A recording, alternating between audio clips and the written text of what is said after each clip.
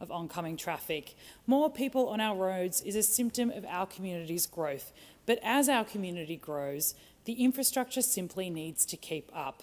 That's why last year, along with the Minister for Infrastructure and Transport and members for Hawke and McEwen, we announced $300 million towards the Calder Park Drive interchange project. And just last week, I announced an update to the project scope. This project will deliver a full diamond interchange by raising the freeway over Calder Park Drive. This will significantly improve safety, and it will mean increasing the speed limit over the interchange to 100 kilometres per hour. And that's not all we're doing. We're investing a $1 billion upgrade into the Western Freeway between Caroline Springs and Melton. And I'm so excited to announce that our recent budget draws down on $50 million to get pre-construction underway on this much-needed upgrade. More lanes, better interchanges. Our community is crying out for this. This isn't just about transport. It's also about fairness. For too long, Westies have been left behind, and it's this Labor government that understands— Member for O'Connor has the call. Deputy Speaker, O'Connell's nickel workers have every right to ask why jobs in the Hunter Valley are treated as a national priority while jobs in the goldfields are left to the mercy of the market. This Labor government has committed $2.5 billion to keep the Tomago aluminium smelter operating. Over the decade from 2028, that equates to around $250,000 every year per job in taxpayer support. The Prime Minister says the intervention is justified because manufacturing capability, supply chains and industrial jobs are in the national interest. If that's true for the Hunter, why isn't it true for the goldfields? In 2024, when nickel operations closed and 3,000 workers lost their jobs, goldfields communities were told to wait for market conditions to improve. Now we're seeing a growing list of taxpayer-funded rescues: Tomago, Boyne, Whyalla, Mount Isa and Neostar. The question is, why are so many strategic industries kneeling bailouts in the first place? Rising costs and Labor's safeguard mechanism are eroding Australia's competitiveness and undermining industries that should be our economic strength. When energy costs rise, productivity falls, investment leaves and jobs disappear. Under Labor's carbon crusade, more Australian industries are being brought to their knees. Unless we restore our competitiveness, lower energy costs and back the industries that create wealth, this bailout will not be the last. Member for Hunter. Thank you, Speaker. I want to present a petition concerning aircraft overflights and holding patterns above the Pacolban Vineyards district. The petition has been considered by a petitions committee and found to be in order. I acknowledge the principal petitioner, Clara, and the 537 people who have added their names to this petition. Pacolban is one of the great wine and tourism destinations of Australia. It is home to internationally recognised vineyards, cellar doors, accommodation and restaurants, and also some of the most beautiful landscapes in the Hunter. The petitioners have raised concerns about the frequency of aircraft movements over the area, especially the impact of aircraft noise, aviation emissions and the visual impact of overflights and holding patterns. I have visited this site myself and spent time listening to the residents and hearing the aircraft noise firsthand. I appreciate that managing our airspace is complex and aircraft movements need to balance a range of operational and community considerations, but the concerns being raised by the residents and local businesses deserve to be examined, especially given Pacolban's importance to the Hunter Valley wine and tourism economy. The petition calls for stronger protections for both Pacolban Vineyard District, including restrictions on aircraft overflights and holding patterns. I ask the Minister to carefully consider this petition, engage with the community and relevant aviation authorities and look closely at what can be done reasonably to address these concerns. Thank you, Speaker. Member for Grey. Speaker, Labor has delivered a trifecta of failures on housing: fewer homes, higher rents and confidence in the market smashed. In any market, supply is the key determinant of price. Lower supply equals higher prices. As a result of Labor's toxic taxes, their own budget is forecasting 35,000 fewer homes will be constructed. A housing crisis isn't solved through taxes. It is solved by supply and demand, something this government simply doesn't understand. Then there is confidence. Mortgage applications at Westpac have fallen 20% since the budget. The warning from economists are clear. Weaker mortgage demand means fewer transactions, less construction and tighter supply. And the tighter market is felt hardest at the entry level. The units and townhouses that first home buyers get, it will be impacted the most. Labor has made it harder and more expensive to build. The National Construction Code now runs past 2,000 pages, adding cost and complexity to every home. The Coalition wants a basic Australian building standard that keeps homes safe without gold-plating them. We need faster approvals and greater use of modern construction methods. Labor's answer is higher taxes, more red tape and hoping prices will fall. Member for Macarthur has the call.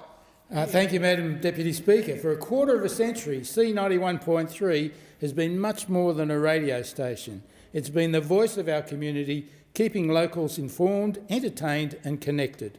From Campbelltown and Camden through to the broader Macarthur region, C91.3 has been there to celebrate our successes, support local organisations and businesses, promote local events and shine a light on the people and the stories that make our community of Macarthur such a great place to live. Amplifying local voices is so important, and the unique role that C91.3 plays in giving residents a platform to make sure local issues and stories are heard is absolutely vital. Whether it's Ali Redondo on the breakfast shift, David Archer during the workday or Scott Frappel on the drive home, C91.3 provides continuous engagement to our local listeners. Their engagement with our community extends well beyond the radio waves, with their road crew and presenters attending local events and celebrations, from sporting club open days, community festivals and school fairs, through to when we have terrible events like fires and floods affect our community. 25 years is an extraordinary achievement, and I thank them for all the work and for all the people that have worked there, including my own daughter, Amelia, from the presenters, volunteers, staff and, of course, the listeners who've tuned in year after year. Congratulations, C91.3, and here's to another successful 25 years. Member for Fisher.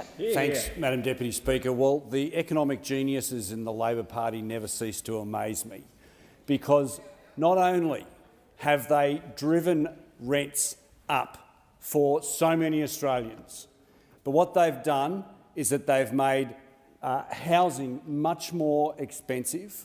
The number of homes that are now being built are actually less than 35,000 less according to their own budget papers. And what we're seeing in the marketplace is absolute pandemonium. We're seeing total lack of confidence. In Brisbane, we're seeing auction clearance rates of less than 50%. People are speaking with their feet. Young potential homeowners, first homeowners, they're saying, well, they're putting their hands in their pockets. They don't want to catch a falling knife in a falling market, and fair enough. Because not only are those opposite, those economic geniuses opposite that are driving prices, rents higher, the cost of the value of homes lower, but Australians now are voting with their feet, and we're just not seeing the real estate sector moving. That means builders losing jobs. There's so many Australians who are doing it tough because of this government's... Thank you, Speaker. Thank you. Last Friday, Minister Keogh, Stephen Price MLA and I visited Tonkan Highway corridor interchange upgrade projects, and we saw firsthand the significant work that's underway to improve one of Perth's most crucial transport links in the east of Perth. These upgrades are a major investment in the future of our communities, helping to reduce congestion and travel times for both commuters and freight operators, improve safety and support economic growth across our rapidly expanding eastern suburbs. The Australian Government is proud to be partnering with the West Australian Government on this important project, contributing $333 million towards the upgrades and recently providing a further $40 million to support the delivery of these critical works. Speaker, investing in infrastructure like this doesn't just create jobs during construction, it lays the foundation for our future growth. It strengthens local economies and ensures our transport networks can meet the demands of the future. The Australian Government is committed to building Australia's future, and the Eastern Tonkan Highway corridor upgrades are a clear example of that commitment in action. Member for Mallee. Member for Goldstone. Speaker, every MP should be aware of their own political mortality, and I can assure you from personal experience, I know that better than most. So I congratulate with trepidation Archie McKee for being Goldstein's delegate to the Youth Parliament this year. Well done, Archie, and all the delegates selected to represent their communities, and we hope they have a ripper time in Canberra. I'd also like to congratulate the members of the Australian rowing team, the Rosellas, participating in the 2026 World Championships at Lake Varese in Italy. 5 of the Rosellas call our community home: Hayley Verbant, Emmy Frederico, Benjamin Canham, dual Olympian Amanda Bateman, OLY, and Dominic Frederico. Finally, congratulations to Brighton Grammar that pulled off 4 teams in 4 grand finals on Saturday for the APS in basketball, soccer, rugby and football, and are now the reigning premiers for both rugby and footy, and particularly in footy because the team was undefeated all year.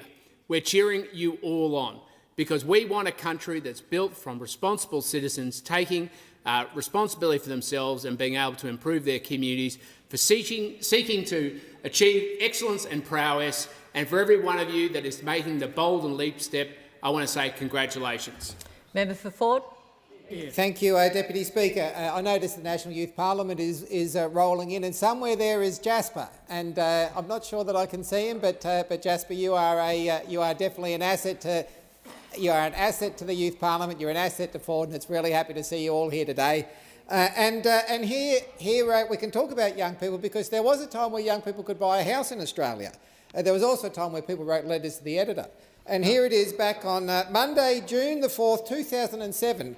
Ian from Charlotte Park, a constituent in Ford, wrote to the Courier Mail saying, if Prime Minister John Howard and Treasurer Peter Costello want to take credit for the economy, they must also accept the blame for the housing affordability crisis threatening our country. House prices do not double of their own accord in 5 years. They were stagnant for much of the 1990s. I don't know what levers Howard and Costello pulled to cause this doubling, but I do know that as a result, Australia is facing one of the greatest social disasters possible, a generation of people who cannot afford their own home in the once lucky country. Many parents will see their superannuation disappear very quickly as they try to assist their children to buy a home. The legacy of the government's pursuit of an ill-conceived ideology will blight this country for several generations. Ian from Charlotte Park, you are a genius. It's a shame that John Howard and Peter Costello didn't listen to you at the time, but it is a credit to the Albanese government that we have listened to first-home buyers, and we are doing real change to restore that Australian dream for all Australians. Member for Dawson. Thank you, Deputy Speaker. You cannot solve a housing shortage by taxing housing investment, smashing market confidence and making it hard to get new homes built. Labor seem to think that by crashing the housing market, young Australians would suddenly rush in and buy homes. But that's not what's happened. Westpac mortgage applications have crashed by 20% since the budget. NAB's mortgage lending has dropped by 15%, and they expect it to get worse. Real estate agents are reporting no-shows at auctions. Clearing rates have fallen by 50%. A weaker market doesn't help young buyers. When builders stop pouring slabs and construction slows, supply dries up. You get fewer choices, rising rents, making it harder for everyday Australians to save for a deposit. In an admission of total failure, even Labor's own budget forecasts show that they will build 35,000 fewer homes. This isn't economic management, it's pure sabotage. When you make it harder to build, you make it harder for the next generation to get a foot in the door. When will this government learn? You cannot tax housing and expect to get more homes built. When you tax something, you get less of it. Young Australians don't need a government that crashes confidence. They need a government that builds opportunity. Australians need a Liberal national government. Member for Whitlam. Thank you, Speaker, and hi, Josh. I rise today to speak about Emily's List. Emily's List has played a critically important role in strengthening women's representation and advancing gender equality in Australia. In the early 1990s, it became clear to many progressive women that structural change was needed to ensure there were opportunities for women to become political candidates and elected representatives. At that time, after almost a century of suffrage in Australia, women's participation in parliaments across the nation was barely over single figures, with women making up just 14% of elected representatives. Established in Australia in 1996, Emily's List was created to provide women with the support needed to even the playing field for women aspiring to political life. This year, Emily's List celebrates its 30th anniversary, marking 3 decades of campaigning for greater representation and policy change focused on promoting the rights of women. The impact of Emily's List can be measured by its record. Emily's List has supported 651 Labor women in their political campaigns, with 315 elected to Parliament.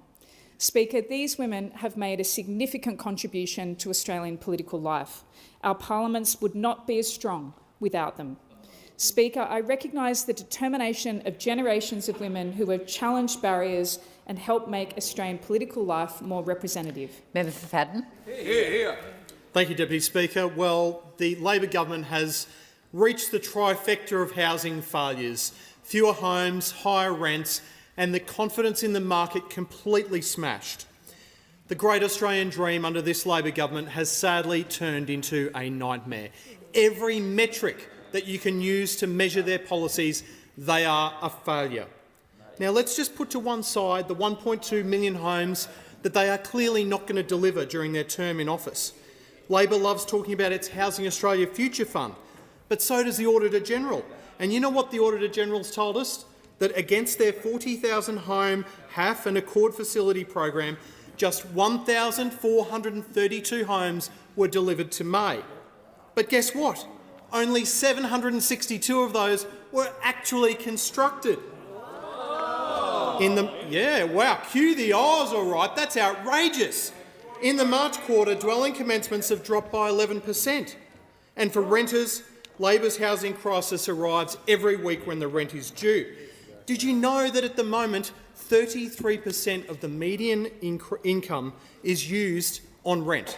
That is completely outrageous. So sadly, only the Coalition will be the ones that need to restore home ownership as the centrepiece of the Australian dream.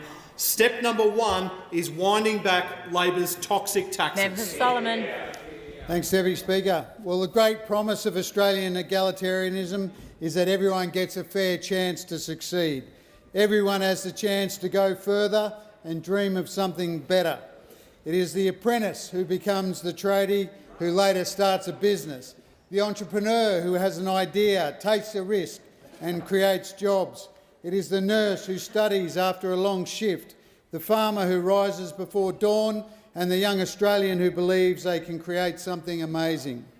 Social justice means opening doors, giving every Australian a fair chance to learn, to work, to build and to succeed. And this is the ambition behind Labor's pro-aspiration agenda.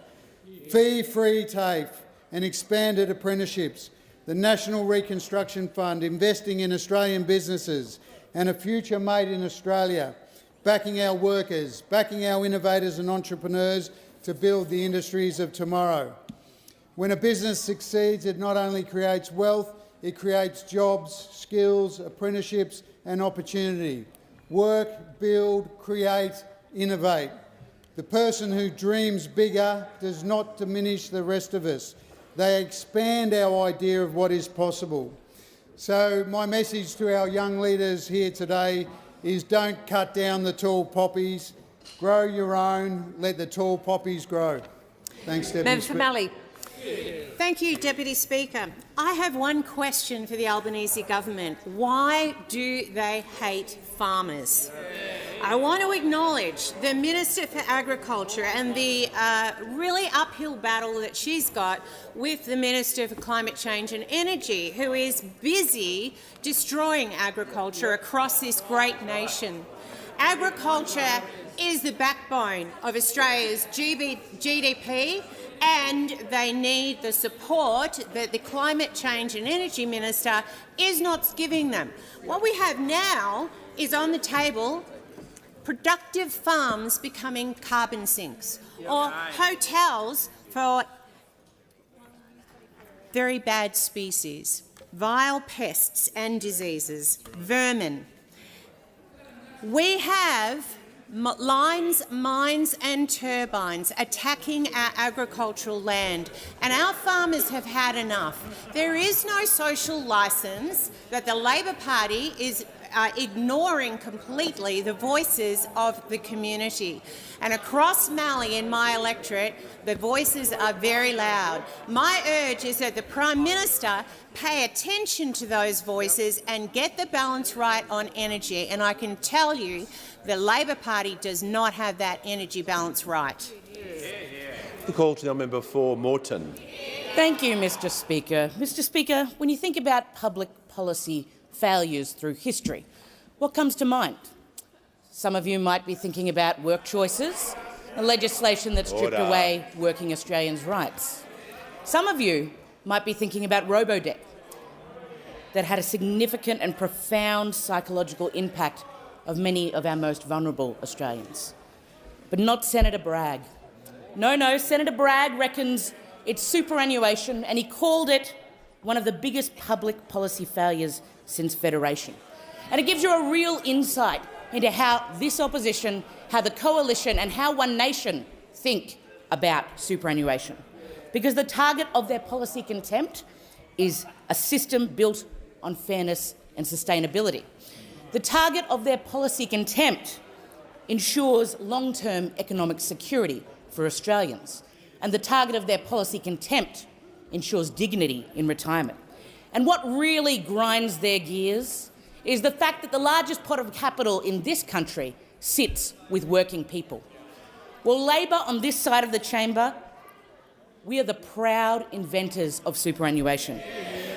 We're backing it in with payday super. We're backing it in with super on paid parental leave. We're backing it in by boosting the listo.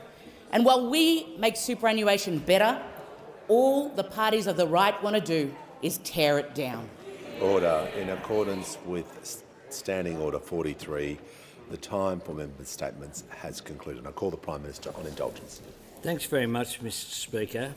Australians have been saddened to hear reports over the weekend of the devastating earthquake in eastern Indonesia, with at least 53 people reported killed and many more than that injured. On behalf of the Australian Government and people, I extend my sympathies to all those affected by this tragic event. We stand with the Indonesian Government and its people at this sad and difficult time, as we have always done and we always will do.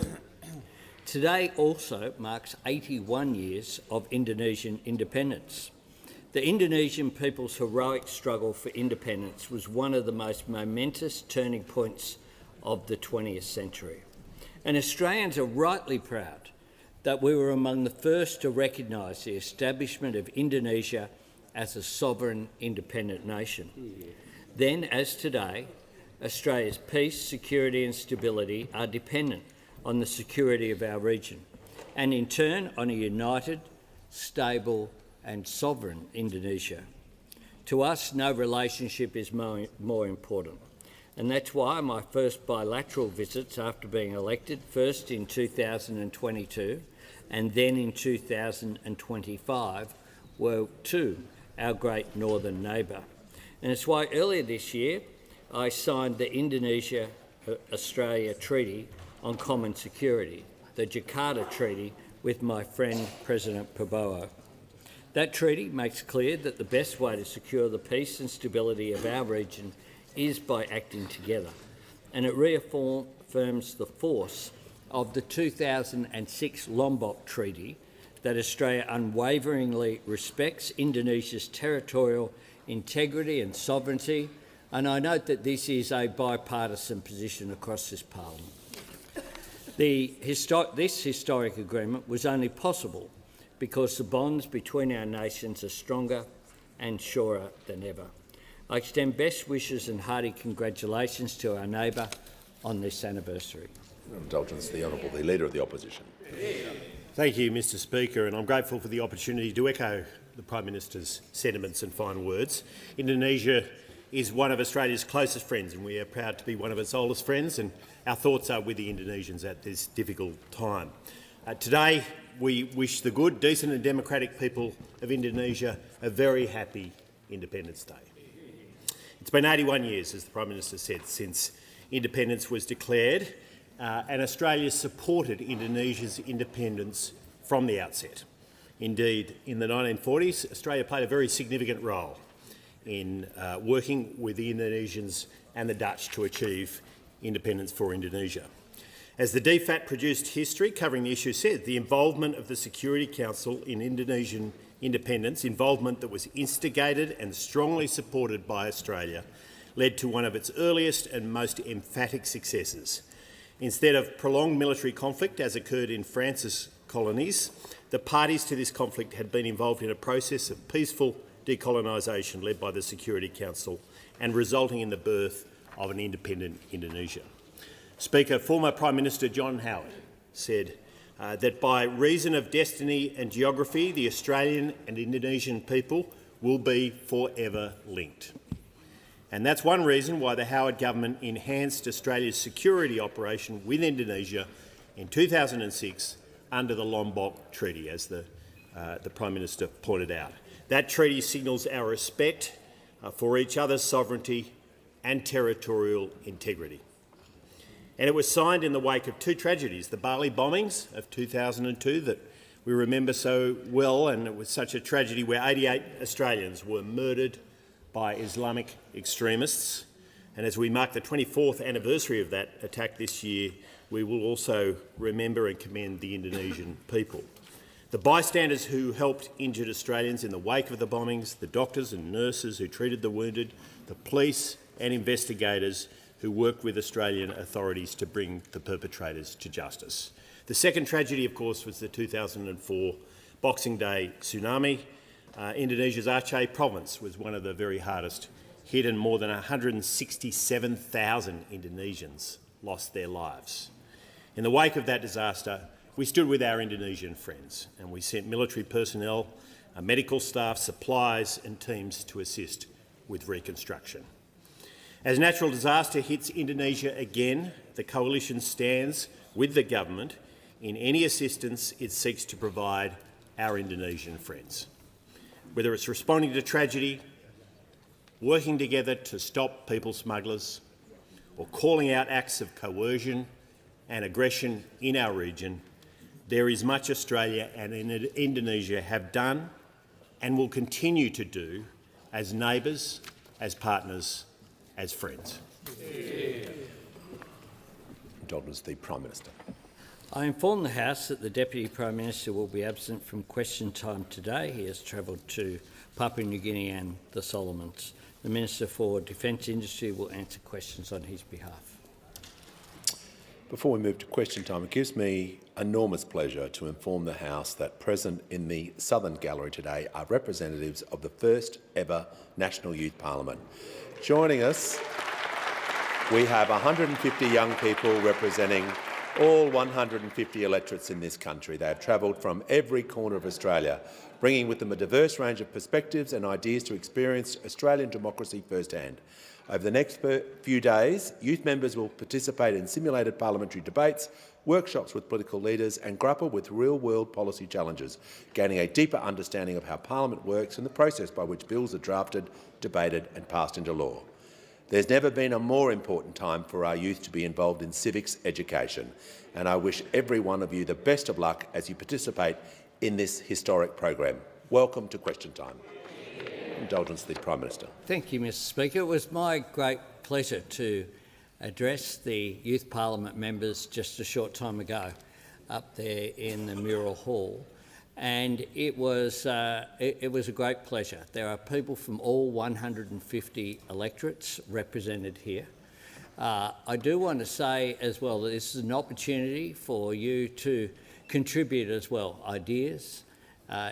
Your future is longer than most of us on this on this floor will be. So you have a very real interest in what happens in this country and in shaping change. And the young men and women who I was able to have exchanges with showed why you are here, because you are people of ideas and you're people who are committed to Australia's future. I do want to say, Mr Speaker, congratulations to you also. This is your initiative as Speaker of the House of Representatives. It's an example of the way in which you are using the high position that you hold to promote democracy, and it was to your great credit that you have achieved this, and to all the members and senators from across both sides of the chamber who were there as well, talking with the young people and engaging. That was really good to see, and I'd encourage the members of the Youth Parliament, if you haven't made contact with your local members of Parliament who are here and engage with them personally, please do so. And lastly, have fun while you're here in Canberra. And I call the manager who helped me launch the program this morning.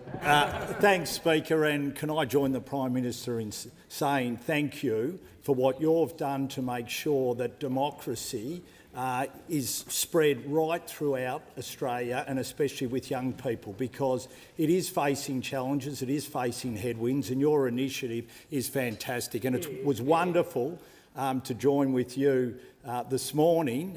We went up to the roof of Parliament and we had the great honour and privilege with all these young people to unfurl the Australian flag and to then wind it back up, and that flag is going to be sent around the nation. And so the whole way this has been done has been quite extraordinary. And can I finish on this note?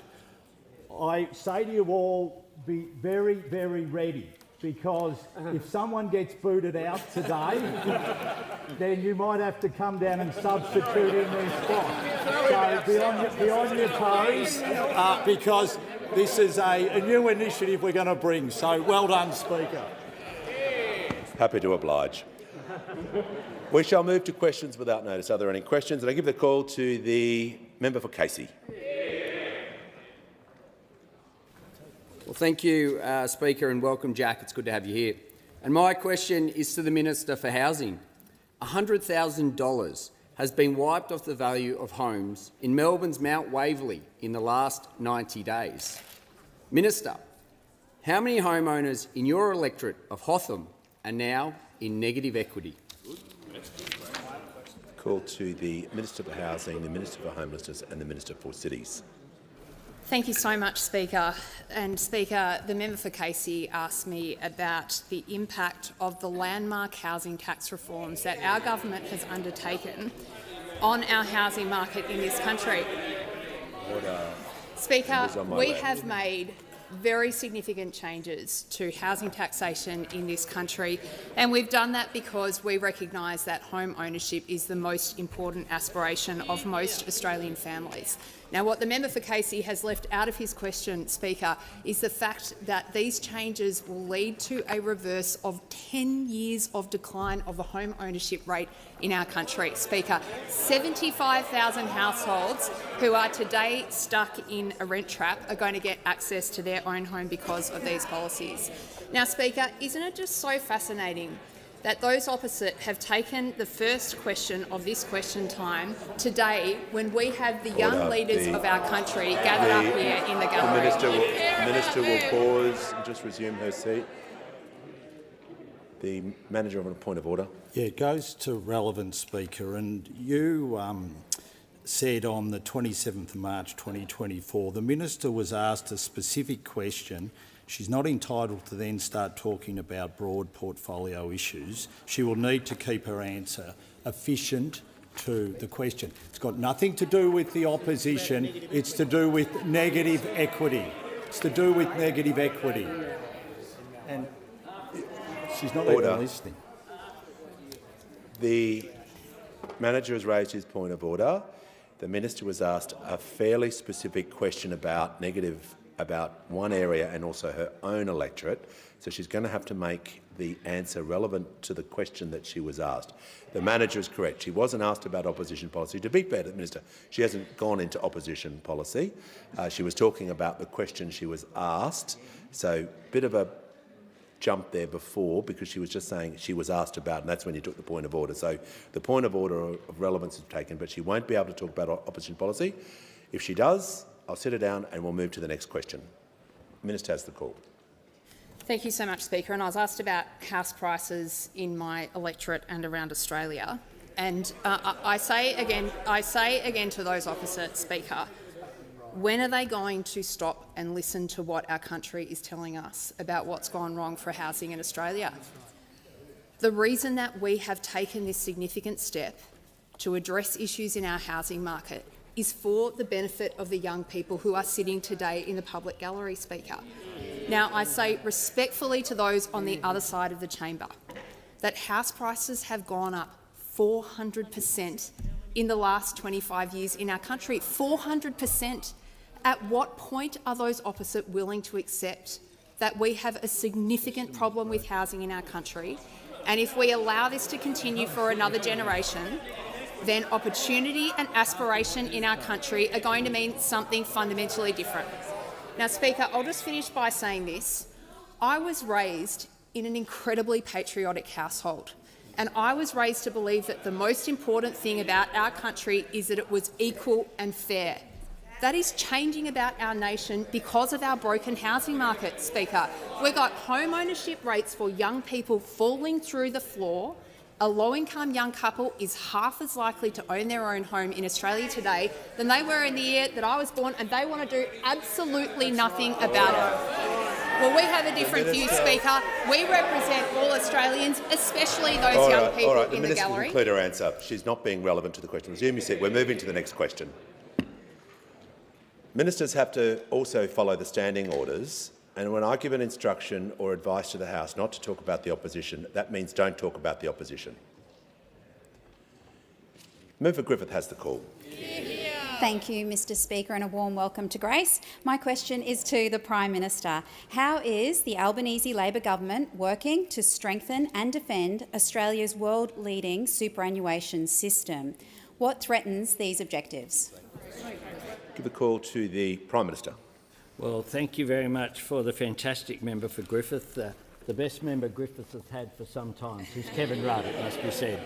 It's fantastic. And Labor built universal superannuation. Labor has strengthened it, and Labor will always defend it. Order.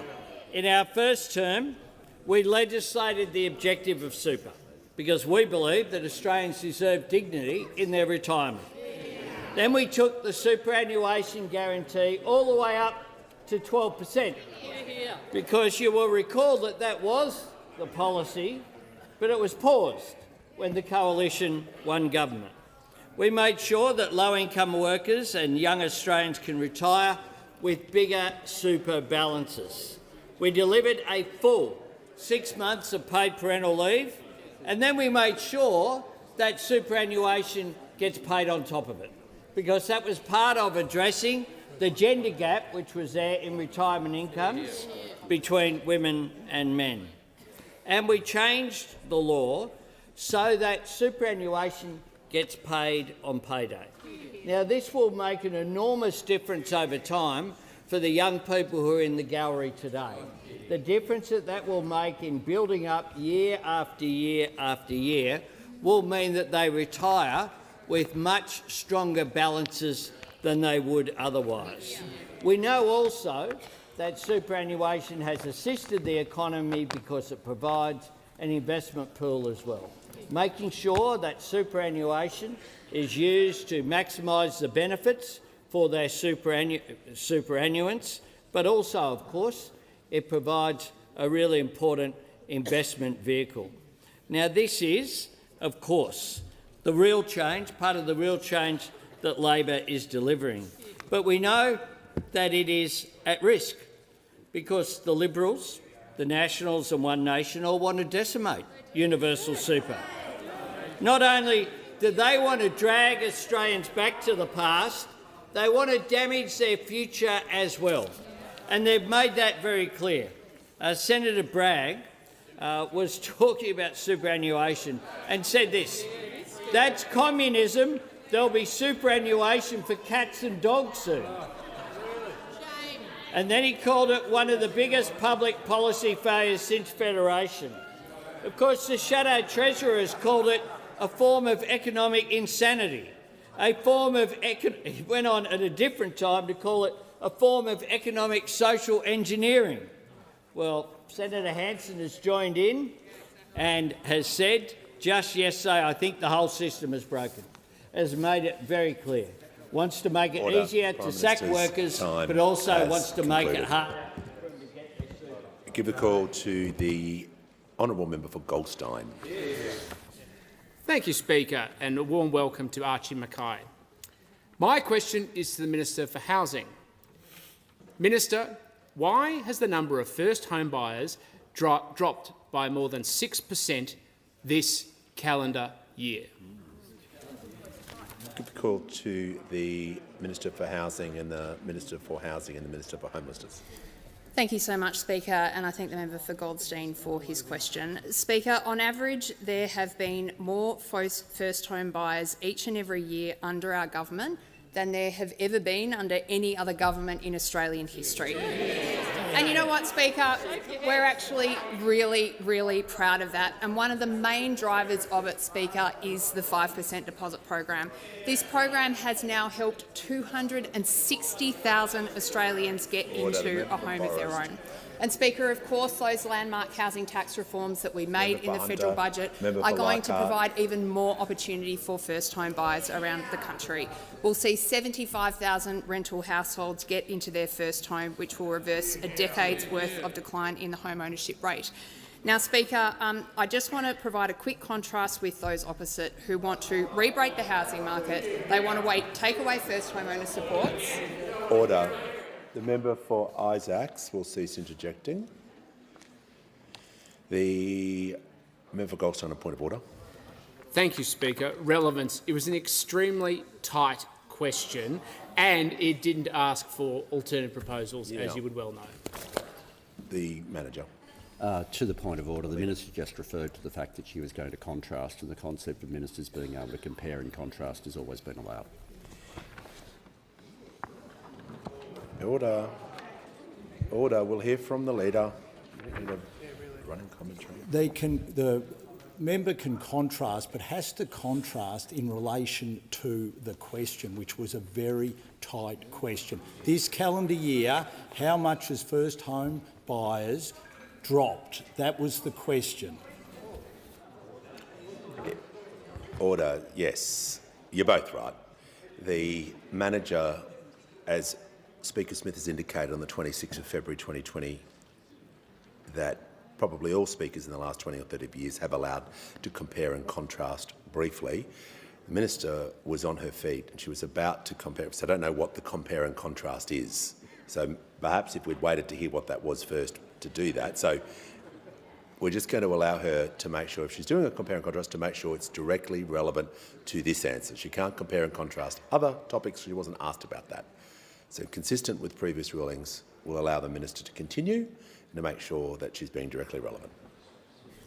Thank you, Speaker. And I'm just talking about the fantastic new home ownership pathways that have been opened up by our government, Speaker. And I've spoken to some of the numbers that are relevant to this question.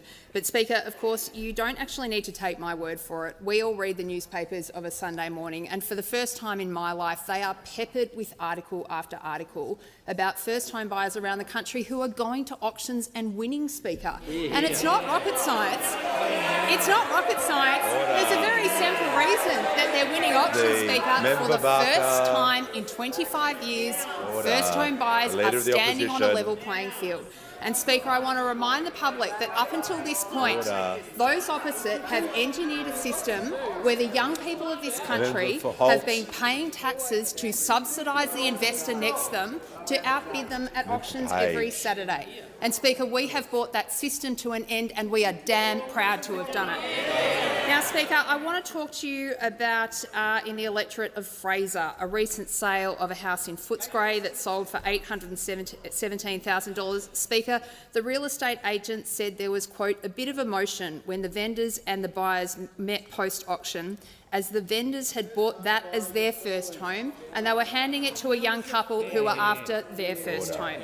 Speaker, in the fantastic member for the electorate of Wills, a three-bedroom townhouse on a converted squash court sold in post-auction negotiations for $810,000 to a first home buyer. The real estate agent said a lot of first home buyers walk through this one. There are a lot of buyers around that are first home buyers. They are the ones that are still moving in a timely manner. Speaker, we're on the side of first home buyers, and I think we can see from those opposite, they are the last man standing defending the broken housing market in this country. We're making the real change that Australians are asking for on housing. Call to the honourable member for Bendigo. Thank you, Speaker. I'd like to give a shout out to Oliver, who is in the gallery. My question is to the Treasurer. What is the Albanese Labor government doing to strengthen Australia's superannuation system, and what risks have emerged? Call to the Treasurer. Very big thank you to the member for Bendigo, Mr Speaker, a champion for working people and their retirement incomes in her community and around the country, and a big thank you to Tenzin as well for being the youth member for Rankin. Mr Speaker, Labor is the party of superannuation. We built it, we are strengthening it, and we will defend it forever from the attacks of those opposite, Mr Speaker. They don't support superannuation because they don't support working people. It's that simple. This side of the House is working around the clock to strengthen the superannuation system, which is the envy of the world. About a quarter of household wealth in this country is super. We've got the fourth biggest pool of retirement income savings in the world, Mr Speaker. 4 decades of universal super at risk from those opposite.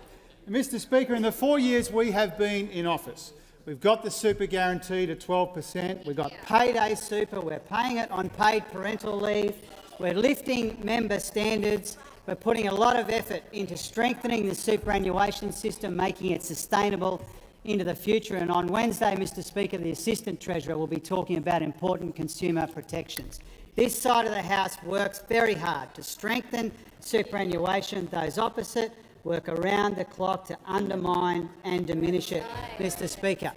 Now, the stakes of the next election will be very high for a number of reasons, but one of those will be the future of superannuation is at stake at the next election. And we know that because in the last week or so, whether it's Senator Bragg or Senator Hume, Senator Canavan, the Leader of One Nation, all of them have made it very clear that if any combination or coalition of Liberals, Nationals and One Nation win the next election, they will end universal superannuation as we know it. They represent the biggest risk to universal super in the 40-year history since it became compulsory, Mr Speaker. They've made it very clear. Equating superannuation for young workers with super for cats and dogs.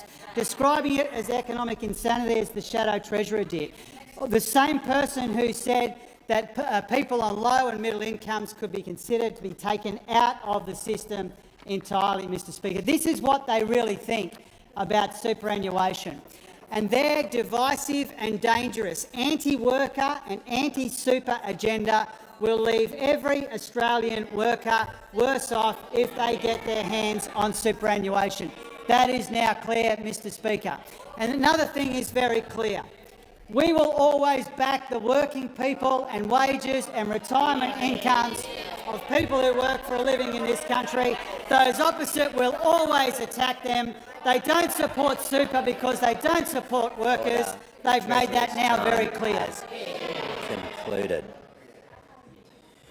Before we go to the next question from the crossbench, I've got a number of acknowledgements to go through. It's a busy week this week, so I ask members to bear with me. I'm pleased to inform the House that present in the Speaker's gallery today is Mr Jeremy Hanson, CSC MLA, the Speaker of the Legislative Assembly. We also have the Right Honourable John Lord Speller of Smethwick, the United Kingdom's Trade Envoy to Australia. Welcome, Lord Speller. And also present in the gallery today is representatives of the Australasian Union of Jewish Students who are in Canberra attending their annual political training seminar, and also delegates from Common Grace's annual Let Justice Flow conference, which brings Christian advocates to Parliament House, and also a number of students and leaders and staff from the Islamic College of Brisbane who are visiting Parliament House to learn about more Australia's system of democracy, and Lachlan Hunter, MLA, the member for Central Wheatbelt and Shadow Minister for Agriculture.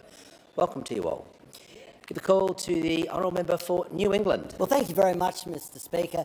My question is to the Manager of Government Business representing the Minister for the Environment and Water. Now, I've heard today you've been talking about your support for workers, so I put the challenge to you. We have 79 workers at Deniliquin and Leeton who've received their redundancy notice because of the peculiarity that you're unable to credit floodwaters as an environmental flow. This is merely a bureaucratic decision. Do you promise those workers, members of the United Workers Union, that you will change this decision and give them back their jobs before they get flushed down the river? Give the call to the Leader of the House, representing the Minister for Environment and Water. Thanks very much, Mr Speaker. Anything that goes to the condition of individual workers in the way that's just been described, and I haven't been briefed on what's been described, but obviously the way the member has put it equates to a significant issue, particularly for those involved. I'm happy to find out about that, get briefed on it and report directly to the member. Give a call to the honourable member for Swan. Thank you, Mr Speaker, and a shout out to Samaya, the youth member for Swan. My question's to the Assistant Treasurer and the Minister for Financial Services. How is the Albanese Labor Government delivering a stronger, fairer, more secure superannuation system for Australians, and are there any risks to this approach? Give a call to the Assistant Treasurer and the Minister for Financial Service. Speaker, I'll thank the member for Swan for her question and acknowledge that she has been a champion for superannuation throughout her time in this chamber. She has defended every increase in the superannuation guarantee, every one of which has been opposed tooth and nail by those opposite. The Albanese Labor Government believes that all Australians deserve dignity, security and independence in retirement. That's why we're focused on building a superannuation system that is stronger, fairer and more resilient. We believe that a superannuation system that delivers better outcomes for working Australians, not just today but for generations to come. Members in this side believe in superannuation. We are members of a party that built superannuation. Since coming to office, the Albanese Labor Government has delivered a comprehensive reform agenda to strengthen retirement outcomes for Australian workers. We have increased the superannuation guarantee to 12%, which will deliver more for retirees. We have increased the low-income superannuation tax offset, boosting the retirement savings of 1.3 million Australian low-income workers, and including around 750,000 women and including around 550,000 Australians under the age of 30. And we have legislated the objective of superannuation for the first time. Australians deserve confidence that their hard-earned savings are protected, and that is exactly what this government will be doing. I'm asked about what risks there are to our system. Speaker, the Liberals, Nationals and One Nation, they might be different political parties, but they have the same old agenda, and they will destroy the superannuation if they get a chance. They share a deeply concerning anti-worker, anti-super agenda that would destroy the economic security and retirement outcomes for millions of Australians. Their long-standing hostility to universal superannuation threatens one of the most important retirement systems in the world.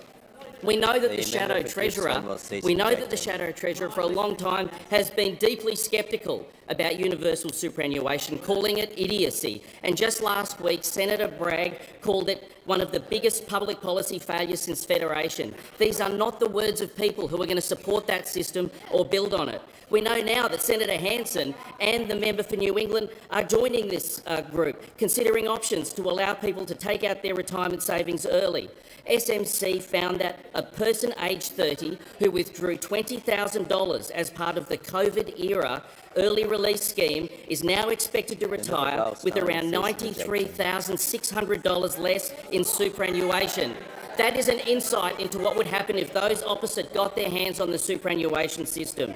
Labor is the party of superannuation. We built it and we continue to strengthen it.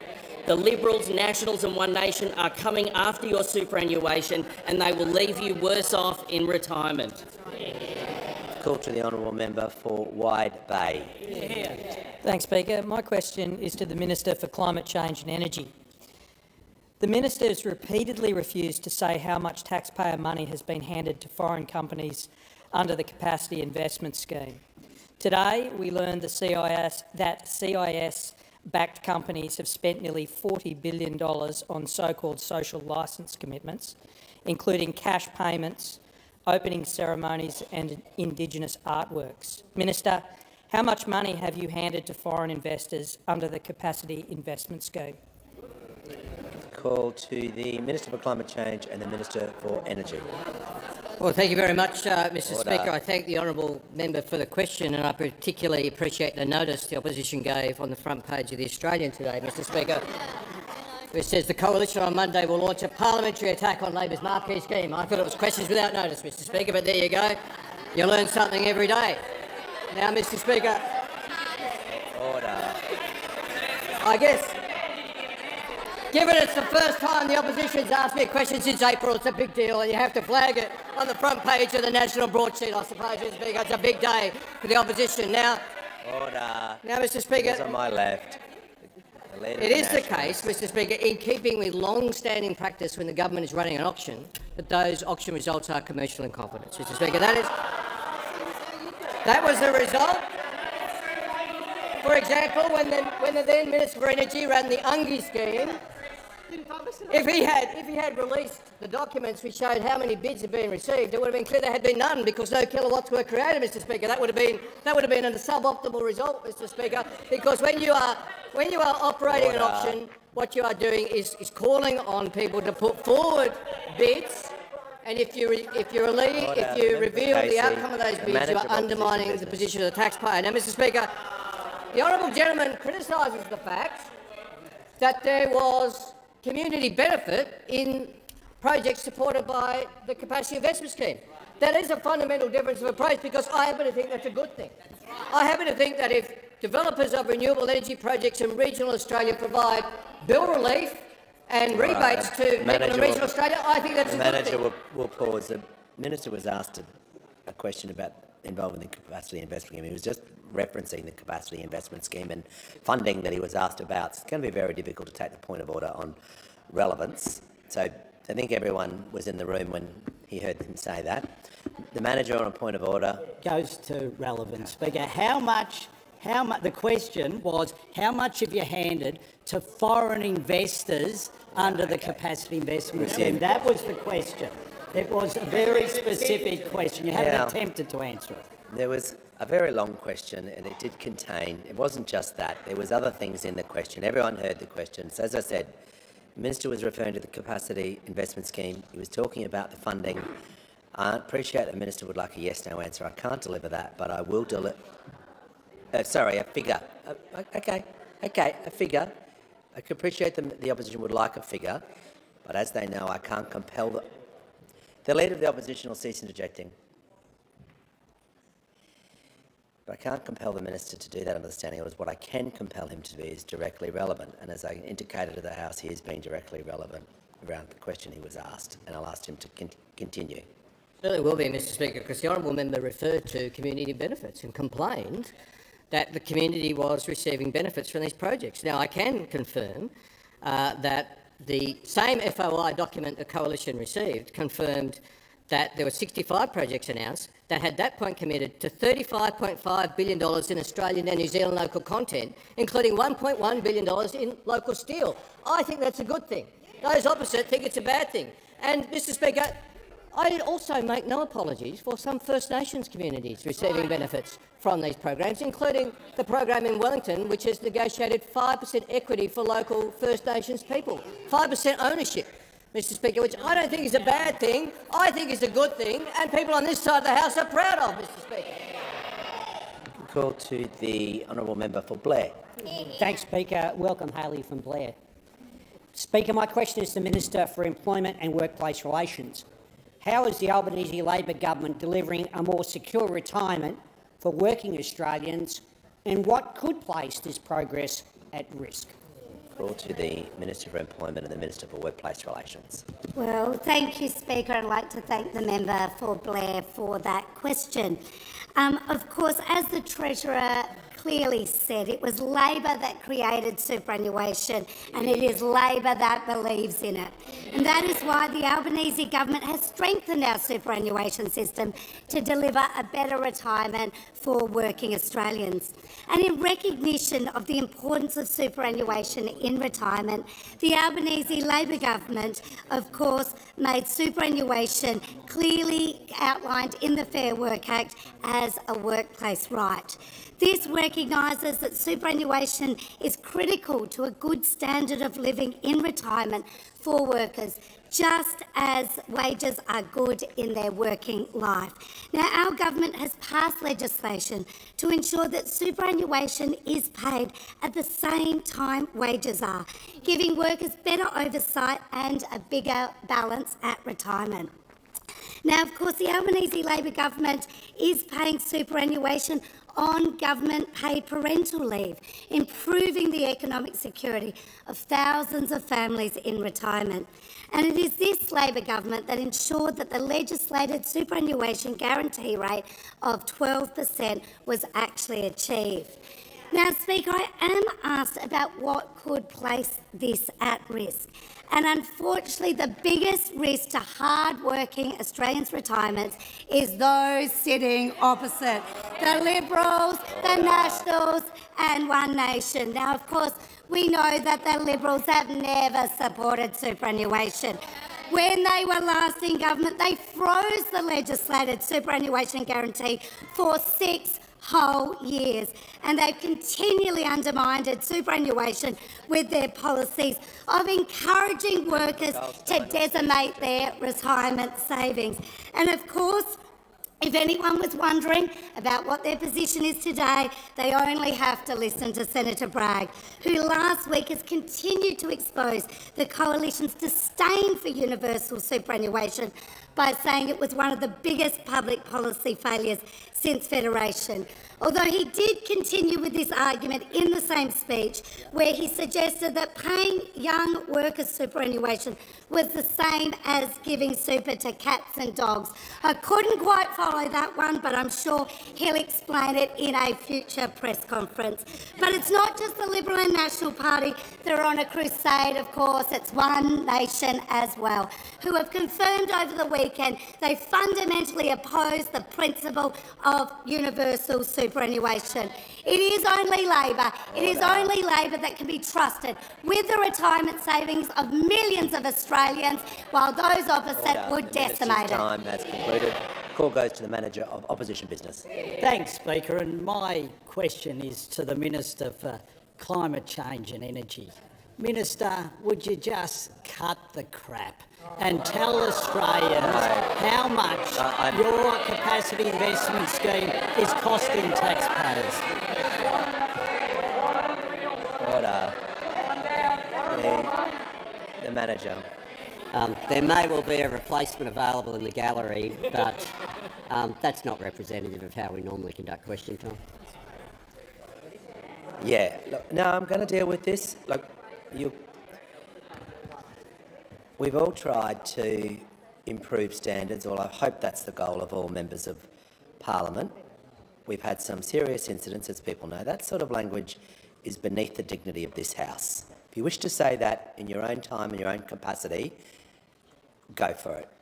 But while I'm the Speaker, I want certain standards and decorum to be lifted and raised. I'm not happy with that sort of level of disrespect, not to me, but to the Parliament. So I'm tempted to rule the question out and just to move to the next one, but I want this to be a final warning that people cannot use that language in here. It is completely unacceptable. The member for Warringah on the point of order. In respect to your comments, Mr Speaker, as the Manager of Opposition Business, it's incumbent on him to show respect and show leadership. He should be asked to leave the chamber, and that question is not in order. If we can't set the standards Oh, here, just resume your when will we? no. Resume your seat. No, there is no disrespect for members. The manager was heard. The leader was heard. The member for Warringah is going to be shown that same courtesy as well. She's got a right to raise on the point of order. She's done that.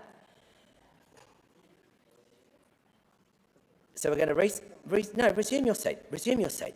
We're going to deal with this properly and efficiently and effectively. Members on my right will cease objecting. We're going to reset. I've made my views clear. I'm just going to ask the manager to restate the question, use appropriate language and show respect in this House. I give the call to the Manager of Opposition Business. Thanks, Speaker. My question is to the Minister for Climate Change and Energy. Will the Minister just cut the fecal matter and tell Australians how much Labor's secret capacity investment scheme is costing taxpayers? No, I'm dealing with this. Resume your seat. That is a direct defiance of what I just addressed to the House. The member for Cornwall, I gave him a fair go and he's completely disrespected me in the House. He'll leave the chamber under 94A. And we will move to the next question. The language must improve. I respect the traditions and conventions of this House, and I want to uphold them. I'm asking all members to do so. Goodness sake. Give the call to the member for Canberra. Thank you, Speaker, and welcome Sage, the younger member for Canberra. My question is to the Minister representing the Minister for Women. What actions has the Albanese Labor government taken to grow women's super? And what other approaches is the government being asked to consider? The call to the Minister for Infrastructure, Transport, Regional Development and Local Government representing the Minister for Women. Thanks very much, and a shout out to Maggie from Ballarat, and apologies for the juvenile behaviour we just saw. Can I thank the member for Canberra for her question, and particularly I want to acknowledge her for the work that she does in this place, both advocating for her constituents but also advocating for women, while she balances work and family life. It's a really familiar story. Striking the right balance between work and family is something that families across the country have to do each and every single day. Every family will make the choices that are right for them, and that choice shouldn't come with a financial penalty on top. Caring now shouldn't mean financial insecurity in your retirement. Missing out on super to have kids adds up, and on average, women approaching retirement have 26% less superannuation than men of the same age. That's why the government has reformed the paid parental leave scheme to ensure parents can have more time off and more money. We've also expanded paid parental leave to 6 months, and as of July last year, parents receive superannuation on their paid parental leave. It is a crucial reform and it will matter for women in retirement. It will help close that super gap between Australian men and women. It is great news for families, and it's just one of the ways we're supporting women and their superannuation. We're reforming the low-income super tax offset to support low-income women to save more for their retirement. And we've introduced payday super to support earlier, more frequent employer super contributions. And all of this, of course, builds on the progress that we are making in lifting wages and closing the gender pay gap, now at a historic low of 11.3%. That is how we make sure that women have economic choices and that they can live with dignity in their retirement. Labor built superannuation and we're strengthening it to ensure that working women are better off in their retirement. But in the last week alone, we know we have seen the Liberals, the Nationals and One Nation again go back to form and threaten the existence of superannuation. They have described superannuation as a loss of liberty. They've confirmed they do not support universal contributions, and they've bragged about their past policies that they would seek to start dismantling the superannuation scheme that would see people with thousands of dollars less in their retirement incomes, and that will particularly affect women. Make no mistake, the Liberals, the Nationals and One Nation have never, ever supported a universal superannuation scheme. They don't support it. They don't like it. They've attempted at every opportunity to undermine it, and if they're given the chance, that is exactly what they will do again. And the people who actually suffer as a result of that will primarily be Australian women on their retirement. The call to the honourable member for Groom. Thank you, Speaker. My question is to the Minister for Climate Change and Energy. Will the Minister just tell Australians how much Labor's secret capacity investment scheme is costing taxpayers? The call to the Minister for Climate Change and the Minister for Energy. Thanks, Mr Speaker. I thank the member for the question, and I recognise Madison from McMahon, Mr Speaker, who's with us in the gallery today. Mr Speaker, the capacity investment scheme is treated in the budget in a very similar way, and in fact identical way, to previous government programs of a similar nature, including programs that were administered by the then Minister for Energy, Mr Speaker, including the underwriting new generation investments, Mr Speaker, including Snowy Hydro 2 business case that the member for Hume was responsible for, including changes to the Clean Energy Regulator that the member for Wannon was responsible for, the Australian Naval Infrastructure that the member for Wannon was responsible for, all of which are noted in Commercial in Confidence in Budget Measures number 2. And, Mr Speaker, the point is that these projects that are supported by the Capacity Investment Scheme are all designed to bring more of the cheapest form of energy to the availability of Australians. A fact, Mr Speaker, that was recognised, credit where it's due, was recognised by the member for Wannon last week. He issued a press release, and I must say I was touched. I don't get emotional much these days, Mr Speaker, but I was touched. It says the Shadow Minister for Energy and Emissions Reduction, Dan Tehan, said Labor's net zero agenda was delivering the cheap and affordable energy Australia requires. I mean, so eloquent, Mr Speaker. I was very moved to read it. The member for Page on point of order.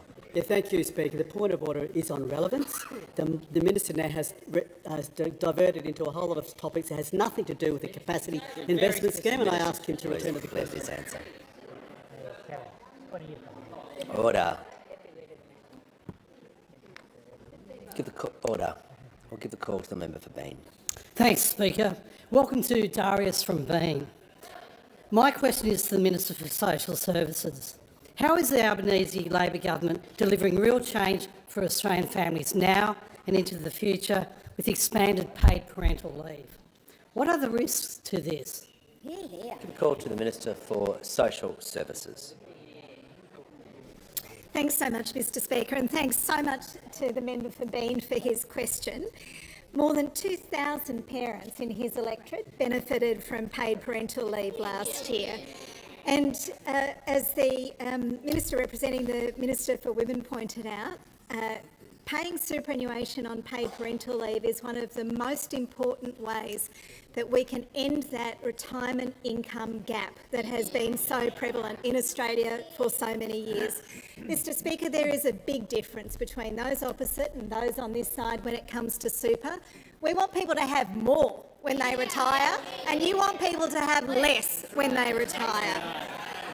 When it comes to paid parental leave, we have increased paid parental leave since coming to government in 2022 to almost $30,000 for that paid parental leave.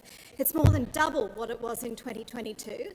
And for the last year, just over a year, we've been also paying superannuation on top of that. And I released figures today, Mr Speaker, that in that first year of paying paid parental leave on superannuation, paying superannuation on paid parental leave, 200,000 people have benefited to the tune of $285.5 million.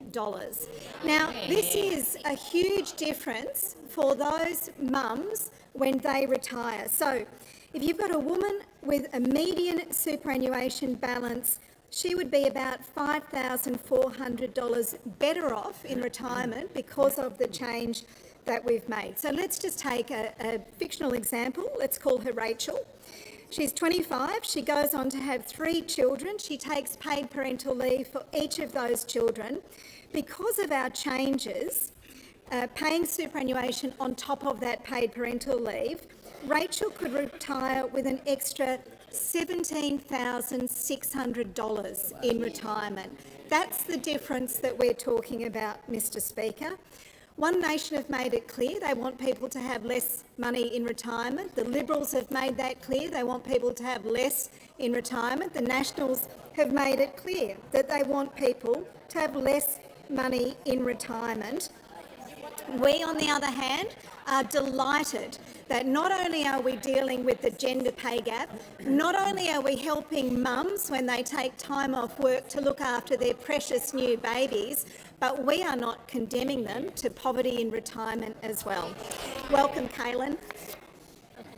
The call to the honourable member for Mackellar. Welcome to Miller from Mackellar. My question is to the Minister for Health, Disability and the NDIS. During the recent Senate inquiry, there were extensive warnings from disability advocates and state ministers that alternative foundational supports are not ready, fully funded or guaranteed to be operational before participants are moved off the scheme.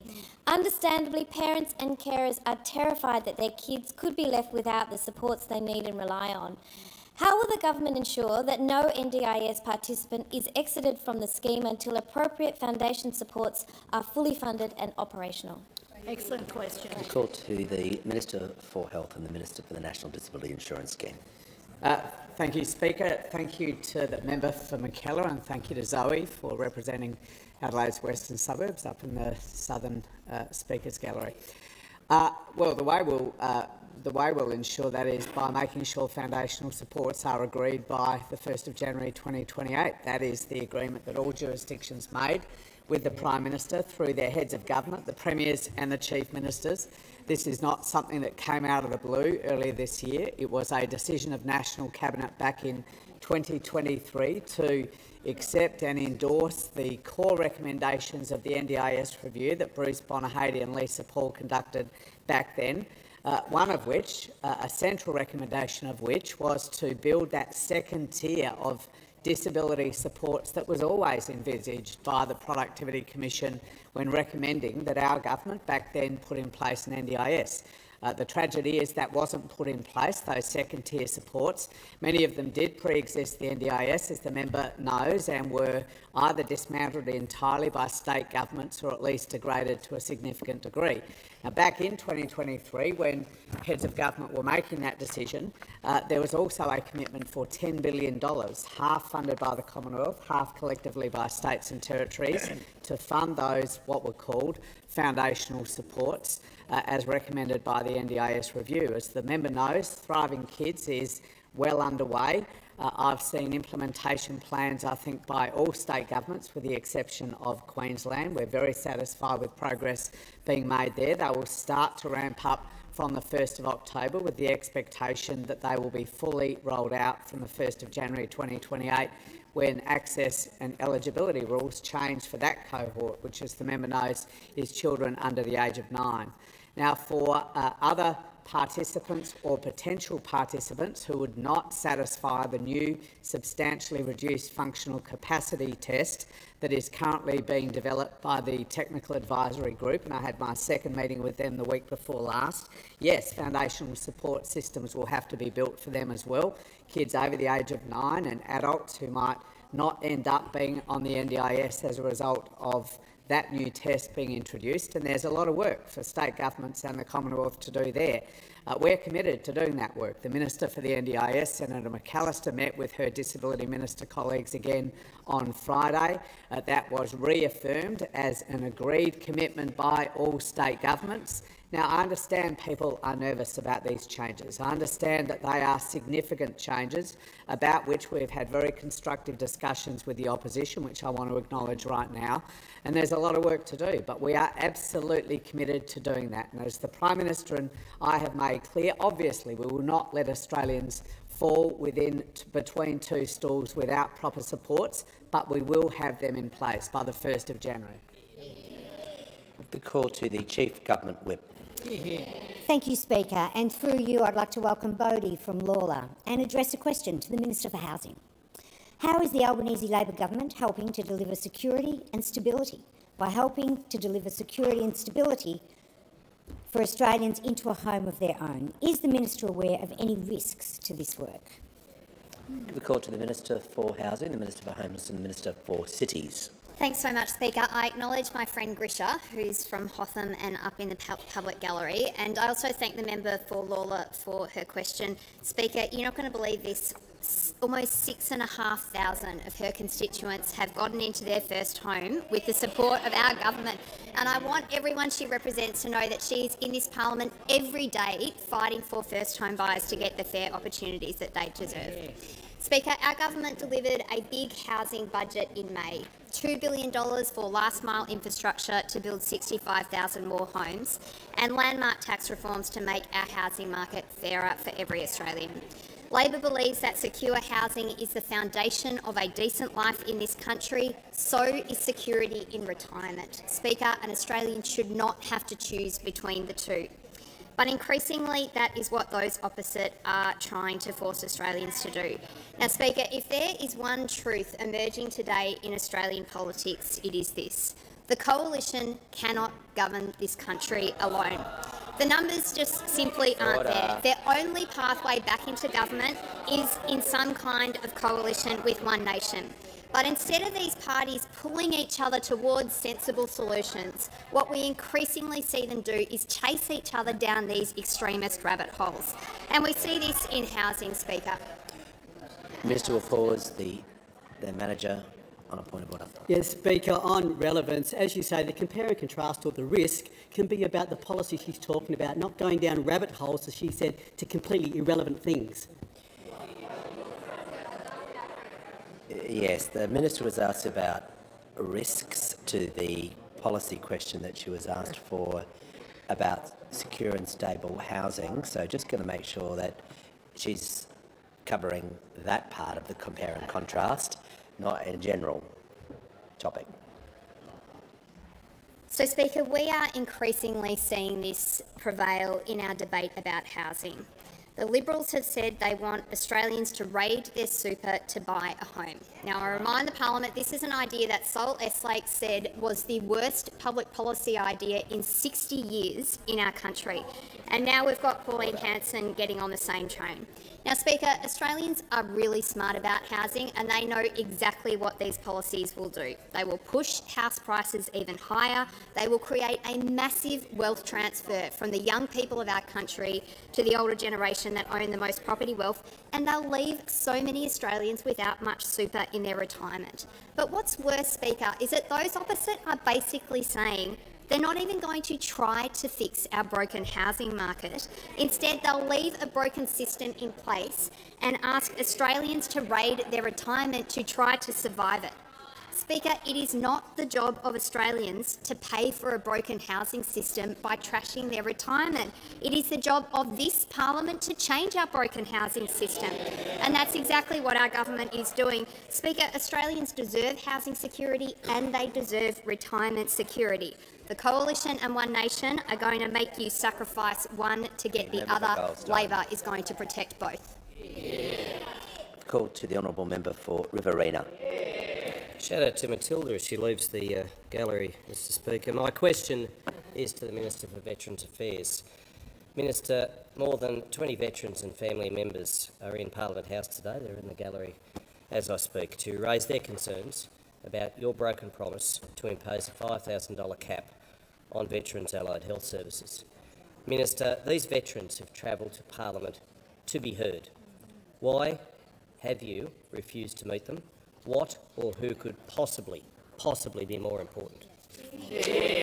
Call to the Minister for Veterans Affairs and the Minister for Defence Personnel. Well, thank you, Speaker, and I thank the member for his question. I will give a shout out to Alicia, who's the representative for Burt for the National Youth Parliament. Order. Now, it's completely unclear to me about what the promises element of the question that was made, Mr Speaker, but what is really important about what we are doing when it comes to allied health is about making it easier for our veteran community to be able to access allied health services. Because we have been hearing for a very long time that providers have been cutting back on providing these services or threatening to cut back on these services because of the fees paid to them. And so we have committed nearly $170 million to make the biggest increase in fees being paid to allied health service providers in 20 years. Now, this is incredibly important. Now, we are matching that with removing the burdensome 20-session allied health treatment cycle, where veterans have to continually go back to see a GP to get a new referral every 12 sessions. As part of that, we're replacing that with an initial $5,000 threshold. And as part of moving to that $5,000 threshold, we have committed to engaging with the veteran community to make sure that that works as seamlessly as possible. And I've been engaging with the veteran community, with ex-service organisations and with the practitioners that deliver that support. We're in the process of finalising a discussion paper to be able to deliver that consultation process. Order. The member for McEwen. The minister will pause. The member for Riverina on a point of order. My point of order is on relevance. I asked why won't the minister meet these veterans today? The minister was asked a specific question. He'll need to confine his remarks to the question, giving him some latitude, but he'll have to be short in his response. Thank you, Mr Speaker. We're in the process of putting together a discussion paper that will be released for broad consultation with the veteran community. As I informed those people who wish to meet with me... Order. Members on my left will cease interjecting. Order. Mr Speaker, I thought they wanted an answer to the question.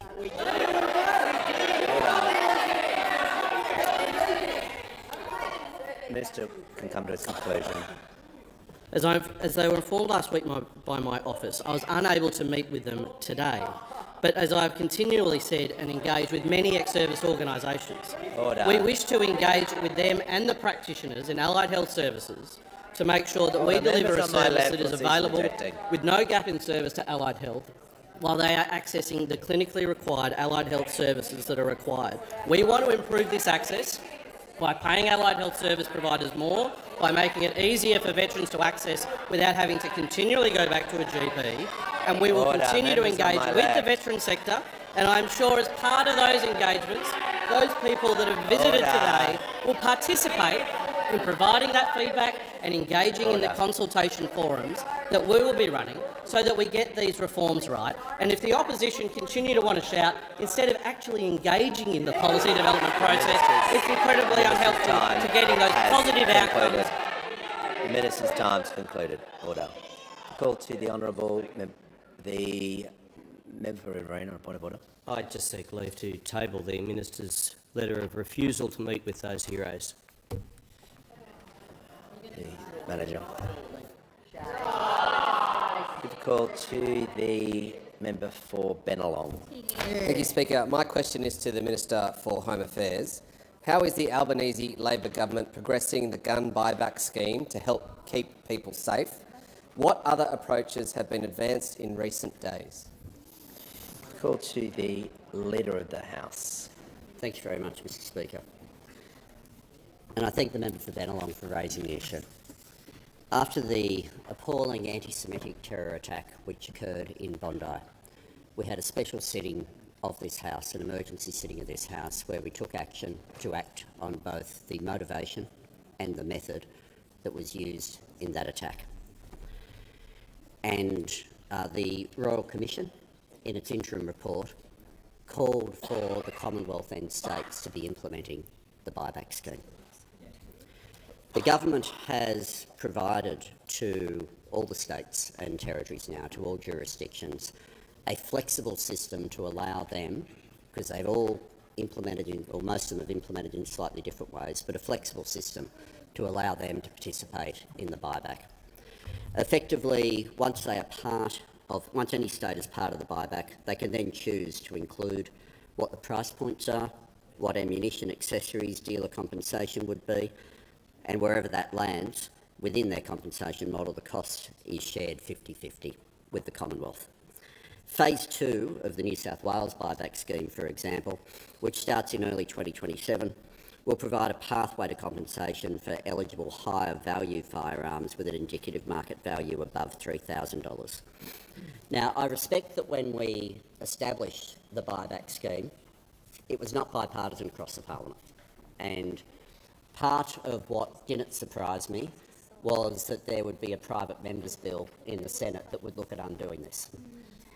But what stunned me, absolutely stunned me, with the private senator's bill that is in the Senate right now, moved by Senator McKenzie, which I presume has the support of the National Party, the Liberal Party and One Nation, is it doesn't just go against the aspects of the government's changes that deal with the number of firearms and the firearms that were used at Bondi, because we all accept and we all know that the majority of gun owners are responsible people who use firearms for work, for sport and for recreation. But I'll tell you what stuns me is that legislation in the Senate right now, supported by all three of those parties, calls for the undoing of the restrictions we did on 3D printed weapons. Now, these are the weapons where, if you get the software and the files, you can print firearms at home without regulation, something which is, I thought, only supported by organised crime. I thought only supported by the worst elements of our society.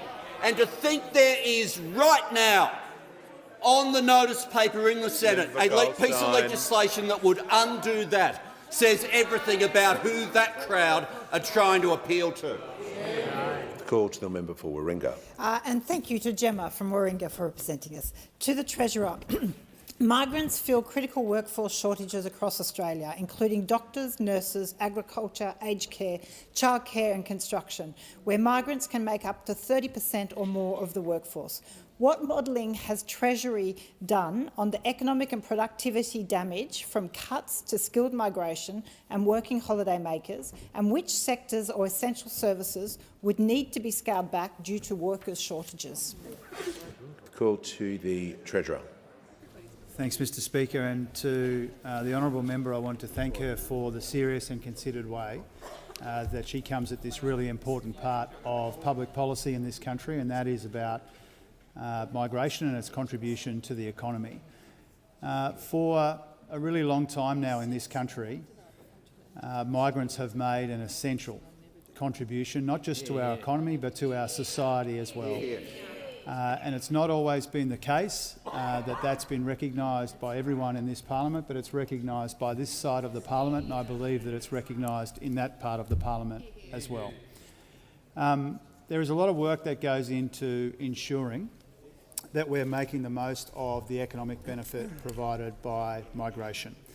The Treasury has, the Centre for Population, the Productivity Commission's done a bunch of work, the OECD has, the Reserve Bank and others. And the consistent conclusion of all of that work over time is that migrants are more likely than not to make a big contribution to our economy. Often they provide a big part of the dynamism and the innovation in our economy. I know that the Small Business Minister, who I engage with on this regularly, understands that truth, that so much of the innovation, creativity and dynamism, which is all about productivity, comes from migrant communities as well. And so our job, the responsibility that we embrace, is to make the most of that economic opportunity, fed by that considered, methodical analysis that we get from all of those places, to make sure we're making the most of this opportunity. At the same time as we get net overseas migration down 45% below its peak, and with some further distance to travel as well. Now, I'm conscious that the honourable member asked about the damage done to our economy if we go about managing the migration system in the wrong way. And we have unfortunately heard in recent times in particular that there are some in our community, and especially in our politics sitting over there, whose primary purpose when it comes to thinking about and dealing with migration in this country is to try and divide the community. And we reject that irresponsible approach. The approach that they take in talking down our economy and dividing our community is bad for our economy, and it's bad for our society as well. And so we will continue to work with anyone of goodwill who recognises you can get net overseas migration down, as we are doing, at the same time as you can recognise and not diminish the really important role played by migrants in our economy and in our society as well. Call to the member for Reid. My question is to the Prime Minister. How are the government's reforms supporting young people to get into home ownership? What impact are they having on housing supply? Is there any opposition to this policy? Call to the Prime Minister.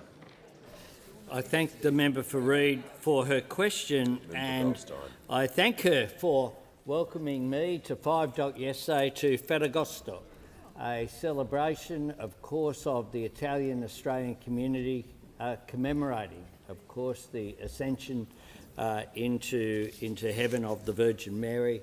That is an important event in Italy, and one of the great things about our multicultural Australia is that we get to celebrate events that are held right around the world, right here in Australia, in the Australian way. The Labor government is delivering real change through our $47 billion Housing Australia plan. We have more first home buyers than we've ever seen before. Over 490,000 loans issued to first home buyers under Labor. And the important thing is that young people are getting a fair crack. At auctions around Australia on Saturday, unlike what was previously happening, young people could go and they weren't competing against investors seeking to use negative gearing. And they were getting access into their own home. That was the objective, because the primary purpose of housing is to get a roof over people's heads. That is the primary purpose of housing, and that is being achieved by young people right around the country. But I'm also asked about what the impact is on supply, because what we have done is to make sure if you want to participate in negative gearing, you still can.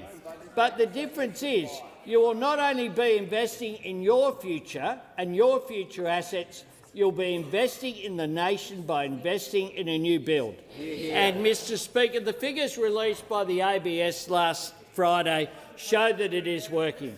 In the June quarter, there was a 27% increase in investor loans for new builds. 27%. And a 20% increase for construction loans. Now, there are a few people who know about building in Australia, like Harry Triggerboff and others, who are all saying this is having a positive impact on new builds.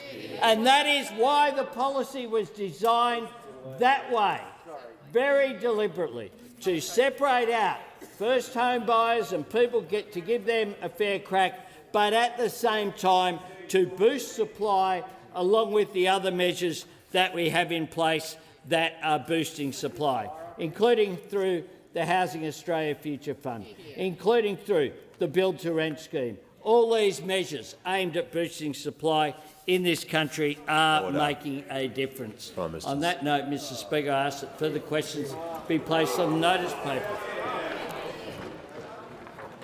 I give the call to the Leader of the House, first of all, with the leave of absence. Yes. Speaker, I move that leave of absence until the 17th of September 2026 be given to the honourable member for Longman for personal reasons. I'll put the question. Those opinions say aye, against no. I think the ayes have it. I'll just do a reminder to the House that the address in reply will be presented to Her Excellency the Governor-General at Government House at 5:30 p.m. this afternoon. I shall be glad if the mover and seconder, together with other honourable members, will accompany me to present the address. Call the Leader of the House with papers. Speaker, this document is tabled in accordance with the list circulated to honourable members earlier today. Full details of the document will be recorded in the votes and proceedings. The member for Herbert is seeking the call. Thank you, Speaker. I move that so much of standing and sessional orders be suspended as would prevent the member for Herbert from moving the following motion immediately: that this House censures the Minister for Veterans Affairs and Minister for Defence Personnel for failing to meet today with veterans about the Albanese Labor government's cruel cuts to allied health services for veterans. Speaker, This is a national shame. This should not be occurring. The minister couldn't even stay and answer to himself. He hasn't met with the veterans who've served this nation, who are demanding that this Labor government's cruel cuts to allied health services be revoked. $5,000 cut for those, $5,000 cap for allied health for those that have served this nation is a disgrace. It's a disgrace because right now veterans around the country are hurting. Now, if you have post-traumatic stress disorder, a shoulder injury, lumbar spondylosis and a knee injury, and you're not doing too well, and you look up and the only light you can see is the light that you're getting treatment. Now you hit that $5,000 cap, that light gets taken away and it goes dark. What are you supposed to do? The minister says, just call the department. How? Get on the phone for 45 minutes, 4 hours, nobody knows. When you're not doing well, this is not what you should have to go through. I've been told by veterans in towns on around the country that I will not be a burden on my family. I will not be a burden. Do you know what that means? That's a plan. That's someone who's made a plan that when the $5,000 cap runs out in about 3 months for them, that they won't be here anymore. That's what veterans are saying. That's what veterans that came here to Parliament today are saying. But the minister couldn't clear a diary schedule, couldn't miss lunch for a day, couldn't just change something to meet with these veterans. There is nothing more important than making sure that our veterans, those that we've asked to serve, can get to see their minister. They can stand there and say, we don't agree, we don't like. The minister doesn't have to agree, but he must. He must listen. This is simply not good enough. And, you know, my own experiences. I've spoken about my own mental illness in this place before, and I know how difficult it is when you're going through it. When those days turn into nights and you can't remember the last time you've slept, when you don't know when the pain medication you had or you didn't have started or stopped, when you don't know who to call, and the only thing you're thinking about is about how tough it is and how the department's not listening, and that next call determines whether you're here or not. That next call. Because if they don't answer, or you can't get the support, or you can't get the mental health treatment that you need, I know what happens next because I've carried the coffins of my friends. I know what happens next because I've been in that hole. I know what happens next because Julianne Finney's sitting in the gallery holding a photo of her son. We must get rid of this cap. We had veterans, we had allied health service, we had a GP, we had an OT sitting in the gallery to say that they're screaming out for this cap to have it placed on top of veterans is not true. It is not true, and it shouldn't be there. It is not what we want. It's not what my friends want. It's not what the guys that are calling me on the weekend going, mate, I don't know how much longer I will have if this $5,000 cap is there. Where am I supposed to get the support I need? Who do I call? Where does the help come? It doesn't. And for the families, that extra burden placed on top of them, to look at their loved one, that person who is their trusted rock, the person that served this nation proudly, whether it is on peacekeeping, whether it's on humanitarian or in combat operations, their person is hurting and their person can't get the support they need. What happens next? I don't have the answer. And clearly the minister doesn't either. He needs to start listening. The minister's job is to listen, work and deliver for the veteran community. And that's why this motion is so important. And that's why the suspension is so important, because he's not meeting with the veteran community. He's not listening. He's not working for, and he's definitely not delivering for them. He's decided to cut and run during this suspension. He didn't answer the question in question time.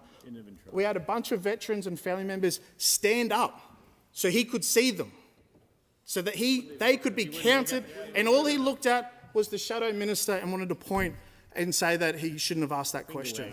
It's not good enough. The Prime Minister should meet with these veterans and family members. I remember in government, I remember in government, I was sat in the room with the Prime Minister, with veterans who were red hot mad at us. And you know what? We stood there and we listened and we spoke to them and we understood. And you know what? We made changes. We made changes. It went from not a government policy to being a government policy because our job is to listen, work for and deliver on.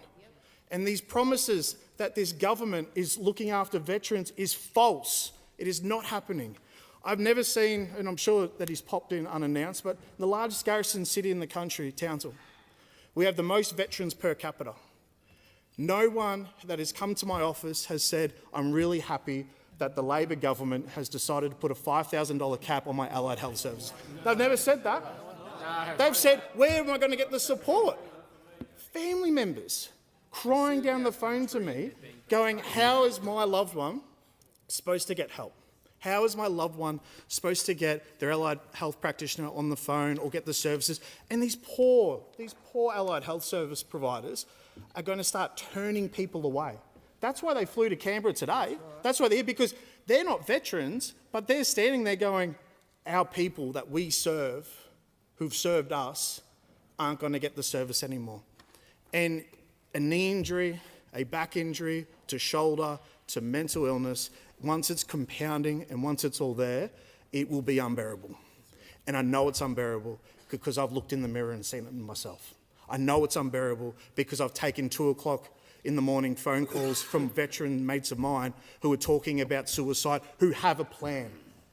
Veterans now are talking about not being a burden. That's a plan. And that's a worry. And it's incumbent on every person in this parliament to make sure that not one veteran is worse off, let alone a veteran who could succumb to their war within and die by suicide because of bad legislation. Now, this should be debated. It should have been answered in question time. But the minister should have just met with these veterans. It's just what he should do. And I expect him to come in here, stand at the dispatch box and debate this. That's what he should be doing. But he's run out, and our veterans that were in here left before he's finished speaking because of how disgusted they were. Disgusted they were. And they aren't, and I want to be very clear, they have very different political views than I do. They're from all walks of life, all different types of service, and they walked out because their minister has refused to meet with them. Their minister wouldn't stand with them. Their minister has let them down and betrayed them. Now, those we send into dangerous places, those who we've sent on operations and all around, deserve the respect. Because I can guarantee on Anzac Day or Remembrance Day, there is nothing more sure to me than a politician, especially a Labor politician, that will run to the first veteran and get a photo with their medals on their chest and post on their social media and say, lest we forget. Well, lest we forget isn't a bunch of words, it's a commitment. It's a commitment that we make in this parliament to make sure that we never let these brave men and women down. Never. Not on a Wednesday, not on Anzac Day, every single day. We need to be fighting for them because right now, this government isn't fighting for them. Right now, this government is betraying them. I have veterans sending their medals back to me of how upset they are, of how betrayed they feel from this government. You can't ask our men and women to serve this nation, fight for, defend, go on humanitarian missions, and then turn your back on them like you have today. You've turned your back on them. You have broken your commitment and your promise, and you should be ashamed of yourself. And I would expect that members of parliament, regardless of the colour of shirt you wear, to support this suspension because it is the right thing to do. And if you think it's not, then you call your veterans up and you tell them why. Because the veterans from around the country that reach out to us are absolutely hurting, and so are their families. And the last thing I want to have to do is come in here, like I have before, read out someone's service number or PM keys and their name and where they've served because they have succumbed to their war within. We can prevent this. We can stop this. We do not need any more veteran suicides. This parliament has an ability today and every other day to put our veterans first, and this minister should come in here and answer to it. Yeah. I thank the member for his contribution. Is there a seconder for the motion? I certainly second the motion. And I give the call to the member for Riverina. Standing and sessional orders must be suspended for this most important motion. Up in the gallery is Julianne Finney. She's a mum of a veteran who took his own life. We had also amongst us this morning, amongst those heroes, amongst those veterans, amongst those who served our nation, Andrew Horse Hudson, a decorated former SAS operator and canine handler who served for 22 years. He deployed in Afghanistan many times. We had Dr. Tim Nelson, a former RAF fighter pilot, who's now actually a GP, helping veterans. Our veterans need help. What they don't need is cuts. What they don't need is a $5,000 Allied Health Services cut or a cap. The cap is insidious. It is cruel. It is unnecessary. And this government, this Australian Labor Party that came to office in May 2022 saying it would not leave anyone behind, has deserted our veterans, has turned its back on our veterans who deserve better. This parliament sends our men and our women to war, and those men and women have our backs when we most need it, when the Australian people most need it. And yet, when they come back and they return to civilian life, and some of them are broken, many are not, but some of them need help, psychological help, mental help, physical assistance. What happens is that you get a budget like we had in May, and the government turned its back on our veterans with this $5,000 cap. Shame on Labor. And you know, they said, well, it's not all, the Labor said it's not just all about a cut or a cap or anything like that. But I tell you what, in the budget papers, there was a $748 million save, a $748 million cut to veterans, $748 million of valuable and valued assistance that is now not going to our veterans. And I have a veteran in Wagga Wagga who ultimately lost his leg because it hit a bolt on the other side of a wall in the obstacle course at the home of the soldier. The home of the soldier, Blamey Barracks. And he is now an amputee. He has mental problems, mental health problems. He has obviously physical problems with the loss of a leg. How can he be expected to reduce that service that he needs from his country, our country, to just $5,000 when he's lost his leg for his country? It is simply not good enough. And when you've got heroes in the gallery today, 20 of them, who come to Parliament from right across this nation, who just want a meeting with the Minister, and the Minister's too tied up, too busy. Oh, and I've been in those meetings, as has Minister Thompson. I've been in those meetings where, yes, it is difficult to listen to. Yes, they are not on your side, but you owe it to the veterans. You owe it to the constituents. You owe it to taxpayers to meet them, to look them in the eye, to listen to them, and to do what's dignified, to give them the respect. And our veterans deserve respect. They put on a military uniform and they are the best of the best in this nation. And then you get a mum who lost her son, who all she wants is 15 minutes with the Minister to sit beside those other heroes, those veterans, and tell the Minister why they think he should go back to the drawing board on this cruel $5,000 cap. This cap that there was no consultation prior to the budget, and Labor says, well, we'll consult after. Well, it's not good enough afterwards. It should have been done before the budget, and it wasn't. And I don't know why it wasn't, but I tell you what, our veterans are angry. There is white-hot anger out there, and they've every reason to be, because they fought hard for this country. They deserve better from this country, and they deserve better from this Minister, who's still got time to meet them today. Yeah. I acknowledge the member for Riverina who has seconded the motion. The question is that the motion be agreed to, and I give the call to the Assistant Minister. I move that the debate be adjourned.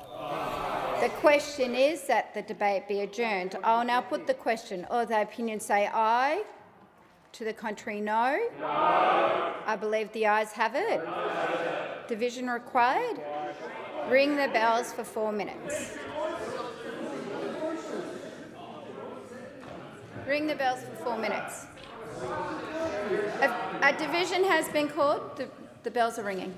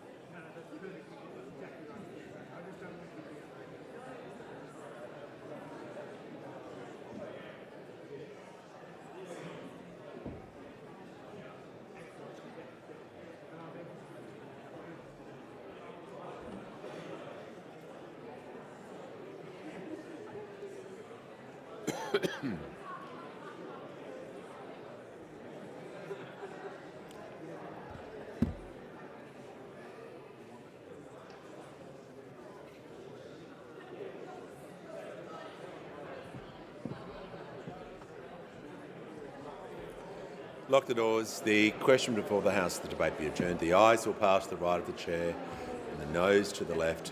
Appoint the honourable members for Werriwa and Bean as tellers for the ayes, and the honourable members for Capricornia and Monash as tellers for the noes.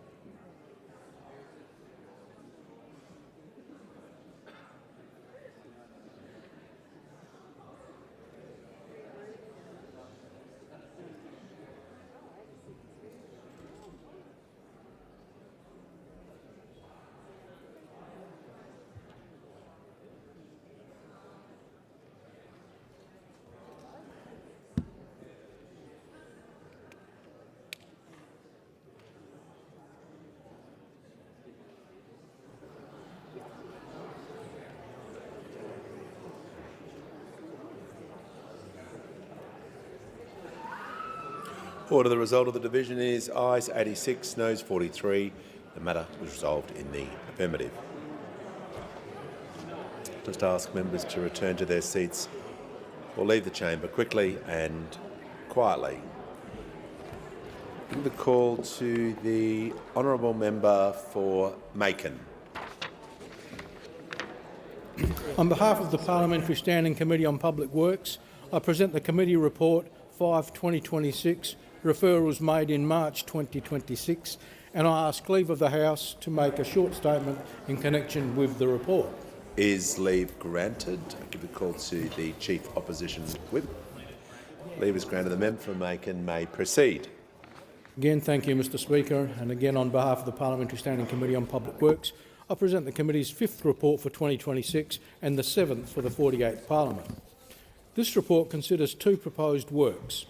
Australian Federal Police proposed fit-out of leased premises at 949 Ann Street, Brisbane, for an estimated budget of $89.3 million, and Commonwealth Scientific and Industrial Research Organisation upgrade and fit-out of Building 302 Research Way, Clayton, for an estimated budget of $18.27 million.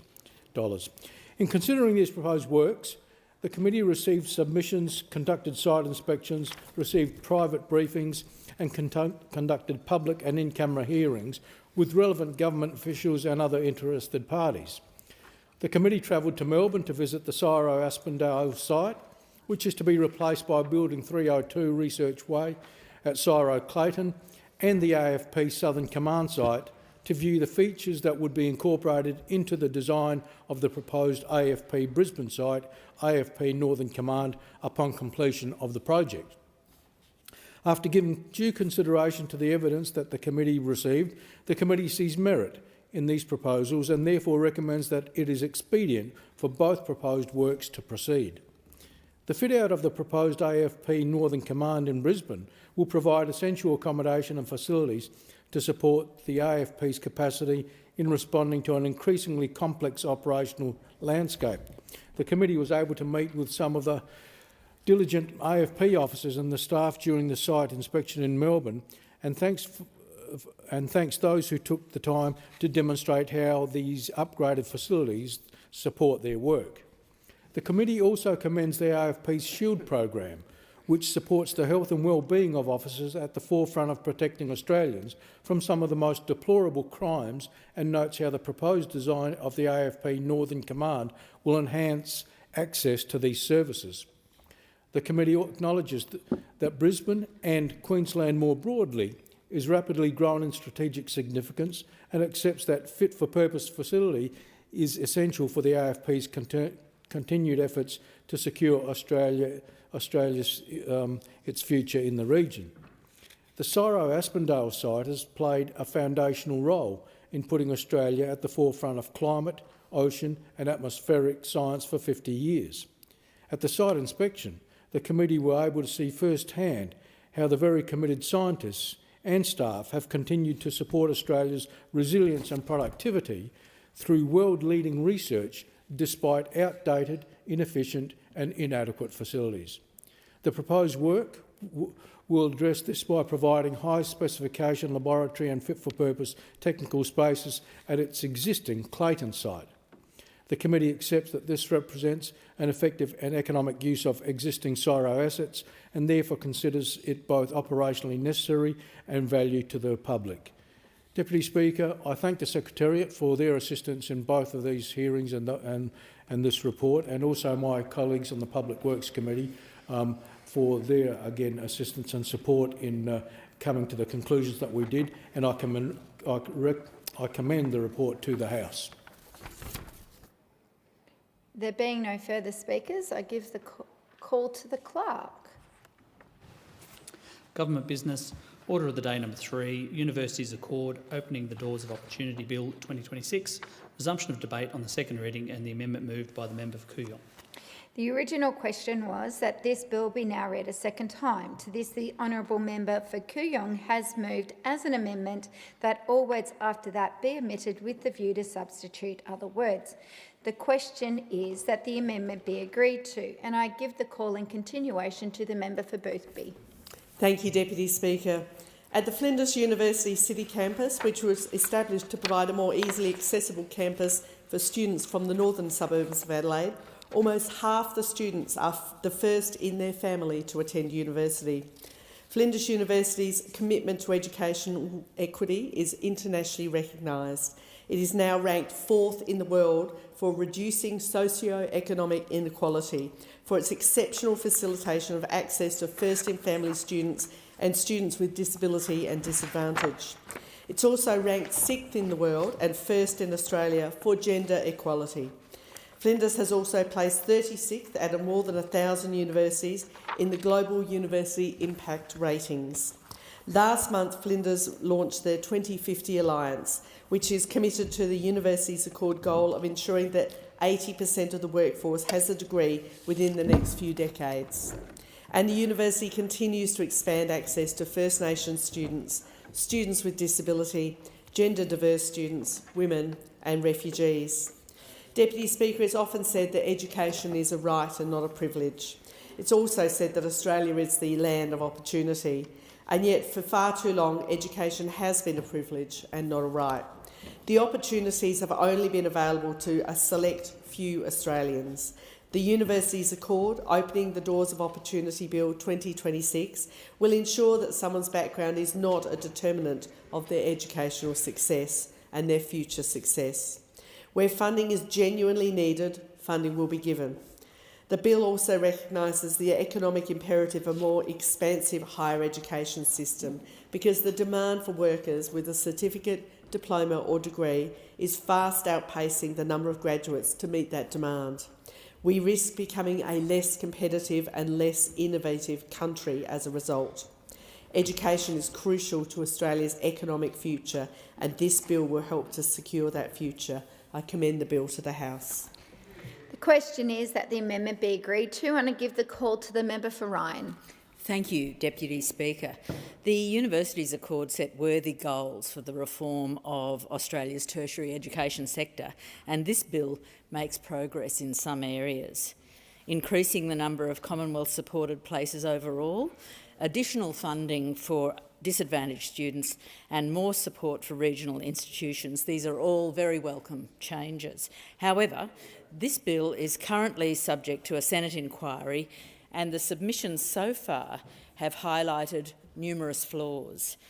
We do have some concerns about capping international students, reducing student choice and the risk of ministerial overreach. The Greens are going to explore these in the inquiry, reserving our position in the Senate. This bill was a real opportunity for the government to make badly needed, lasting reforms to the university sector. Reforms like abolishing the disastrous job-ready graduates scheme, which Labor opposed before they were elected, but have left it in place for 4 years. Reforms like abolishing HECS debt and incentivising our young people to pursue a tertiary education in the way the Prime Minister and I and others here in this place were able to access university for free. Reforms to improve housing affordability for students who face such imposing power imbalances with corporate landlords and who are so often choosing between proper meals and textbooks. But did the government pursue these crucial, ambitious reforms? No. Instead, they've stooped to the crudest, the lowest common denominator politics, which is us versus them, with a new proposal to slash the number of international students. These students come here to learn from our world-class institutions, to improve their prospects and to make a contribution. These students make tertiary education one of Australia's biggest and most valuable exports. These students, quite frankly, help to keep our universities afloat with their significant tuition fees. Rather than saying, thanks so much for choosing to study here in Australia, or thank you for contributing to our academic institutions, or thank you for contributing so much to our economy, the government is instead demonising international students. They're blaming them for Australia's economic woes, things like the housing crisis.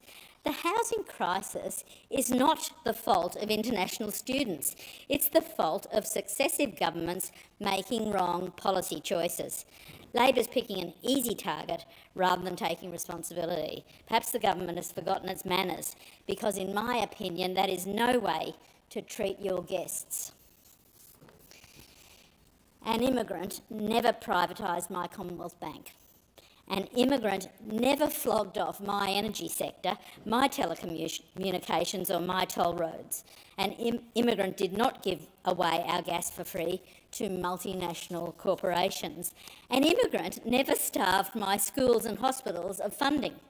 An immigrant never undercut wage growth and let inflation get out of hand.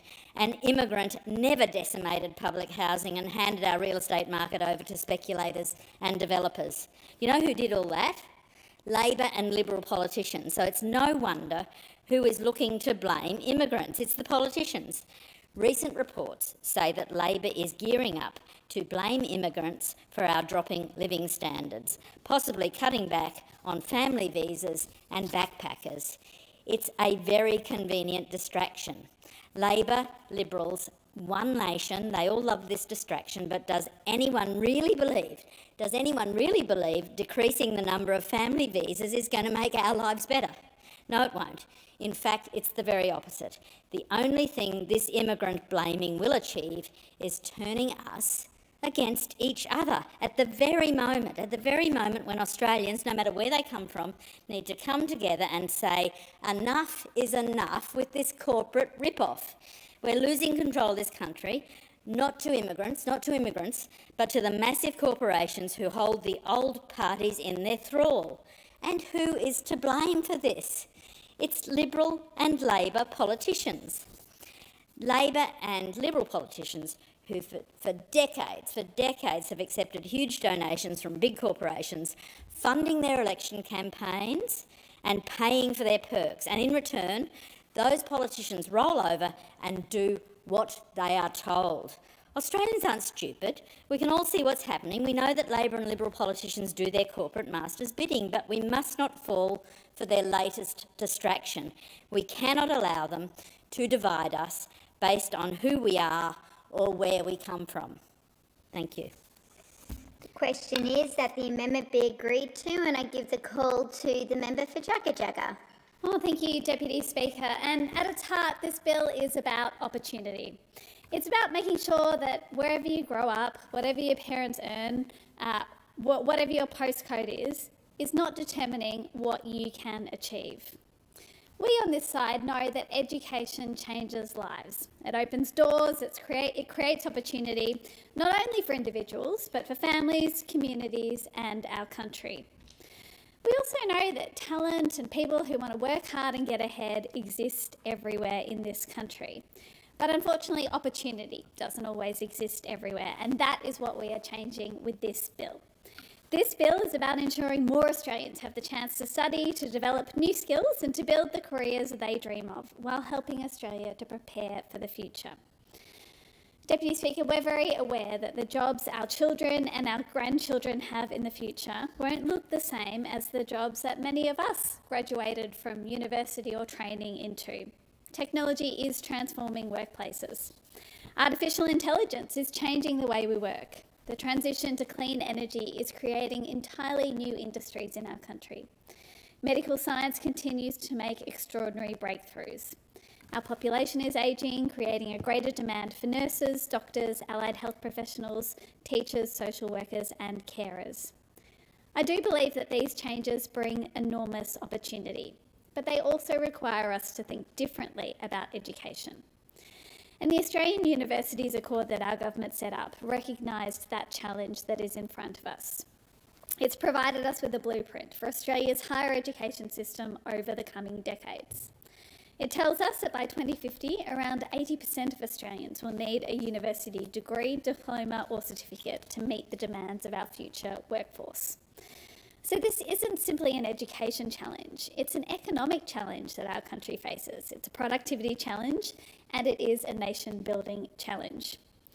We are clear that Australia's greatest resource is not just what lies beneath our feet. It is, in fact, our people. It is their ideas, their skills, their creativity, and their potential. So we must make sure we unlock that potential. If we want Australia to remain prosperous, competitive, and resilient, we need to continue our investment in people. And that is exactly what this bill does. Deputy Speaker, our government asked the Australian Universities Accord to consider a range of issues, including the former Coalition's Job Ready graduate scheme. We've now implemented every recommendation of the Accord interim report, and we've started the work of implementing recommendations from the final report. Over the last 2 years, we've implemented 31 out of the 47 recommendations in full or in part. As the Minister for Education has said, there's more work to do, and he has said the scheme is unfinished business. And I hear from people in my community who remain concerned about the Job Ready graduate scheme. The government is and will keep working through the recommendations in the final report and take advice from ATEC as well. Deputy Speaker, we have a good track record in this space. The Albanese government has made HECS fairer by cutting student debt by 20%. We've fixed unfair education and raised the repayment threshold so that graduates keep more of what they earn. We've introduced an expanded paid prac for teaching, nursing, midwifery and social work students. We've expanded university study hubs across regional and suburban Australia, including one nearby in my community in Epping. We've increased free university preparation courses, we've established the National Student Ombudsman and strengthened protections against gender-based violence on campus. We've made Commonwealth-supported places demand-driven for First Nations students who earn the marks to get in.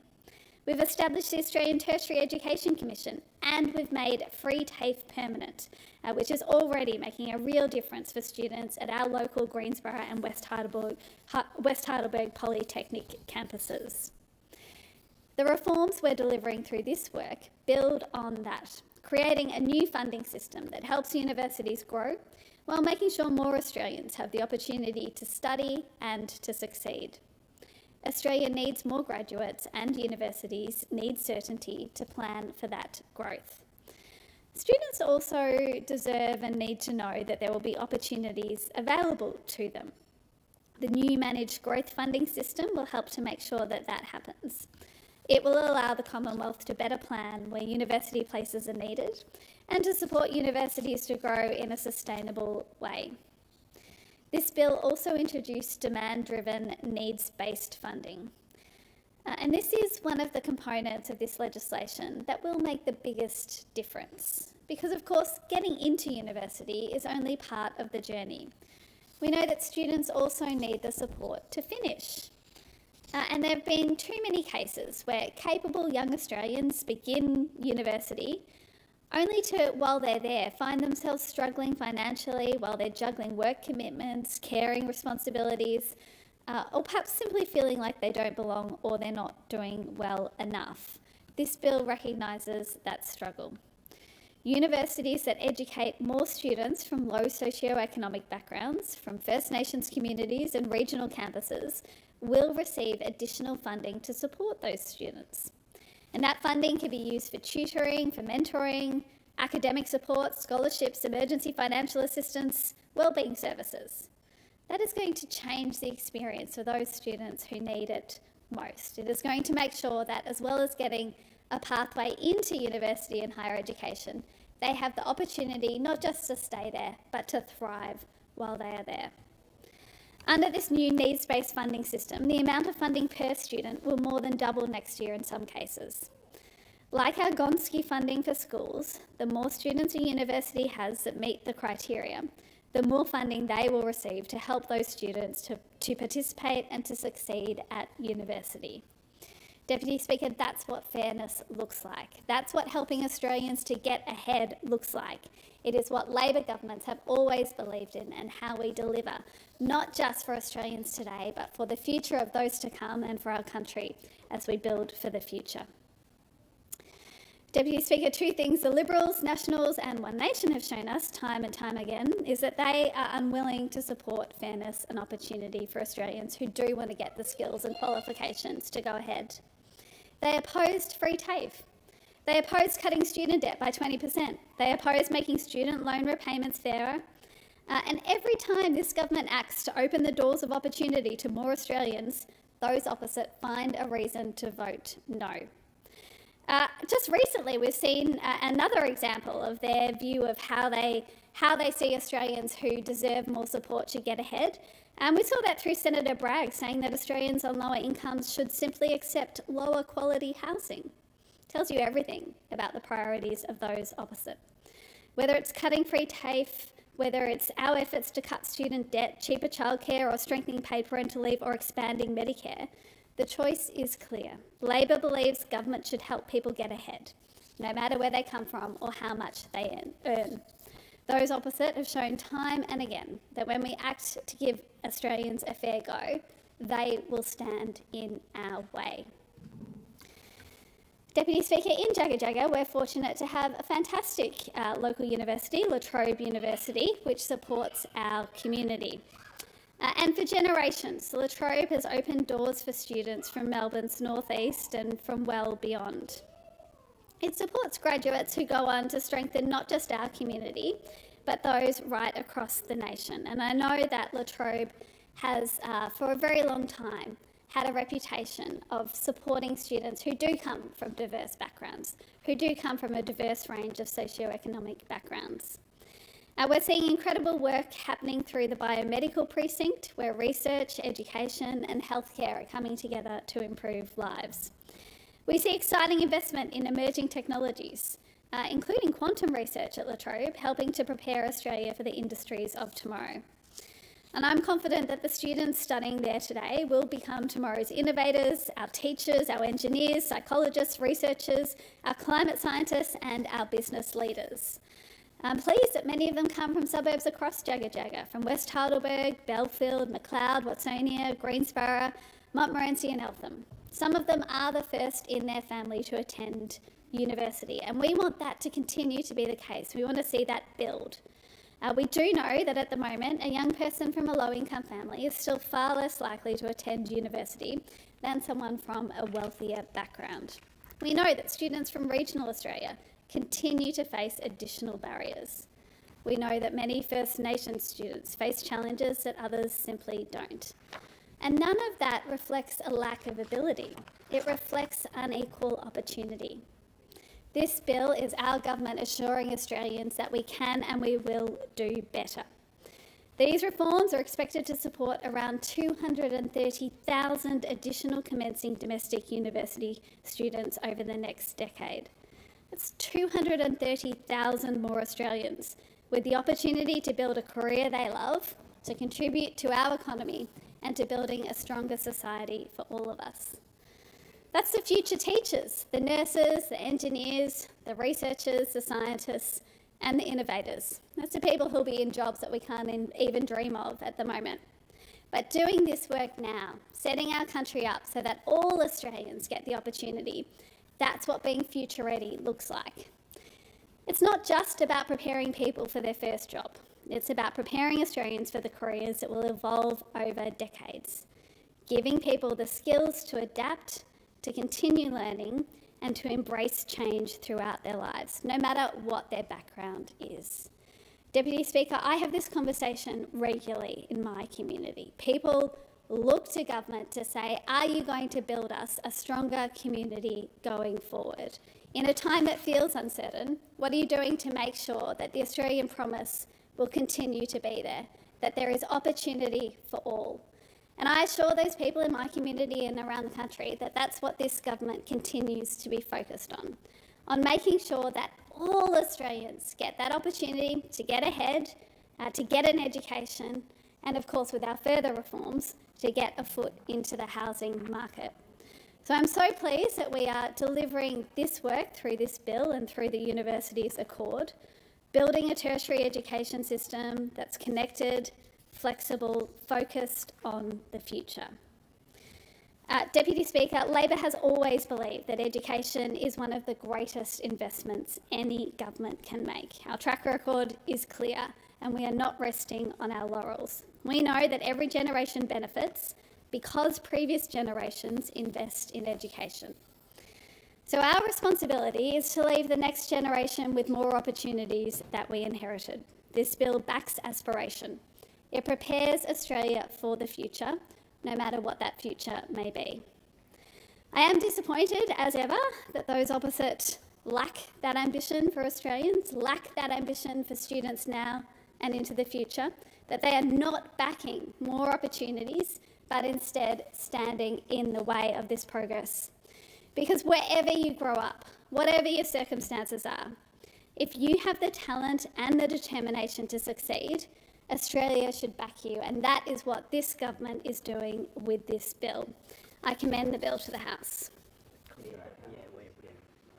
I thank the member for Jagga for her contribution, and I give the call to the Leader of the House. Thanks very much, Deputy Speaker. I just move that the debate be adjourned. The question is that the debate be adjourned. I'll put that. All the opinions say aye.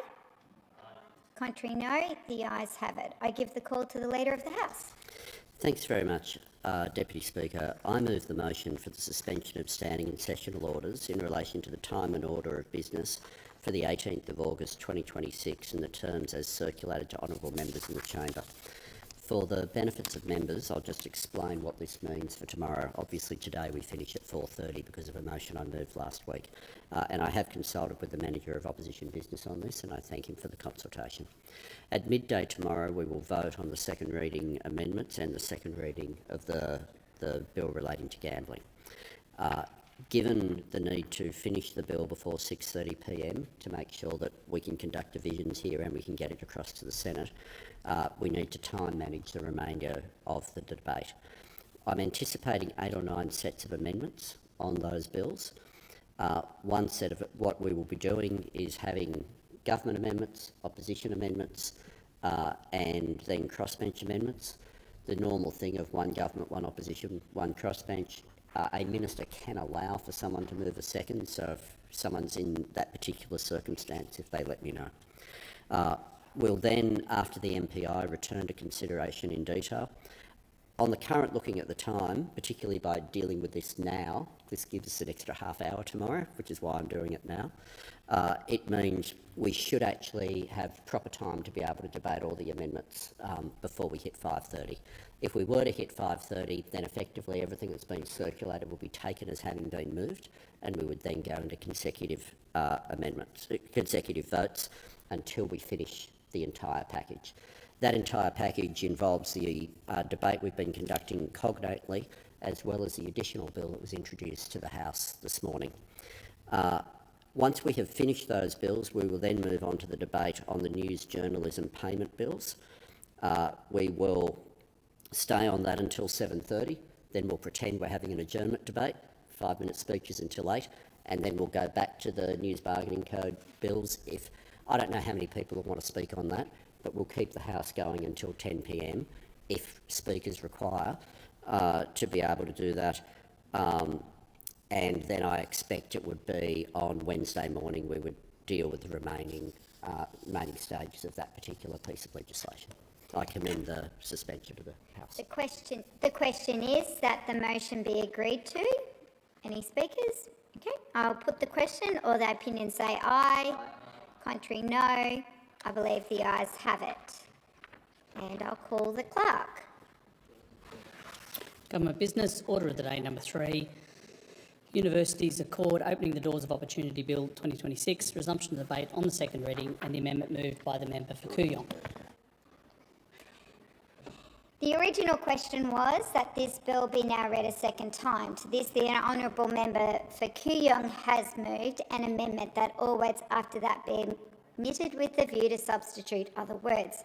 The question is that the amendment be agreed to, and I give the call to the member for Forrest. Thank you, Deputy Speaker. And yet again, we find ourselves in this place debating a bill that's got a title that's pretty hard to disagree with. And Labor want to pretend that this bill, the University Accord Opening the Doors of Opportunity Bill 2026, is about funding and student places. They want to pretend that it's about increasing university funding to help poor kids, Indigenous kids and kids from the bush, kids from regional electorates to get a go. And if that's all this bill did, Deputy Speaker, then the coalition would be in full support of that. However, we have to reserve our position at this stage because this bill needs to go through a Senate inquiry for Australians to have their say. And the reality is that we see through these inquiries the sort of feedback that point out glaring holes in the government's legislation time and time again. We saw that just in the winter break with the gambling Senate inquiry, which was fought tooth and nail by the government, but exposed clear holes in the bill. And so it is with the Universities Accord opening the doors of opportunity bill that we're here to debate today. So once we've received that evidence, Deputy Speaker, and the Australian people have had their say, we will consider what our position ultimately is in the Senate and what amendments are necessary. Because this bill is worthy of close scrutiny. It makes significant structural changes to the higher education system. And we note concerns that have already emerged from the tertiary education sector about the consultation process the government has run. And that includes the fact that universities hadn't seen this bill before it was tabled in the Parliament, that there are elements of the bill's drafting that surprise the tertiary education sector, that there was no exposure draft being released, and that stakeholders have been shown limited material under strict confidentiality arrangements. If the government had nothing to hide, if this bill did all that it purports to do and nothing else, one wonders why such poor consultation was conducted under such secrecy. So if the bill comes to a vote in the House, ultimately, before that Senate committee reports, we find ourselves in uncertain territory. But it is appropriate, Deputy Speaker, that as an alternative party of government, we take the time, we consult and we get our position right. So let's consider what the problems are with our universities today. And unfortunately, they either have lost or are losing their social licence in Australia. And I believe it's because for too many years now, universities in Australia have pursued indoctrination over education. Time and time again, what should be institutions that are home of freedom of speech and freedom of academic integrity are in fact places of censorship, of academic pylons and ideological confrontation. Universities Australia held a summit this year and the whole sector was focused on their social licence. They did so because it's reflected in the data. Domestic enrolments in universities are falling. In 2022, there were some 1.1 million domestic students studying at university in Australia. And according to the most recent data, that number has fallen since the Albanese government came to office. It is now the lowest number of enrolments since 2019, and it is getting lower. And that sends a very stark message from both the boots and the wallets of Australian students, Deputy Speaker, that their confidence in the Australian tertiary sector is declining. According to the Department of Education, since 2022, when the Albanese government came to power, the ratio of students to teaching staff has increased. And administrative, technical and operational staff are growing twice as fast as frontline teaching and research staff. That's on the department's own numbers. The 2025 Quality Indicators of Teaching and Learning Graduate Outcomes Survey recorded record low graduate satisfaction of 74.9%. I say that again, Deputy Speaker. This year's survey recorded record low graduate satisfaction. For young Australians who are taking the time and incurring the cost of pursuing a degree at an Australian university, that's an appalling outcome.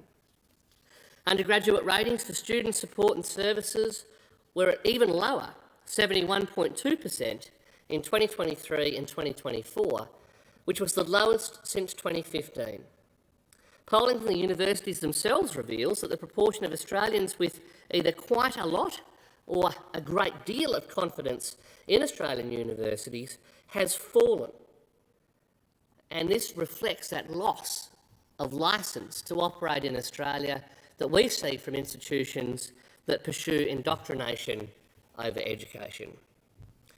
Additionally, we've seen the government rip the guts out of research in this country, the same research that should drive productivity in our economy. And it is one of the many reasons that productivity is absolutely flatlining in Australia, and we see a real loss of incomes as real GDP per capita sees the largest fall in living standards in the developed world.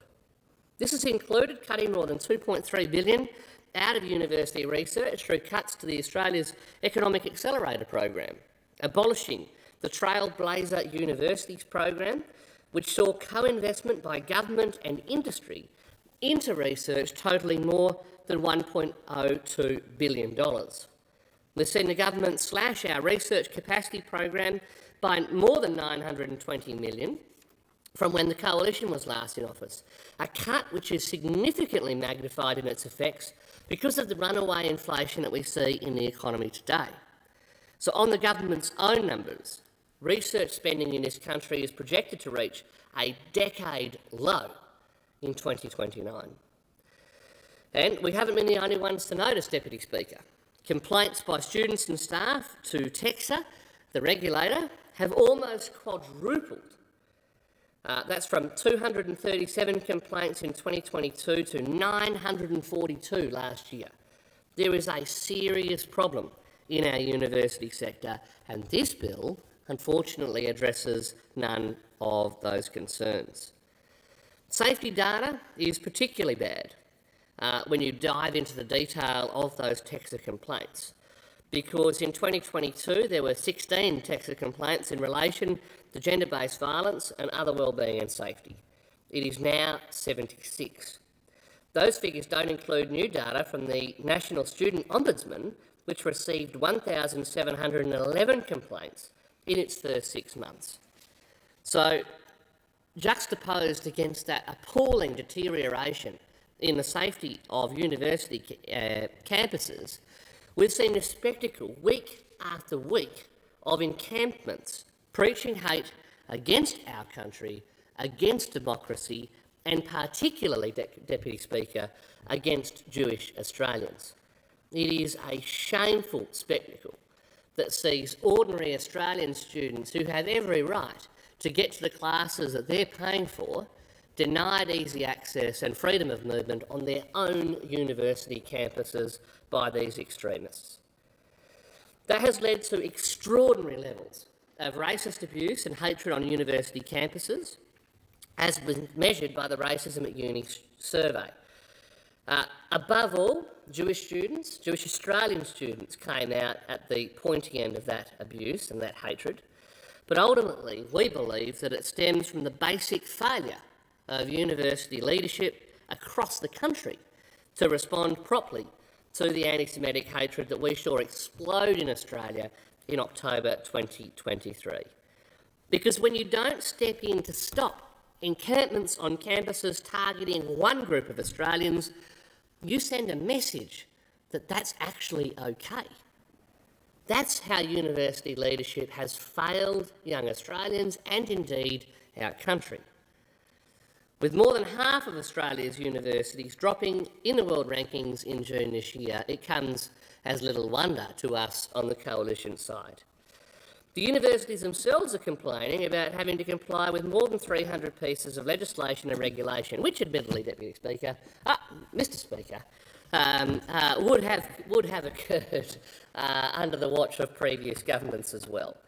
But based on a submission by TEXA itself, there are now 15 different regulators and oversight bodies that universities report to. You might think that the Opening Doors of Opportunity Bill would be doing Australian universities a service by slashing the red tape and regulation that the university sector confronts, but alas, we move on. We've got repeated scandals in Australia about overseas cheating factories being used to cheat the way to a degree. That diminishes the value of the Australian degrees that young people are paying good money for in this country. And over it all, of course, we've got the sector-wide challenge of confronting AI and the challenges that it poses in a university setting. If AI is being used to mark work done by students, it should be it does make humans redundant and the degree that they receive pretty worthless. It's a massive challenge and it's not being adequately addressed by the sector nor by this bill. So the message, Mr Speaker, is pretty simple. Under Labor, our universities have become demonstrably, measurably worse as they have pursued a policy of indoctrination and not education. So this bill, in centralising significant power over universities and higher education providers in the hands of the Minister, is a central concern. And it is absolutely beyond doubt, Mr Speaker, that the Minister has the best baritone in the building, but he doesn't make him the savant of all things when it comes to education and tertiary education. And so we need to consider very carefully this as a bill which moves towards a centrally managed higher education system in our country, because the Minister, and indeed future ministers, would gain extensive powers over domestic Commonwealth supported places, international student allocations, demand-driven higher education course places, the conditions placed on tertiary providers, needs-based funding, and the priorities and directions given to ATEC.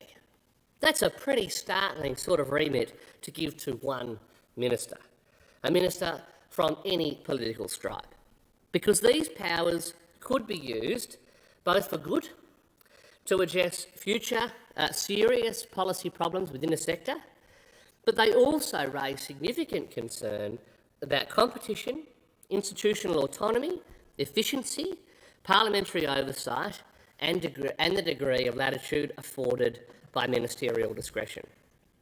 So, Mr Speaker, we do concede, though, in light of the foregoing, that the university sector itself faces some real problems. We've got quality concerns leading to that deterioration in the rankings of Australian universities. We've got the undeniable challenge that AI, or the challenge and opportunity that AI presents to the university sector. We've seen that terrible rise in the scourge of anti-Semitism and the social cohesion challenges it presents, not only on our university campuses, but indeed across society more broadly. We've got the situation with international student pressures in the context of managing Australia's migration system, which undeniably has seen the numbers too high and the standards too low overall. On the coalition side, we're honest about what we will do when it comes to tackling migration and getting the numbers down. We need the government to do the same. And I look forward to Minister Burke finally making it to the press club to give that speech, which he was gagged from only last week. So we see a bill before the House that gives a future government powerful tools to respond to those problems, but with legitimate concerns. And again, that's where our call for a Senate inquiry into this legislation is so important. It is important because these powers could be used by a minister in the national interest if they were applied carefully and transparently.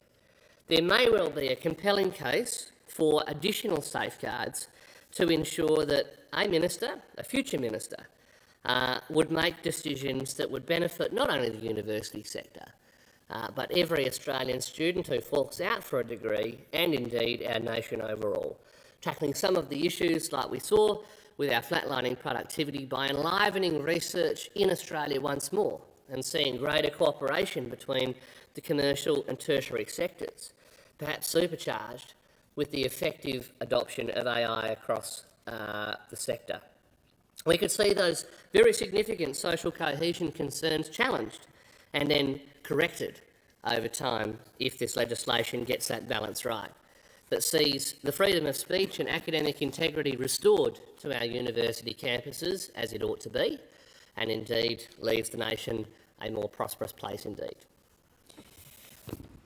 The original question was that this bill be now read a second time. To this, the Honourable Member for Kooyong has moved as an amendment that all words after that be omitted with a view to substituting other words. The question before the House is the amendment to be agreed to, and I give a call to the Honourable Member for Griffith. Thank you, Mr Speaker. Every child begins life with abilities that deserve a chance to grow. But in Australia today, where a child grows up still has too much influence over where their education can take them. Family income, distance, and whether their parents went to university can shape their choices long before they submit an application to a tertiary provider. This bill is about changing that. It's about opening the doors of opportunity. For Labor, those words carry a clear promise. No child's postcode, family income, or parents' education should set the limits of their future. Education gives people choices. It gives them knowledge, confidence, and the skills to build a secure life. It gives our communities the teachers, nurses, builders, engineers, artists, and carers that we rely on. But opportunity is never created simply by declaring that a door is open. A student needs a place at a tertiary institution. They need the means to accept it. They need support to keep studying through financial pressure, family crisis, or a difficult first year. Then they need a fair chance to finish. This bill responds to each part of that task. It establishes a managed growth funding system to provide more Commonwealth-supported university places. It creates demand-driven, needs-based funding for students from low socioeconomic backgrounds, First Nations students and students at regional campuses. Across the next decade, these reforms will invest another $3.6 billion in higher education and fund an estimated 230,000 additional commencing students. This is how we open the door wider and help more students reach the other side. Mr. Speaker, this is an issue that has shaped much of my working life. Before entering this place, I had the great honour of working alongside and supporting remarkable Aboriginal and Torres Strait Islander children and young people from across Australia, including many from remote and regional communities. For 13 years, I worked with the Australian Indigenous Education Foundation, most recently as its Deputy CEO. During that time, AIEF provided transformational scholarships to more than 1,000 Aboriginal and Torres Strait Islander children and young people. And as I said, many of these young people were from regional and remote communities. Many of those young people I now count among my friends. They have brought me enormous joy and inspiration. It has been a great honour to watch them thrive in their careers, their families, and in their communities. Working alongside those students and their families for so many years shaped how I think about access to quality education. I saw young people travel vast distances to study and families place enormous trust in schools and support staff. I saw Year 12 graduations become family celebrations and young people move into further study, apprenticeships and first jobs. I also saw how much work sits behind every successful transition. One of those students was Injara Harbour, who grew up in Winton in Queensland's Central West, a student that I was able to go visit he and his family in their home in Winton. Ninjara is academically minded and strongly supported by his family, and I give a shout out to his parents, Travis and Tracy, both absolutely remarkable individuals. A scholarship gave Injara the chance to move about 1,300 kilometres to attend boarding school in Brisbane. Injara later became only the second Indigenous student to captain his school. He went on to study law at QUT and he completed an internship in Sydney. Injara knew his experience was exceptional though. He spoke about young people facing financial and social pressures that can narrow their choices before they reach university. Many, he said, do not know their worth. As Injara put it, every kid has the potential to do wonderful things, but they need to have the stability to do so. That simple insight sits at the heart of this bill. Talent exists in every community. Our task is to provide the stability, support and opportunity to allow it to grow. Injara's success belongs to him. It rests on his ability, hard work and the support of his family. But financial help brought an opportunity within reach and ongoing guidance helped him make the most of it. That experience taught me a lesson I have carried into this place. Access and success cannot be separated. An offer letter is important, but it can't pay the rent. A university place cannot help a student who cannot afford to leave home. Enrolment alone will not carry someone through a family crisis or a difficult first semester. We need to open the door and we need to give students a fair chance to succeed. Mr. Speaker, the Universities Accord looks across the whole tertiary education system. By 2050, at least 80% of working-age Australians will need a TAFE qualification, a university degree or another tertiary qualification. This bill reforms university funding, but it forms part of a much wider national task. Australia needs strong universities and a strong public TAFE system. We need clear pathways between them, and we need those pathways to work for school leavers, mature age students and people changing careers. We see both parts of that system at work across Brisbane's south side in my community. TAFE Queensland's South Bank campus sits in the heart of Griffith, surrounded by our galleries, theatres, museums and the State Library. Students there train in nursing, early childhood education, community services, engineering, hospitality, information technology, business justice and the creative arts. A nursing student can practice in a simulated hospital ward, while hospitality, music and game students learn with industry-standard facilities and technology. In the south of my electorate, the Mount Gravatt campus gives Southside students another local option. It offers courses in accounting, business, hospitality, education support, English language studies, justice, screen and media. Mount Gravatt is also TAFE Queensland's fashion studies hub. Students use industry equipment and digital design software before showing their work at the annual Brisbane Fashion Parade. I have loved visiting our local TAFE campuses several times with the Assistant Minister for Skills and Training. Each visit has reinforced the same point. TAFE gives practical skills, confidence and a direct path into secure work. These campuses open different doors for different people. A school leaver can train for a first job. A worker can gain a new qualification. A student can use a diploma as a pathway into university. At Griffith University's South Bank campus, the Queensland Conservatorium, Queensland College of Art and Griffith Film School educate the next generation of musicians, filmmakers, performers, artists and designers. Local students also study at QUT, UQ and campuses across Brisbane. Many combine classes with paid shifts and rising rent. Some care for children or relatives. Some are the first person in their family to enter tertiary education. Opportunity must meet those students where they are.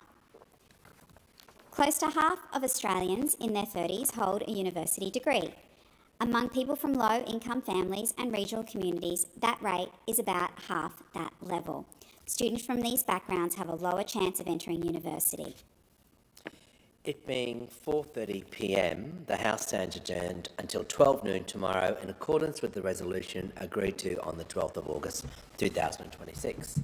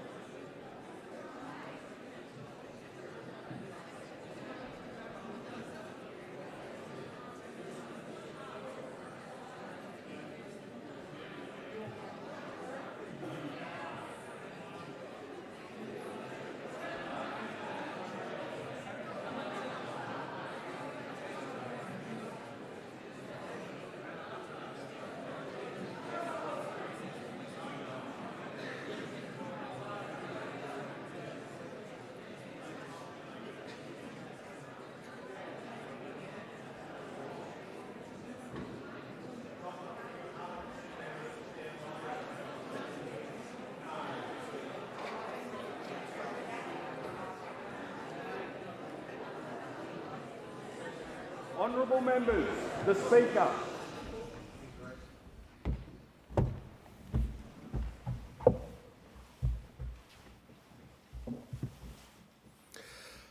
I acknowledge the Ngunnawal and Ngambri peoples who are the traditional custodians of the Canberra area and pay respect to the elders, past and present, of all Australia's Indigenous peoples. Almighty God, we humbly beseech thee to vouchsafe thy blessing upon this Parliament. Direct and prosper our deliberations to the advancement of thy glory and the true welfare of the people of Australia. Our Father, who art in heaven, hallowed be thy name. Thy kingdom come, thy will be done in earth as it is in heaven. Give us this day our daily bread, and forgive us our trespasses, as we forgive them that trespass against us. And lead us not into temptation, but deliver us from evil. For thine is the kingdom, and the power, and the glory, for ever and ever. Amen.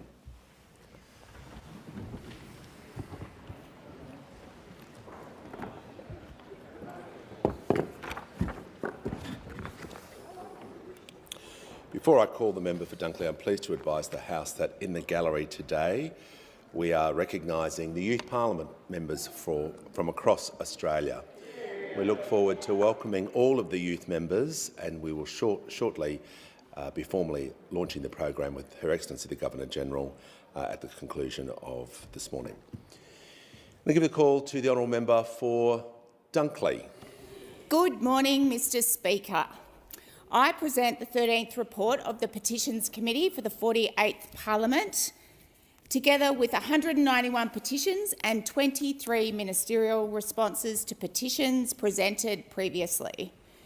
The petitions being presented address issues such as anti-bullying measures in schools, critically endangered trees, allied health funding for veterans and defence land divestment. 12 of the petitions being presented gained more than 1,000 signatures, each with a petition regarding the Office of the Special Investigator attaining over 8,000 signatures.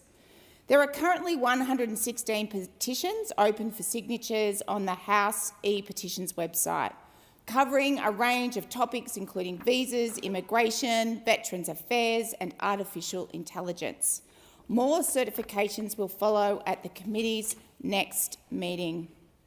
In relation to the inquiry into the standing orders relating to petitions, the committee is continuing to examine the evidence to present a report to the House with practical recommendations to support the petitions process in the next couple of months.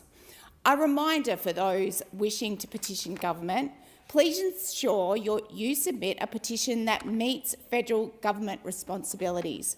A large percentage of petitions being received are deemed out of order because they are the responsibility of either state or local government. We are keen to hear from you with regards to the issues and needs you have at a federal level. Thank you, Mr Speaker. I look forward to updating the House further on the work of the Petitions Committee. I thank the member for Dunkley. Give a call to the clerk. Private Members' Business, Notice Number 1, Human Rights Children Born Alive Protection Bill 2026. Give a call to the honourable member for Wide Bay. I present the Human Rights Children Born Alive Protection Bill 2026 and the explanatory memorandum.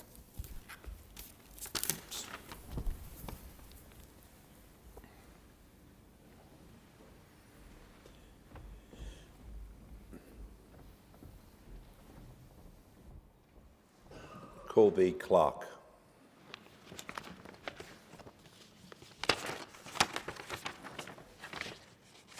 First reading, a bill for an act to protect children born alive, including as a result of terminations and for related purposes. Give a call to the member for Wide Bay. I move that this bill be now read a second time. Firstly, I acknowledge those who have previously contributed to this bill, particularly the former member for Dawson, George Christensen, and Senators Matt Canavan, the Leader of the Nationals, and Senator Alex Antic. Speaker, of the thousands of international treaties, conventions and agreements to which Australia has committed itself, surely those that protect the most vulnerable amongst us deserve the highest priority. Indeed, if every international obligation Australia had ever undertaken was swept away, and only one could remain, for me, it would be the one that protects the fundamental human rights of our children. The Convention on the Rights of the Child is such an obligation. When Australia ratified the Convention in 1990, it became obliged under international law to recognise that every child has an inherent right to life and to ensure, to the maximum extent possible, that child's survival and development. Article 6 of the Convention is not merely a prohibition against deliberately killing children, it imposes a positive obligation directed towards survival. Article 24 further commits us to recognising every child's right to the highest attainable standard of health and to facilities for treatment and rehabilitation. Under the Convention, Australia must strive to ensure that no child is deprived of access to healthcare services. Yet tragically, when it comes to some of the most vulnerable children imaginable, that commitment can be disregarded. This private member's bill seeks to remedy that terrible breach. It addresses the circumstances in which a child has been subjected to an attempted abortion and is born alive. And that is an all too frequent event. A 2023 Senate committee inquiry that examined legislation intended to protect children born alive following an abortion heard that 724 babies in Victoria and Queensland were recorded as born alive according to the World Health Organisation's definition over a 10-year period.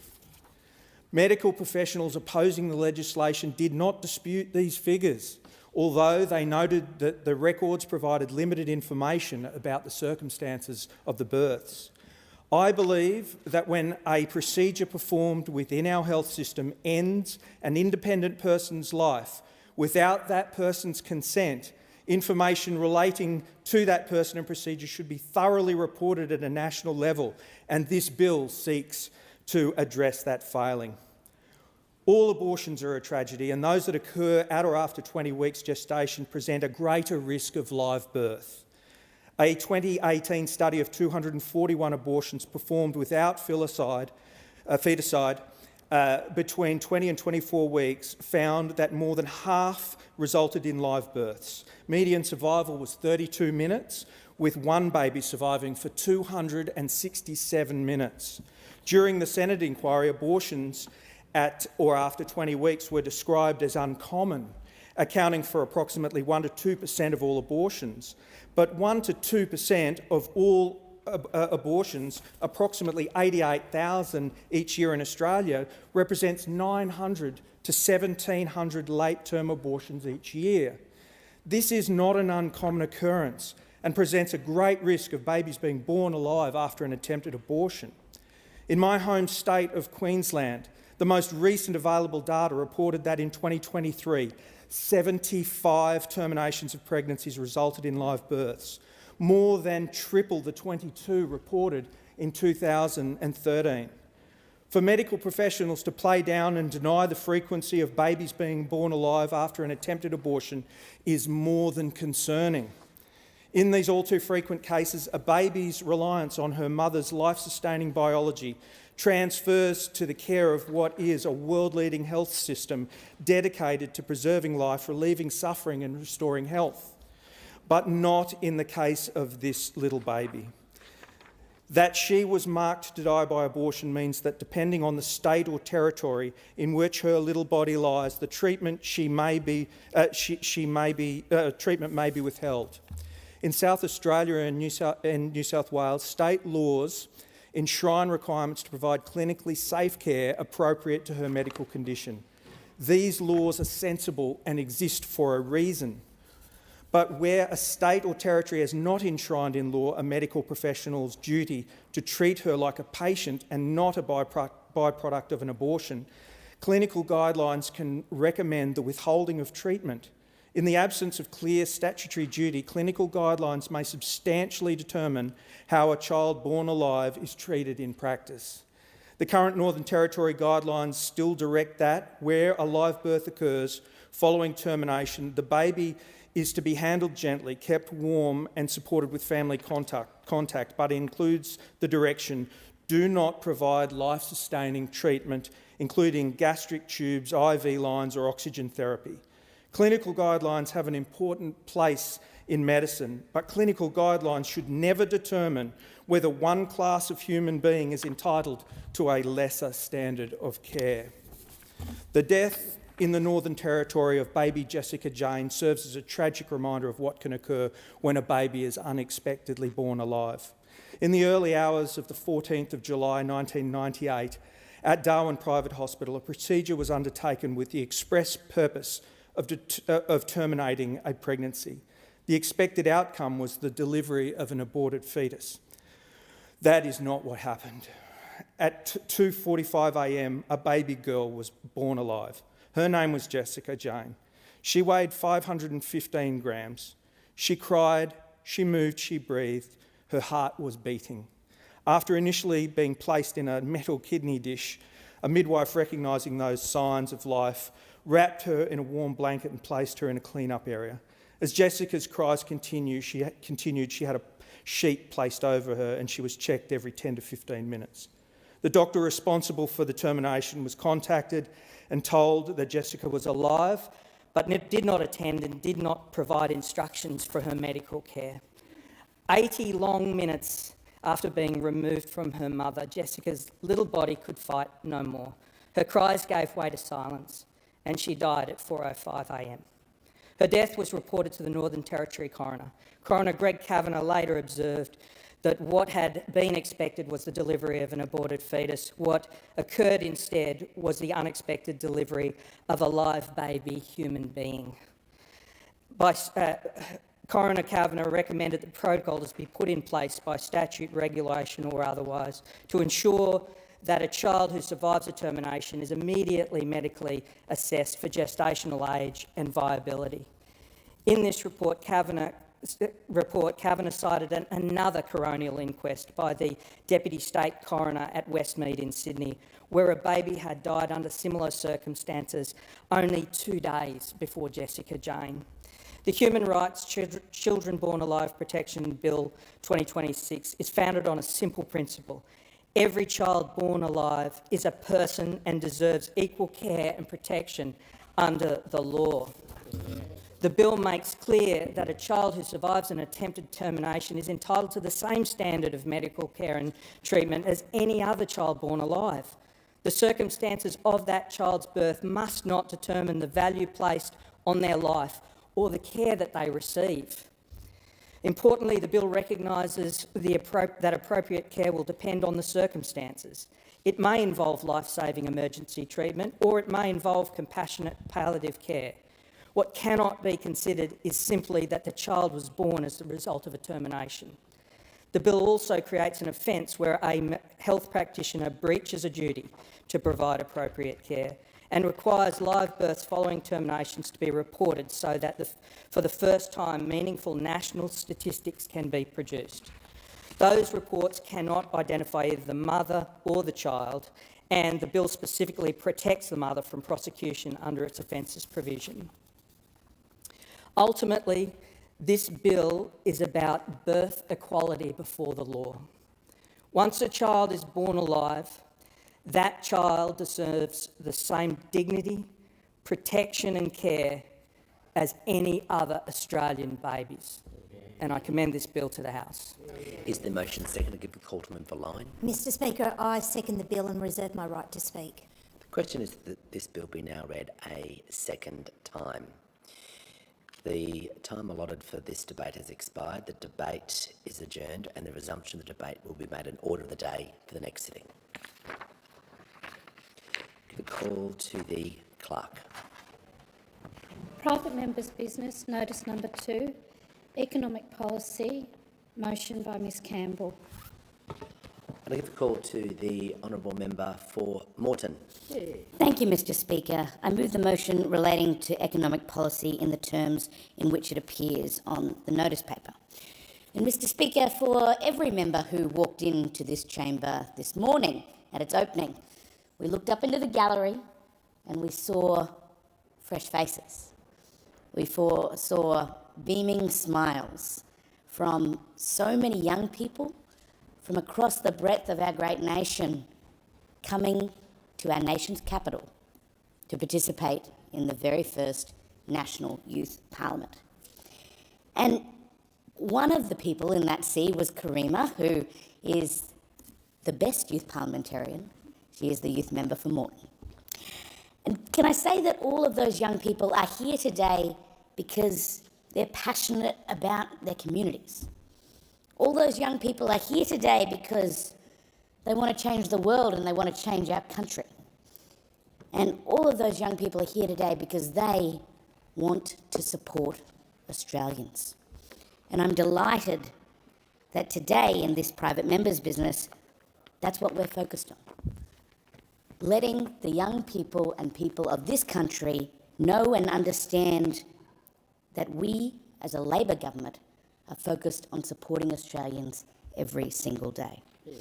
And there was a very important milestone for that support, and it happened on the 1st of July.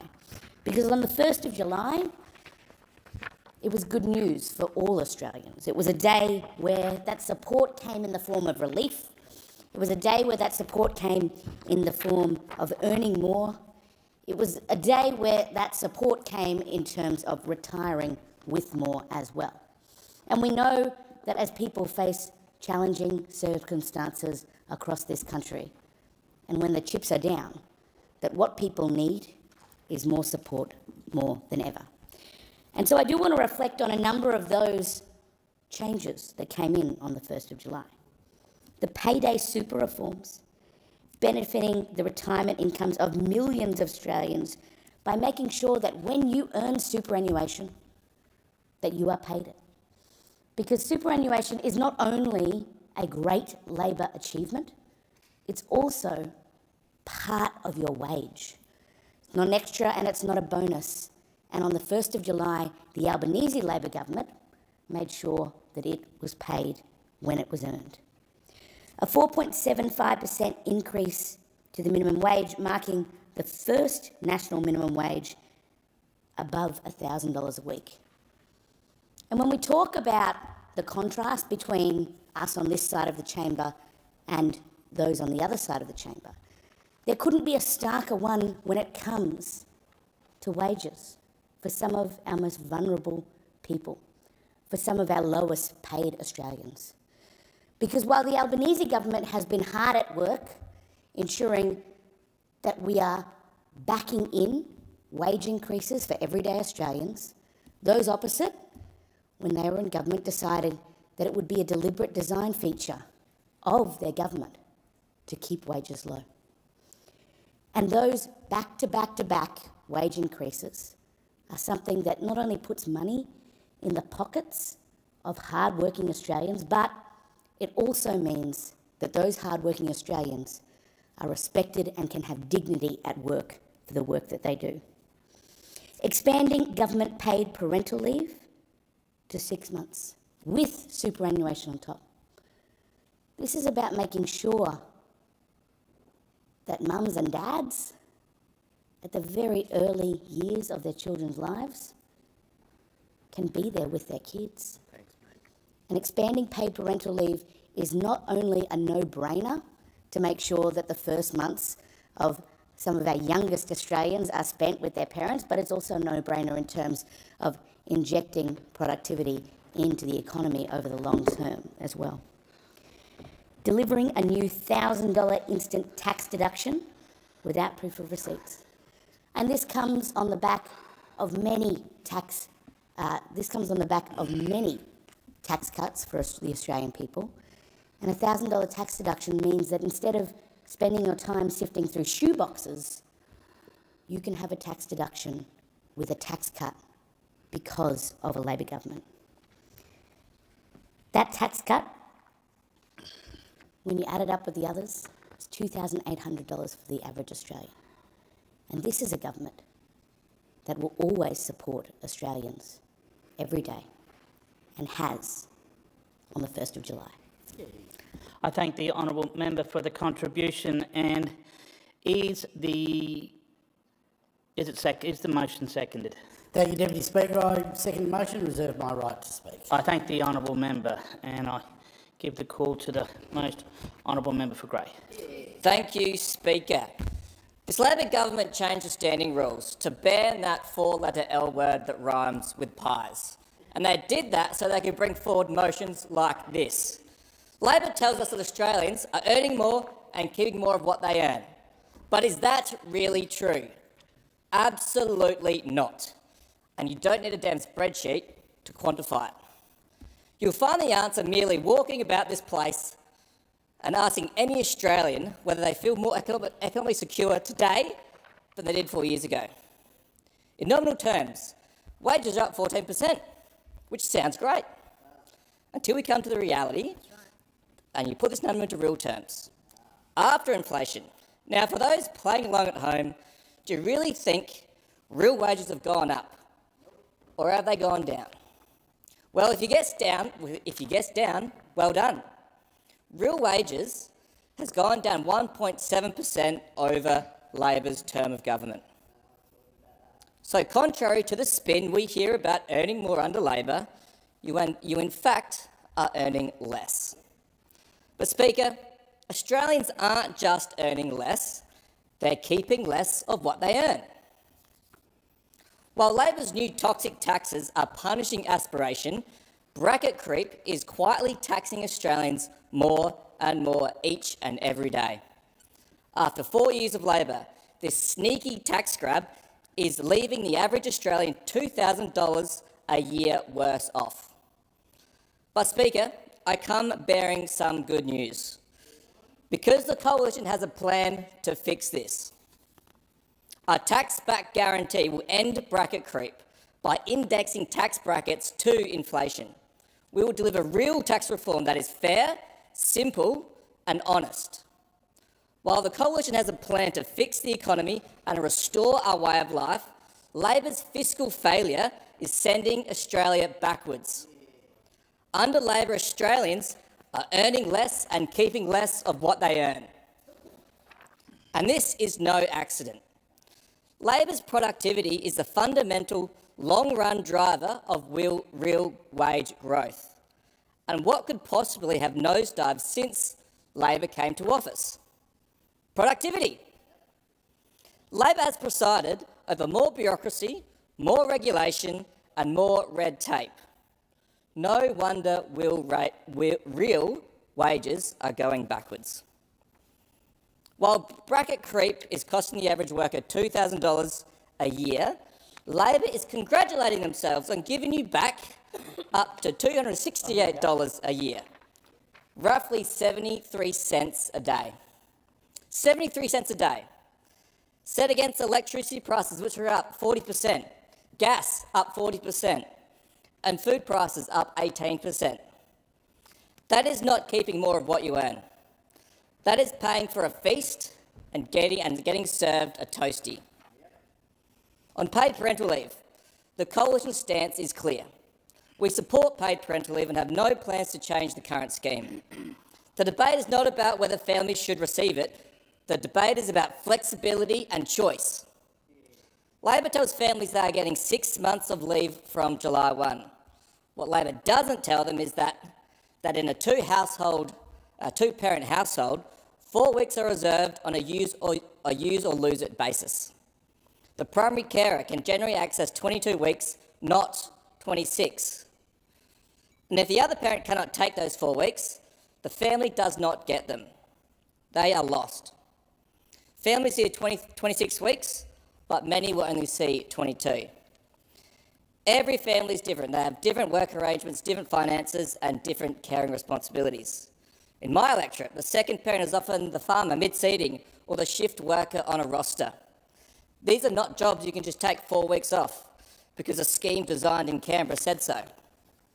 And when the leave runs out, families are going to meet the next problem: the worst access to childcare in Australia, where only 2 in 3 children can get a place.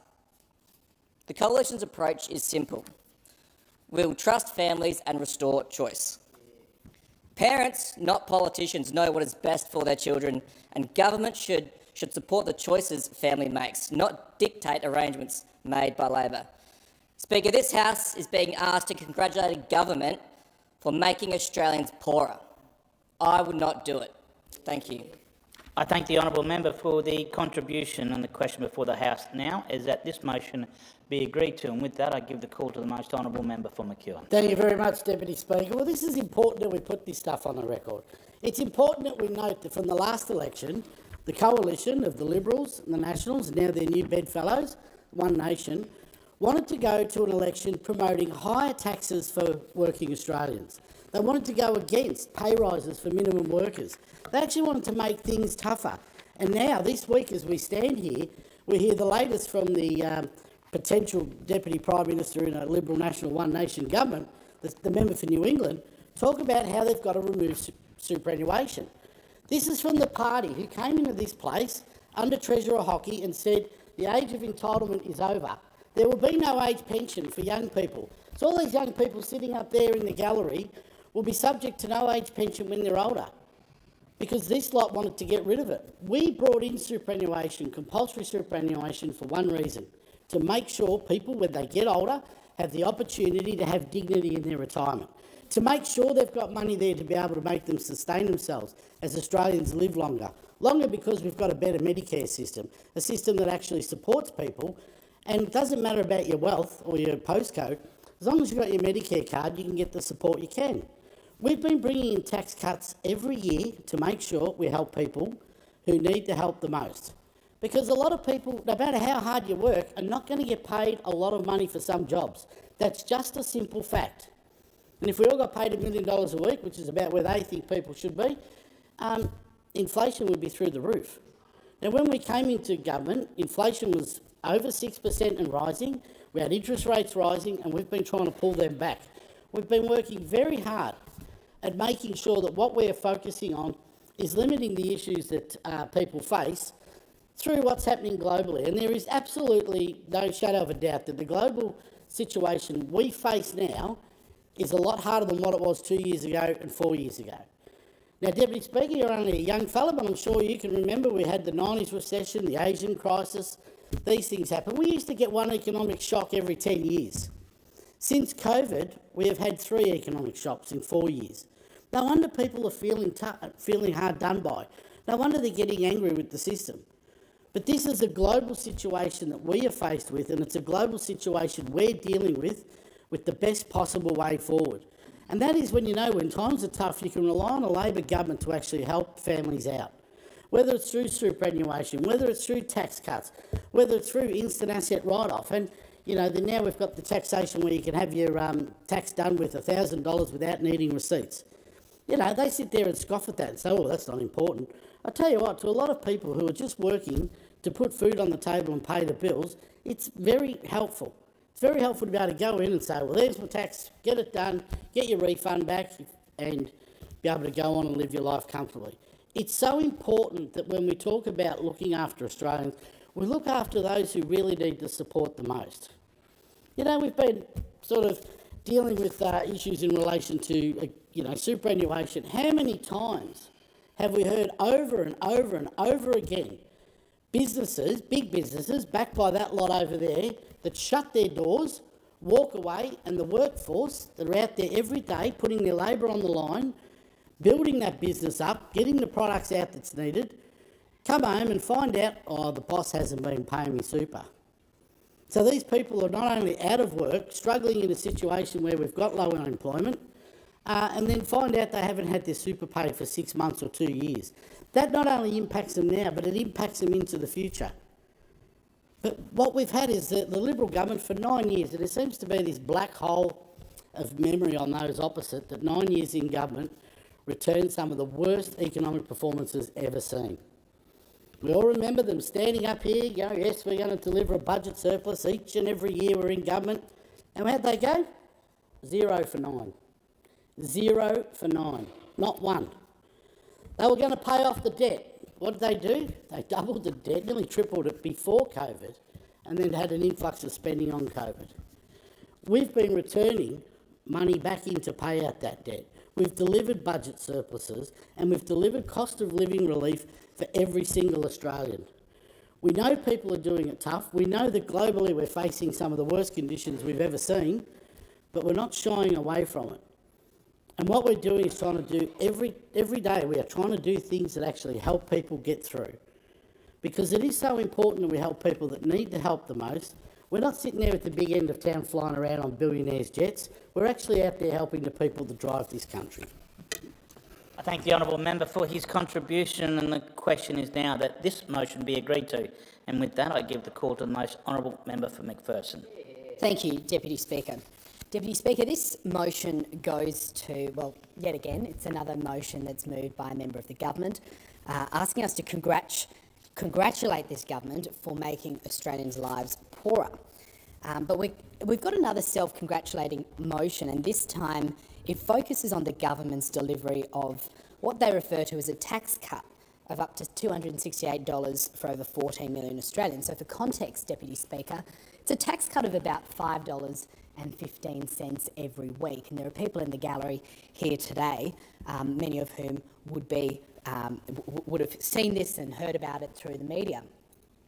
What those on this side of the House are actually trying to say, and this is at odds with what the previous member said, who said that our view is that tax cuts are not important. That's not what we're saying. We're saying that tax cuts of $268 or $5.15 every week, it's actually not helping Australians when structurally we're actually having to pay more because of inflation. We're having to pay more because of a government that's actually lost control of our economy, which means our prices are rising on everything across the board.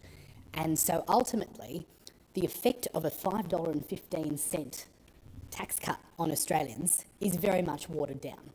And that is the argument of those on this side of the parliament. It is that we are seeking meaningful tax reform. We're seeking meaningful lower taxes that actually improve Australians' long-term ability to keep more of what they earn.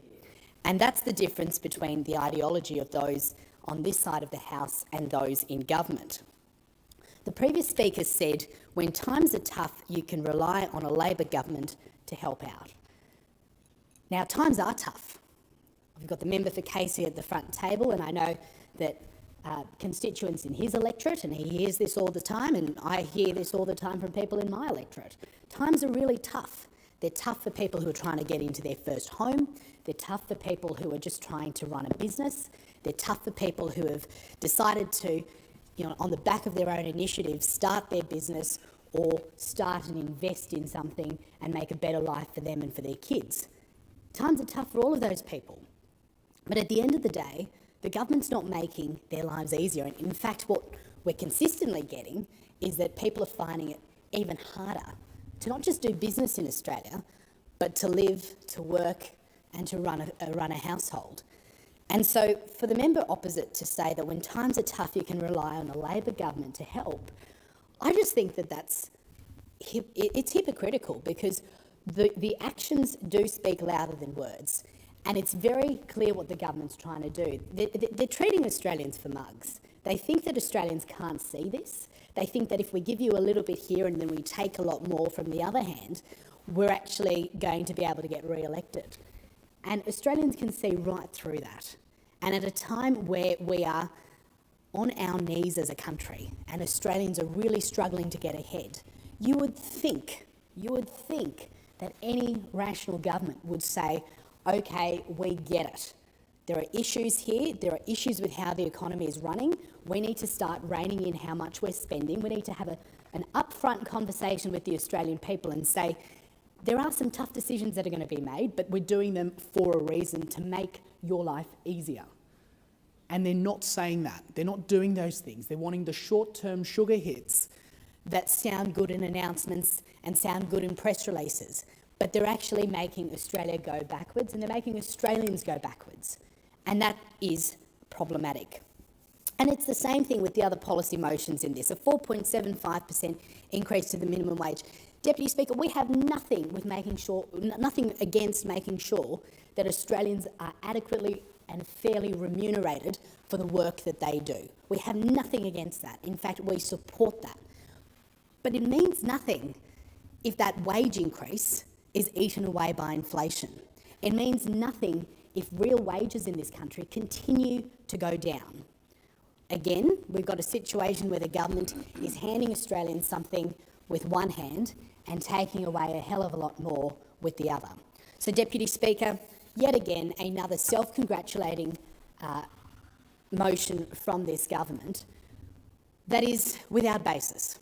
And while we sit here or stand here and debate this, Australians continue to see the quality of their life go down. They continue to see a situation where we are not improving, we're not growing as a country, and Australians are worse off. Thank the honourable member for the question, for the contribution, and the question is now that this motion be agreed to. And with that, I give the call to the most honourable member for Bonner. Thank you, Deputy Speaker. Well, Deputy Speaker, if you want to know what supporting Australians looks like, you can look at what has changed since 1 July. Workers are earning more, Australians are paying less tax, super is being paid on payday, parents are getting more time with their babies and super while they are on paid parental leave. And in my community of Bonner, more than 20,000 people have now walked through the doors of not one but two Medicare urgent care clinics, which Labor has now made a permanent part of Medicare. These are not abstract policy announcements, they are changes people can actually see in their everyday lives. In Bonner, more than 83,000 people are employed. They are the people getting up early, going to work, raising families, running businesses and keeping our community moving. And Labor believes that if you work hard, you deserve to be rewarded for it. And that is why from 1 July, award wages increased by 4.75%. The national minimum wage is now more than $1,000 a week, the first time that has ever happened. That matters to the retail worker in my community in Carindale. It matters to the hospitality worker finishing a late shift down in Mansfield. And it matters to the cleaners, the early childhood educators and the aged care workers who get up early every single day to look after someone else's family. These are real workers in my community and they deserve a government that backs them every single day. Deputy Speaker, since 1 July, Payday Super has commenced. Super is not a gift from your employer, it is your money, you earned it. And now instead of waiting months for it to be paid into your super account, contributions are being made alongside your pay. That means your super can start earning for your retirement sooner. It also makes it easier for workers to see what they are actually receiving and what they're entitled to. For a young worker in Bonner, that might seem like a small change today, but over a working life, it can make a really big difference. And then there is tax. From 1 July, more than 14 million Australians received another tax cut. That includes millions of working Australians in Queensland, and we are making tax time simpler too, with a new $1,000 deduction for eligible work-related expenses, without the need to keep receipts for that deduction. These measures are about one simple principle. When you work hard for your money, you should be able to earn more and keep more of what you earn. Deputy Speaker, supporting Australians is also about supporting families. Bonner is home to more than 45,000 families, almost 22,000 are couple families with children, and nearly 6,800 are single-parent families. So I know how important it is for families to have support when they need it most. Since 1 July, paid parental leave has expanded to 6 months, and for the first time ever, superannuation is now being paid on paid parental leave. That is a really important reform that will make a genuine difference to people in my community, because taking time out of paid work to care for a new baby should not mean taking time out of building your retirement. And we know that historically that penalty has disproportionately fallen on women. Labor is changing that. But Deputy Speaker, perhaps nowhere is the difference more visible in my community than when it comes to Medicare. Before I was elected, Bonner had no Medicare urgent care clinics providing local services. Now we have not one, but two. The Carina Carindale and Capalaba Medicare urgent care clinics are open 7 days a week with no appointment needed and no out-of-pocket cost. And more than 20,000 people have now walked through their doors in my community. Think about that. More than 20,000 people in my community have been able to get urgent medical care without having to pay 1 cent. A sick child, a nasty infection, a sprained ankle, or what we had in my house last week, a bike fall and a sore wrist, those people can now get care close to home for free. That is Medicare working, and Labor has made sure that these clinics are not going anywhere. They are now a permanent part of Medicare. This is what supporting Australians looks like. It is higher pay, it is more urgent care clinics where we need them most. It's super, paid on payday, and it's a tax cut for millions of Australians. We know that there's more to do, but we are delivering for all Australians. I thank the honourable member, and the question is before the House now that this motion be agreed to, and with that I give the call to the most honourable member for Dawson. Thank you, Deputy Speaker, and I rise today to oppose this motion because Australians deserve the whole story, not the parts that the Albanese Labor government wants you to hear. Labor wants Australians to look at what it gives, but Australians need to look at what Labor takes through inflation, bracket creep and the rising cost of living. That is the sleight of hand of this motion. A government cannot keep taking more from the pockets of hard-working families and then expect applause when it decides to give a small fraction back. Award wages rose 4.75% and the national minimum wage rose just over $1,000 per week. The Coalition agrees that Australians should earn more and have more at the end of the week in their back pocket. But wage growth alone is not a cost of living strategy. When Labor drives inflation and housing costs continue to climb, lifting wages without addressing the underlying economic pressures only shifts the burden on the struggling small businesses and risks feeding further price increases. Real relief comes from backing the cost of living at its core, not just chasing higher numbers on the payslip that are instantly wiped out at the supermarket checkout.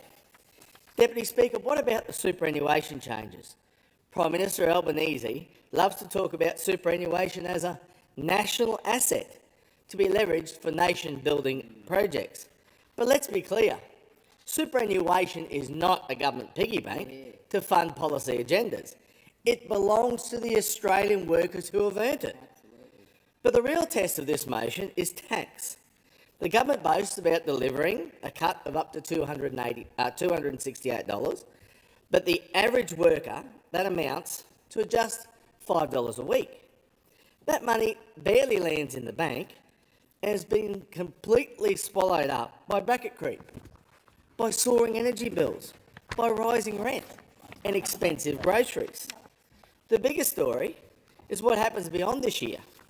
According to the Independent Parliamentary Budget Office, personal income tax receipts are projected to surge from 12.6% to 14.7% of our entire economy over the next decade. And what is driving that? Bracket creep. It is the ultimate stealth tax. When inflation forces up, wages up, just so families can tread water, even though they're not better off in real terms, that system drags them into high brackets, and that means a bigger tax. Australians are working harder, but this government is pocketing the difference. This is not tax reform. It's a pittance in a broken system that continues to siphon more from working Australians every week. The Coalition's tax-back guarantee addresses this fundamental problem at its source by indexing tax thresholds directly linking to inflation.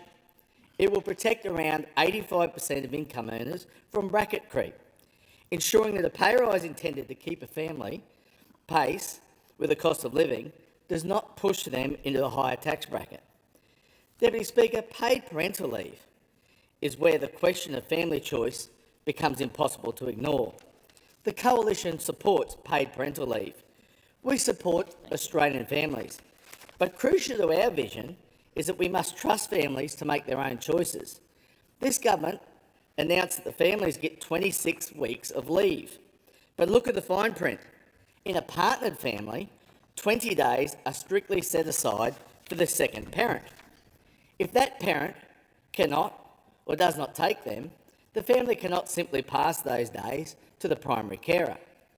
In practice, to access the full 130 days, both parents must be eligible and must each claim their specific share.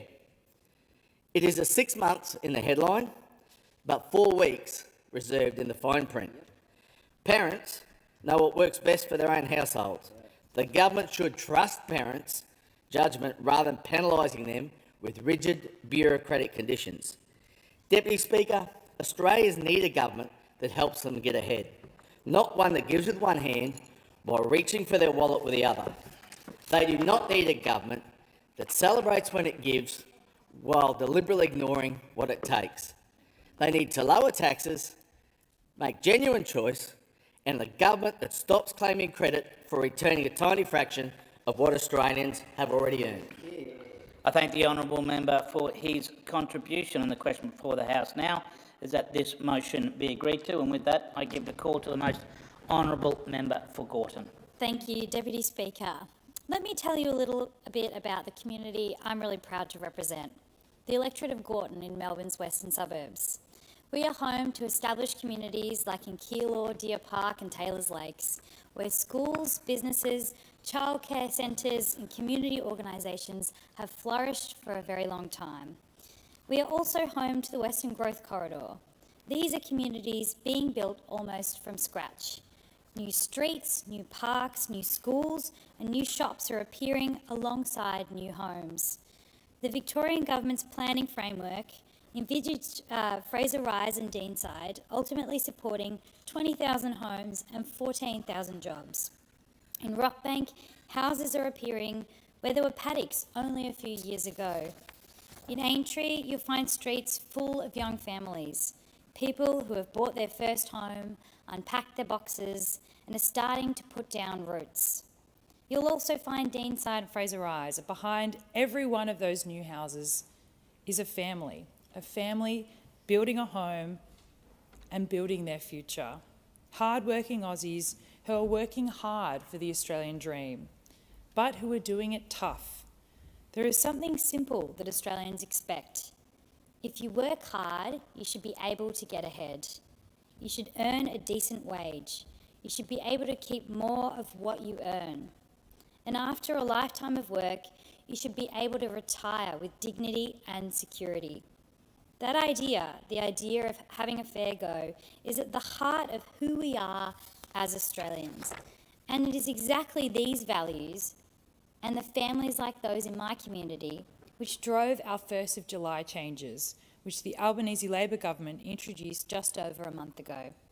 The 1st of July this year was a really big day because from the 1st of July we have delivered practical reforms that make a real difference. That day serves as the day that the Albanese Labor government recognised the role that young people play in today's Australia. Deputy Speaker, I'm a proud millennial, and now millennials and Gen Z make up around 2/3 of Australian taxpayers, and our tax system should reflect that.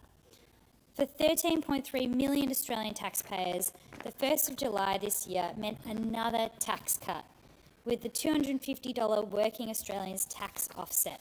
That's $250 off working Australians' tax bills permanently, as well as a $1,000 instant tax deduction without receipts. It has increased the effective tax-free threshold for workers by $1,785. And all of this means that the average worker is benefiting by up to $3,000. And we've passed payday super. The ATO estimates that $5.2 billion in super went unpaid in 21-22. $5.2 billion. That's $100 million every week that workers earned but never received. That's not right.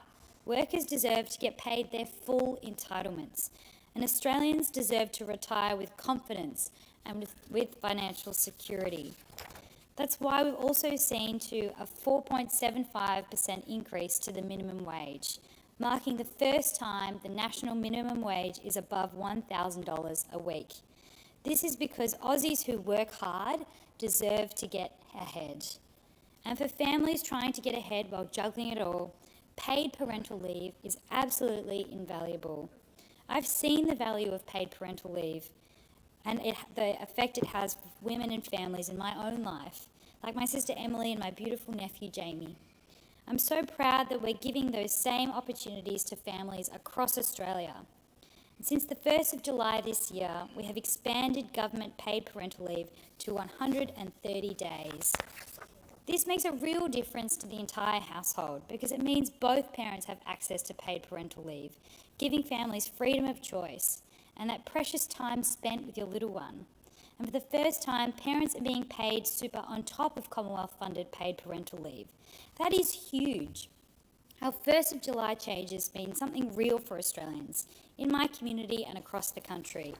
We're backing the next generation of Aussies, helping Aussies earn more, keeping more of what they earn, and retire more as well. Because this is what our communities deserve, and this is what Australians deserve.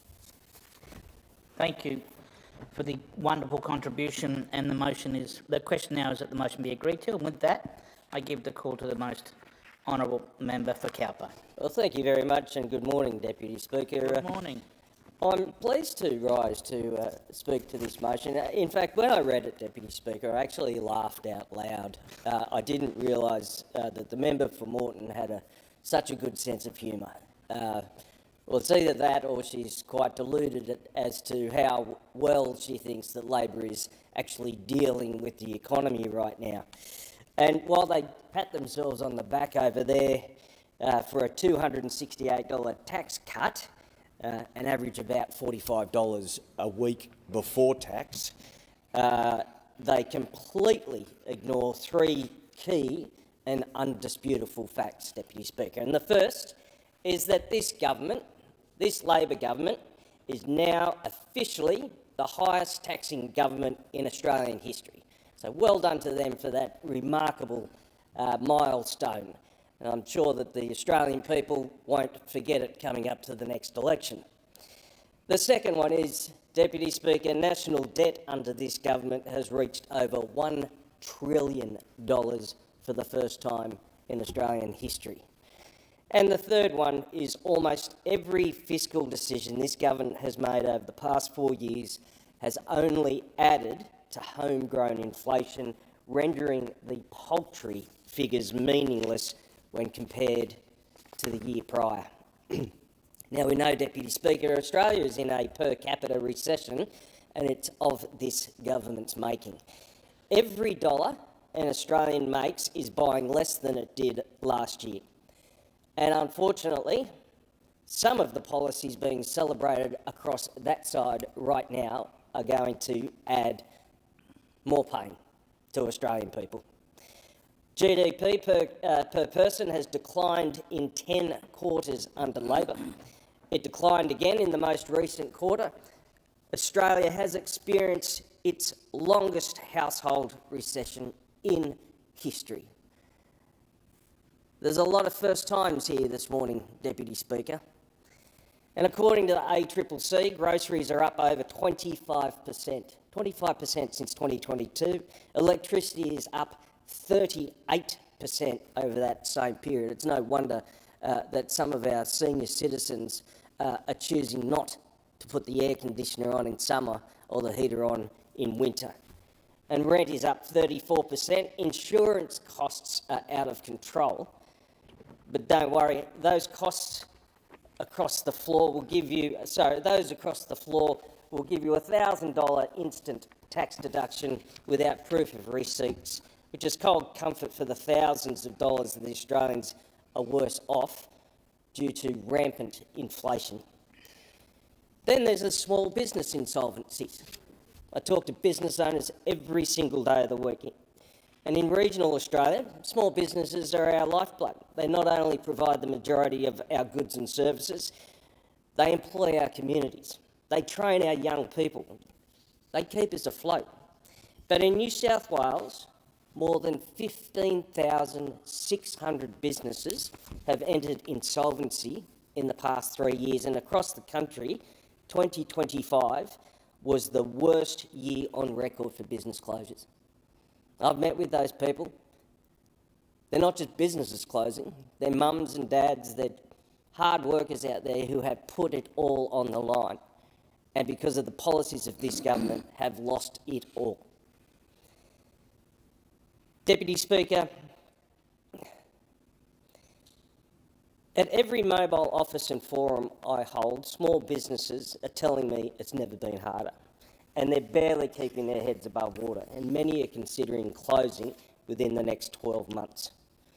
And when I ask them about the effect of the new wage increases, what it would have on their businesses, the answer is consistent. We'll have to let somebody go, we just can't afford it. It's either that or increase their price, and we know that their customers can't afford to pay any more.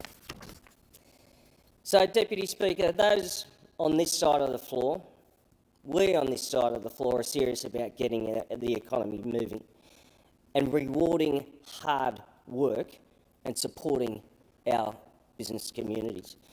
And we'll axe these government policies that have made it so difficult for average punters and business owners out there.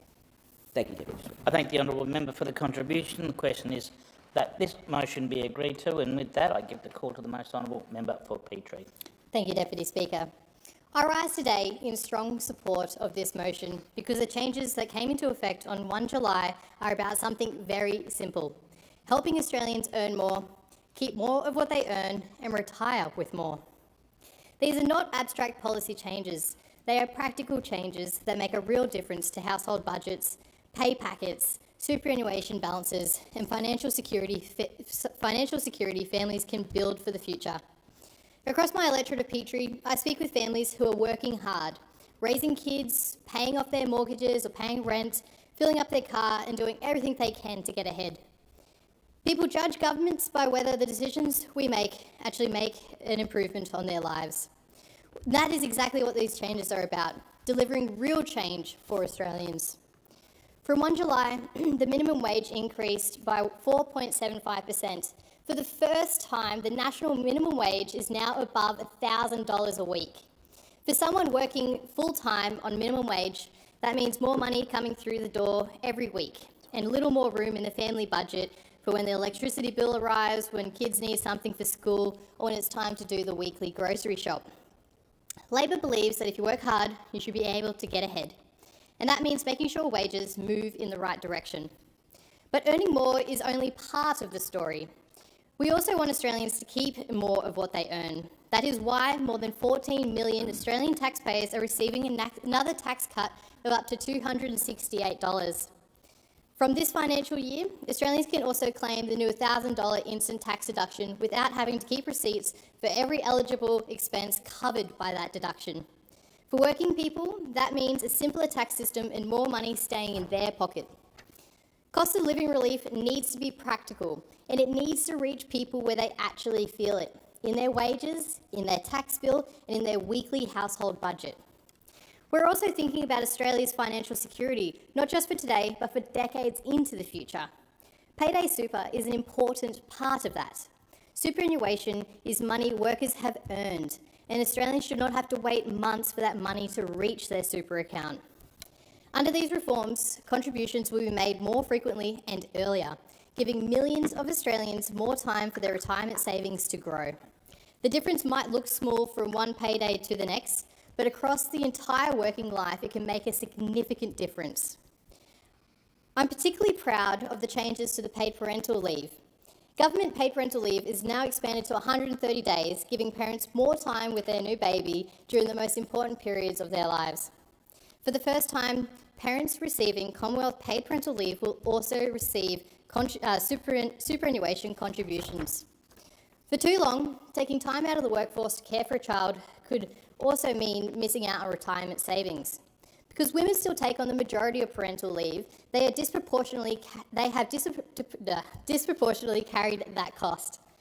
Caring for a newborn should not come with a penalty in retirement, and paying super on paid parental leave is addressing that.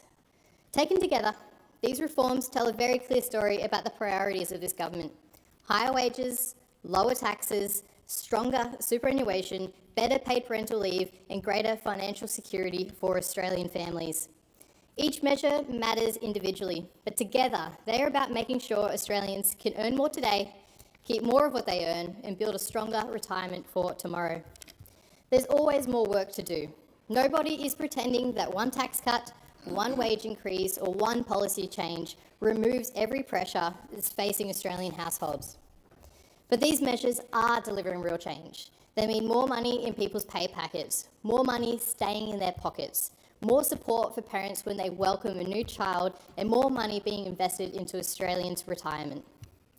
That is the direction I want our country to keep moving in, and it is what I will keep fighting for as a member for Petrie. Better wages, more secure jobs, stronger retirement incomes, and practical cost of living relief that makes a genuine difference. Australians work hard for what they earn, and they deserve a government that works just as hard to help them get ahead. I proudly support this motion. I thank the honourable member for the contribution, and the question is now that this motion be agreed to, and with that I give the call to the most honourable member for Fadden. Thank you, Deputy Speaker, and it gives me great pleasure to rise today to speak in relation to this motion, just to give people a little bit more context to exactly what Labor are trying to swindle you with in relation to the terms of this motion. Now, they talk about Australians earning more and keeping more of what they earn. You might have heard that before. It was a tagline that they used before the last election. And they've now added to it, and retire with more. But the problem is this: this Labor government has never been strong on accounting. What they're doing is they're absolutely failing to account for the everyday expenses that Australians are suffering under this Labor government. Now, there is no accident that words like financial hardship, there's no accident that people are experiencing a housing crisis, there's no accident that people are experiencing a cost of living crisis. All of these things are on the other side of the equation from what has been cherry-picked for this motion this morning. Now, the member for Petrie, I think, genuinely would like to see people get more money in their pay packets. That is an admirable objective and something that we all support. But what we don't support is that the rate of costs that Australians are going through is exceeding any one of those measures of increases that you are seeing in your pay packet. This is like doing a profit and loss and only counting the top part. What Labor want you to believe is that there is no expenses that are exceeding your income. So, a bit of a truth bomb for the Labor members here today. The standard of living in Australia has fallen through the floor. It has dropped faster and more dramatically than any other advanced economy. And what we've seen under this Labor government over 4 years is 15 interest rate rises. We've seen inflation that is completely out of control, still hovering around 3.8%, notwithstanding the fact that the Reserve Bank would like to see it between 2 and 3. And every single Australian, when they go to the grocery store, is getting less and less in their basket of goods for the same amount of money. Now, our country needs to change course, or our standard of living will continue to fall through the floor. And that is why the Coalition has a plan to fix the economy and to protect Australians' way of life. That is exactly what they deserve. What they don't deserve is the numbers we've seen, the shocking numbers we've seen under this Labor government over the last 4 years, where things like electricity have gone up by 39%, rent up 24%, education and health expenses up by more than 20%. This is a completely unsustainable financial pathway for many Australians. But we recognise that things must be done differently, and that's why we say that Australians deserve lower taxes. That's why we say Australians deserve lower power prices. That's why we say we should tie migration to the number of houses we can actually deliver in the economy, and why we must put Australians first in every decision of government. Nothing less will suffice. Now, one of the key platforms that we have in our plan is our plan for lower taxes, to axe Labor's taxes, the changes to capital gains tax, the changes to negative gearing, the minimum 30% tax on trusts.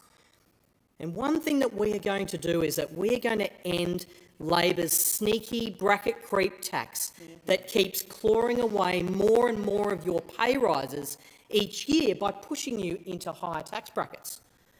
So what we are going to do is index those tax brackets. So from 28-29, we will index the bottom two income tax thresholds to inflation to fully protect around 85% of taxpayers from bracket creep. That would deliver around $250 in tax relief in the first year and growing to more than $1,000 by year 4. Now, this is a plan with a united coalition that will actually get this country back to the place that it deserves to be. The leader of the pack, not the bottom of the pack. I thank the honourable member for the contribution, and I believe the member for Pearce would like to present a copy of the speech for incorporation into the Hansard in accordance with the resolution agreed to on the 6th of November 2025. Member for Pearce. Thank you. I thank the honourable member for Pearce for her written contribution. Given that there are no further speakers, the debate is adjourned and the resumption of the debate will be made in order for the day for the next sitting. And with that, I call the clerk. Private members' business, notice number 3, motion by the member for New England relating to renewable energy precincts. I see the member for New England is seeking the call. Thank you very much, Mr Speaker. I move the motion relating to renewable energy, power, precincts in the terms of which it appears in the notice paper. Mr Speaker, it's amazing. I read today that now the Greens in Tasmania have an issue with intermittent power, the Swindle factories, the Swindle factory wind turbines, and they have joined with One Nation in their opposition to the wind towers because they kill one raptor per year per tower. This is and then the transmission lines is another mechanism that are killing the wildlife. So the ecology and the environmental benefit of these is an absolute load of tripe. They are a swindle. They are there for the benefit of billionaires and overseas companies, supported by secret capacity investment schemes. And that moves you on to another thing I read in the paper about the coalition now. They're onto the case of the secret capacity investment schemes, and they've got major questions to ask. I've been asking those questions for years. What's it all about? They're an absolute rip-off. How can you have a secret agreement with the taxpayers' money and then believe there's some virtue in it? Even in the budget papers, it's NFP, not for publication. So we now see the major mastheads in the media. For so long I've been saying, look under the bonnet of this, and now they are asking major questions because it is just so murky, it is just so sleazy, it is just so sneaky, and it's causing so much hurt. Now, I can assure you that the intermittent power sector is quickly running out of friends. In our areas now they talk about 1,200 workers, fly in, fly out, going to villages of 300, 800 in another area. People predominantly coming in from overseas. No police to look after them, no hospitals. How do we deal with the crime rates in issues like that? How do we manage it? But it doesn't matter because we're in regional Australia. And the virtue of it going so people can say, I'm doing something about climate change. You're not actually. You're just helping a select clique of people become incredibly wealthy, and you're totally naive in your process of doing that. There's no change to the weather because of this. It's just a massive change to people's bank balances as other people become poorer. Pensioners become poorer. At Tomago the other day, they came up with a $2.5 billion package. I'm fascinated about this, so I went back and read about what Neville Rand said. He used to be a genuine Labor Party member back in 1984. And he was talking about how good it was opening a Raring, big coal-fired power station, and how the coal-fired power stations of the Hunter Valley had supported the opening of a new massive aluminium industry in Tomago. Now it's his own party closing it down. Unless you change the price of energy, Tomago is gone. Is gone. And when did it work really well? When it had coal-fired power. There didn't know any support packages for Tomago when it had coal-fired power. So now, when we remove the secrecy of these agreements, and One Nation will, we remove the secrecy of the capacity investment schemes, they'll lose their legitimacy. When we see that something is not quite right, and One Nation will take this to a Royal Commission, if the Royal Commissioner can come up with a brief that says there was corruption, then some of these people can trot off to jail. Because that's what you do when you come up with dirty, sneaky little agreements where we're trying to work out how you got so much money, but at the time they wouldn't tell you. They won't tell you how much money they're dishing out to these people. So for us, it's quite obvious. We have seen what has happened to regional Australia with the transmission lines, with the fields of photovoltaic black. And we're even looking to those now. We find that a lot of the things, all they're worried about is the value of what they've put on, not the efficacy of how it works. We're getting all the time breakdowns, wrong cabling, fires, areas where there's wind towers where they can't produce what their plate value said. And there's One Nation that's led the charge now. Other people are joining, and there is no votes in this anymore.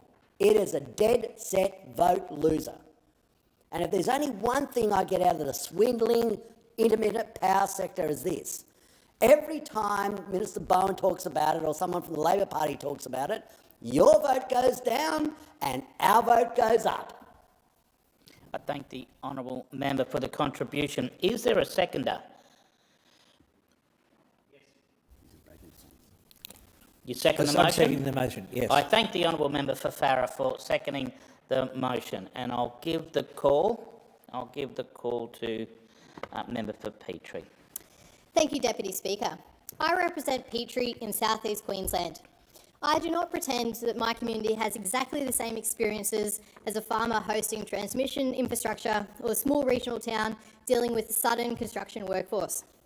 Those impacts are real, and regional communities deserve to be listened to.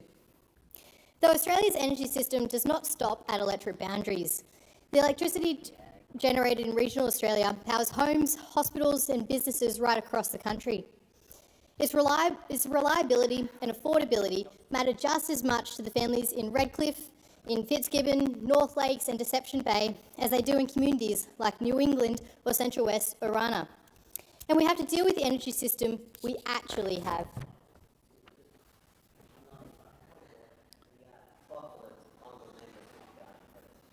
I thank the honourable member, and in continuation, I give the call to the member for Petrie. I thank the member for New England. Australia's coal-fired You've got power... extra couple of minutes now. Fabulous. Thank you, Deputy Speaker, and thank you, Member for New England. Australia's coal-fired power stations are ageing and breaking down and becoming more unreliable and retiring. For a decade, the former government, which the member for New England was a part of, delayed the investment needed to replace them. 24 out of 28 coal-fired power stations brought forward their closure dates while the coalition was in office. And just to remind you, the member for New England was a member of that coalition. So the question is not whether our electricity system changes, it is how we manage that change in the cheapest, most reliable and most responsible way. AEMO's 2026 Integrated System Plan is clear. Renewable energy connected by upgraded networks, firmed by storage and backed up by gas is the cheapest pathway as coal retires. CSIRO's latest Gen Cost report also finds solar and onshore wind form the basis of the lowest cost generation mix for Australia. That matters because this motion claims renewable energy is driving power prices up. The evidence does not support this claim. The Australian Energy Regulator's 26-27 default market offer is delivering lower prices in southeast Queensland. Standard residential prices are down 7.2% and time of use prices are down 10.7%, and small businesses' reductions are larger again. The Australian Energy Market Commission has also warned that delays to renewable energy generation and transmission risk putting upward pressure on electricity costs. So pausing this transition is not a plan for cheaper power, it risks making the problem worse. Supporting renewable energy does not mean giving developers a blank cheque or telling regional communities to simply put up with whatever change comes their way. If projects put pressure on housing, roads, health services or emergency services, that needs to be planned for. Landholders deserve fair treatment, good information and genuine consultation, and developers should be held to proper standards. That is why this government has strengthened the Australian Energy Infrastructure Commissioner, supported by a developer rating scheme, and established national guidelines for community engagement and benefit sharing around transmission projects. The answer to legitimate concerns is better consultation, stronger standards and fairer benefits. It is not stopping the infrastructure the country needs or debating the economic benefits of renewables, all while aging coal generators continue to retire. The member for New England also gives the impression that renewable energy and agriculture cannot coexist. But the department estimates that less than 0.1% of agricultural land in the national electricity market jurisdictions would directly host renewable energy infrastructure under the relevant AEMO scenario. We also know many landholders can continue agricultural production while receiving additional income from renewable projects. And I, for one, want to see additional income go to our farmers. They're the backbone of our country.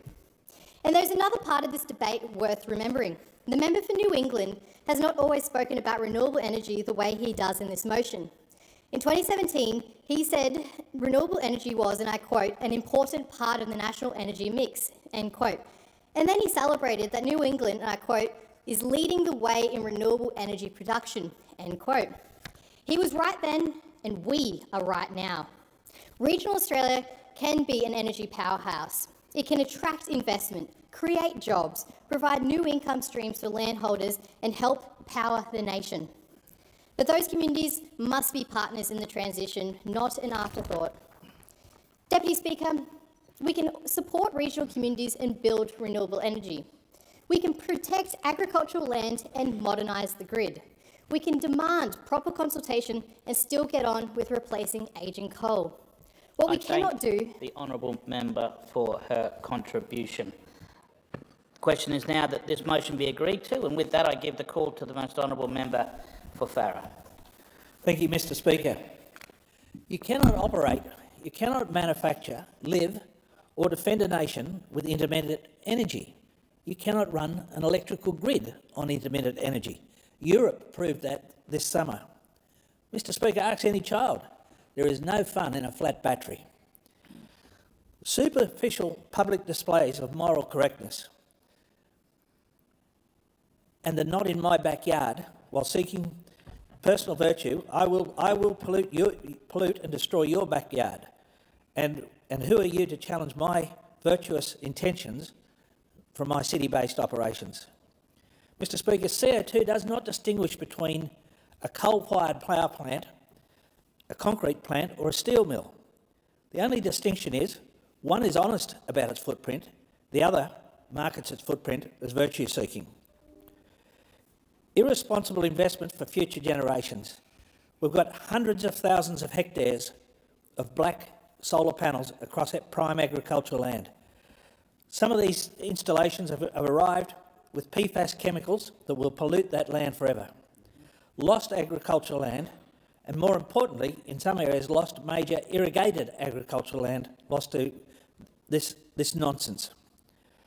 Solar panels are actually interfering with the natural ecology of the entomology and the life cycles of our farming operations. They're not allowing frost to reach the soil to eliminate overwintering of pest insects. They're even going further. In Tasmania, it's identified already of only having 500 pairs of the wedge-tailed eagles. And to date, we've had 321 reported incidences of 271, of which 271 have killed wedge-tailed eagles. Now, when you put that in perspective, we can't even push past 1,000 pairs in Australia. Now, they're the numbers we know, not the numbers we don't know. It's positioning us not to be internationally competitive priced with electricity.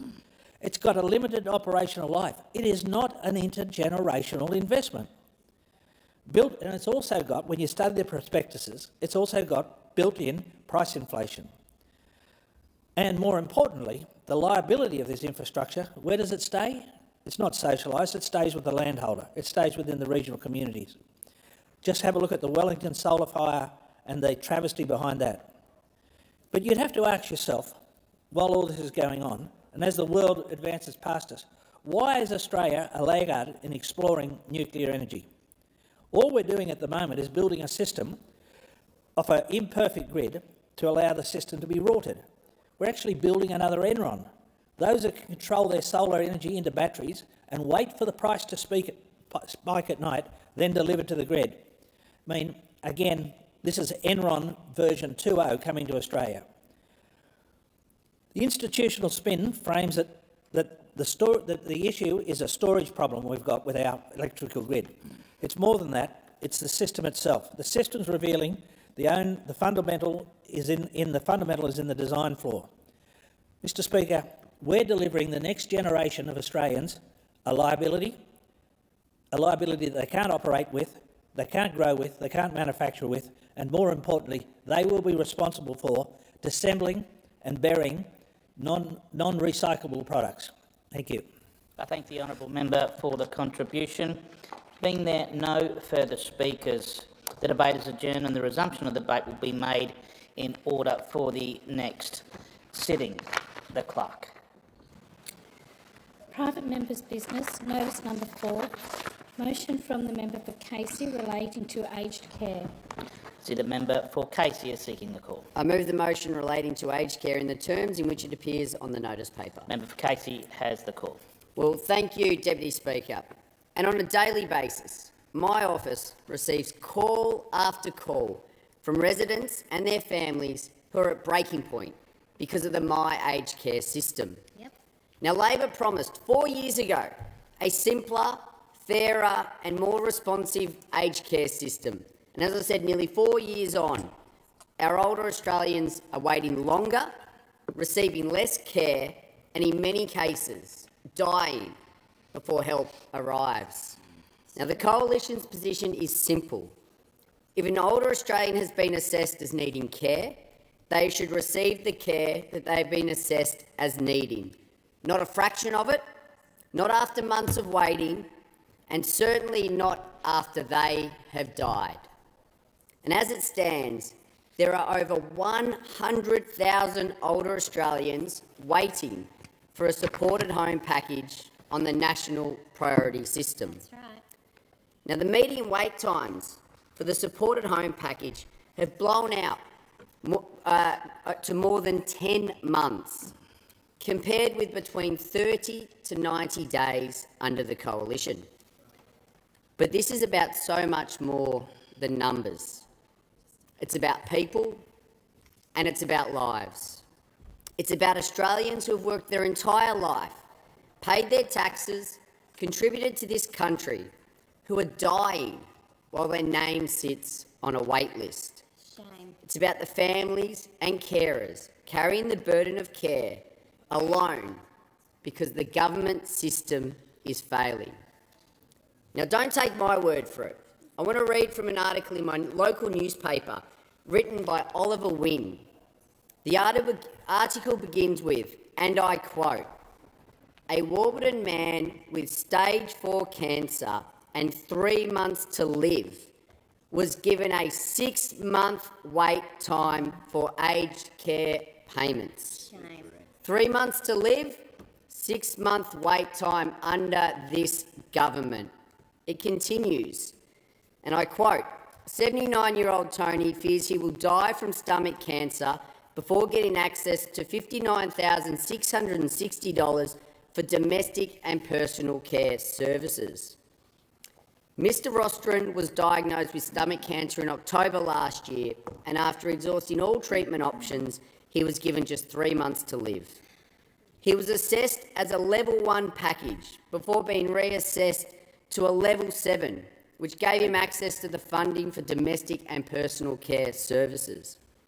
The package was designated as a medium priority. Stomach cancer, 3 months to live, and this government have said that is a medium priority, with an estimated wait time of 6 to 7 months. Could you be more out of touch than the Prime Minister of this country and the Minister that say stomach cancer with 3 months to live is a medium priority? In Mr Rostron's own words, he said, and I quote, "I could die the next day." The reality is, almost 5,000 older Australians died in 2024 and 25 while in priority wait lists for their home care package. It's a disgrace. When people are dying before the system delivers, the care they need has been assessed as needing, there is no longer an administrative failure. It is a policy failure overseen by this Prime Minister. The other issue that has been raised with my office is the inability to find services. Tom from Greer is up for reassessment and he's been waiting for 9 months. He's 91 and needs assistance. My aged care says there is no occupational therapist available to come out. Now, my office has been contacted by numerous residents who were given a list of providers by my aged care and have taken on the task of calling them, but they've been told there is no services available in the Dandenongs or Hillsville or Warburton. What a disgrace. Elderly Australians are being told the books are closed, providers don't have funding or they don't serve particular areas. That's right. And it is an absolute disgrace and shame that the Labor government and Anthony Albanese are treating Australians like this. Yep. The elderly should not have to fight the system to get the care that they have assessed as needing. It is common decency, it is a basic right. This government continues to fail these older Australians. I thank the honourable member for his contribution. And is the motion seconded? I second the motion and reserve my right to speak. I thank the most honourable member for Bowman.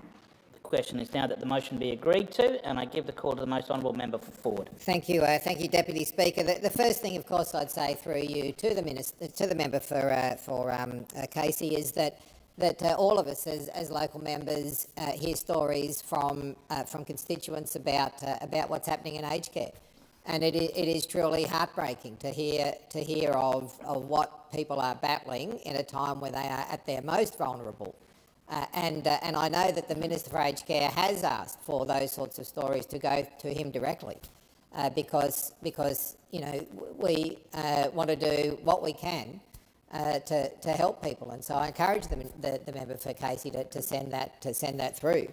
But let's just remember, I mean, when we look at the motion that he's moved that the My Aged Care system is broken, I think it just shows a spectacular lack of self-reflection to call this a broken aged care system when the very system which the opposition, the now opposition, presided over was summed up in a report by the Royal Commission called neglect. And so with all of the difficulties that exist in the system today, they really do pale in comparison to the sort of problems that I've been dealing with over the years with people in the community, people that really should have been treated a lot better. And I'd also remind the member for Casey, through you, Deputy Speaker, that the system that we have in place now was, I think, a system negotiated in good faith with the opposition, supported by the opposition. So when the opposition criticises this system, they're actually criticising a system which they have supported, but are now using an opportunity to politicise it for I guess their own personal reasons. I think that also there are some gross misrepresentations going on around there. I mean, they've managed to put it in writing in their motion about median wait times. But I mean, if you actually look at the median wait times now, for the standard priority, it's now down to 7 or 8 months, down from 10 to 11 months as it was just in November last year, down to 7 or 8 months. And I know, and again, I know from personal experience, I was only elected last year, but I've been working in the community for a long time.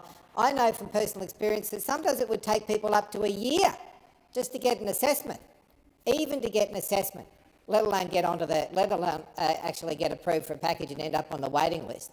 And now those assessment times have come down to around a month or below. And so I think that what we have seen is we were given a broken system. We worked with the opposition to try and fix this broken system, and now we have an opposition that wants to politicise it, even though we are clearly making gains, even though we are clearly seeing the wait times down for packages, the wait times down for assessment really coming down. And the government doesn't pretend this system's perfect, and in fact has said that we are open to change. And just recently, we made a massively significant change where, and I'm going to forget the categories, but I think it's independent living, where showering and continence care and wound management attracted a co-payment for people who came newly onto the Support at Home program. Well, we listened to the community and we moved that into clinical care, where people can get those essential services without having to attract a co-payment. And so I can't think of any clearer example than that. That shows the government's willingness to listen and to make changes.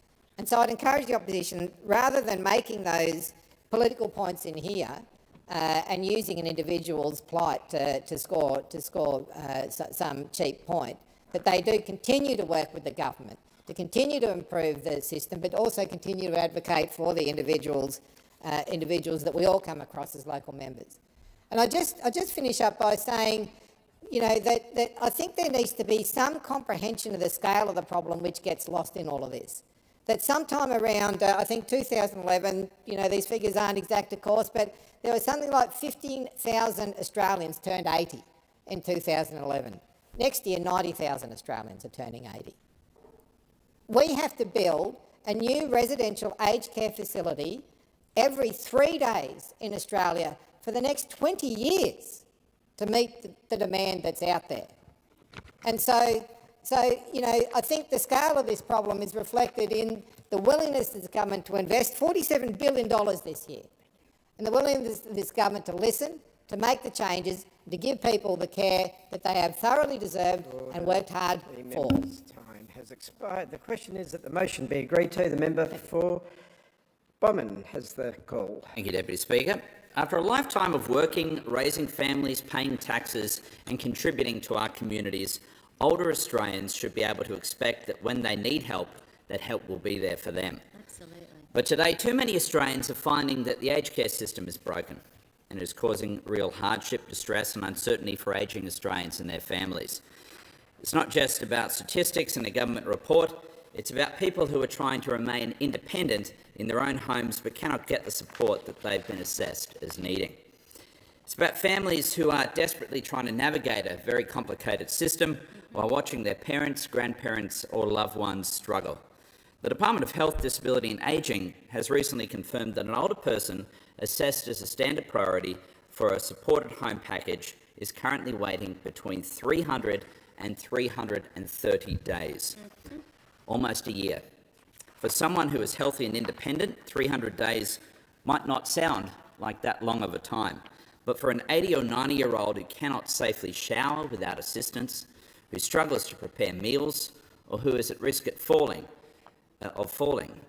who needs help simply to remain living independently, 300 days is an eternity.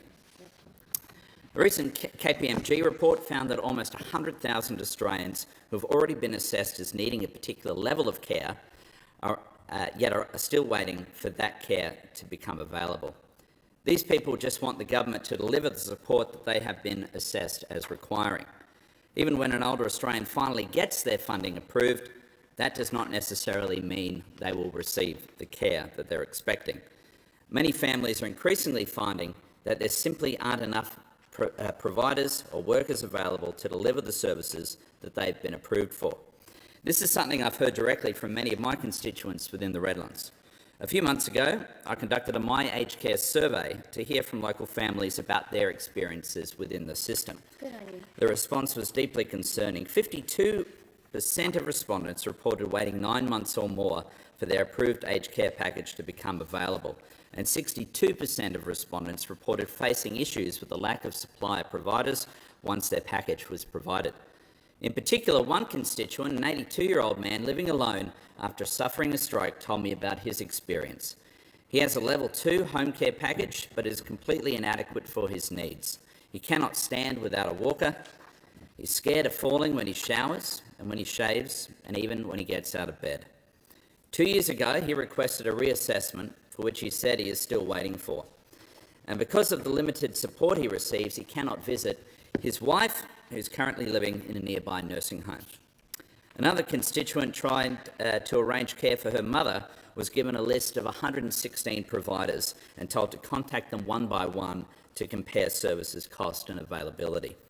Imagine being an elderly person or the child of an elderly person and being told that. After finally navigating the very complex assessment process, you must now call over 100 providers yourself to find out whether anyone can actually help. The system isn't just difficult, it's exhausting, and it is failing the people who it is designed to support. We need to remember what aged care is supposed to be about. It's supposed to provide dignity, independence and security for older Australians. It is supposed to give families confidence that when their loved ones need help, they will not be left to navigate an endless bureaucratic maze. And it's supposed to make it possible for older Australians to remain safely within their own home for as long as they possibly can. Instead, too many Australians are being left waiting. Too many families are being left frustrated, and too many approved home care packages are failing to translate into actual care for older people within our communities. The government cannot simply announce another reform and declare the job done. The Minister for Health and Ageing must immediately explain why these delays continue and what specific action is being taken to reduce them, and what they are doing to make sure that when an older Australian receives an approved package, there is actually someone available to deliver these services. Right. These are all reasonable questions. They're the questions that are being asked by people within my electorate.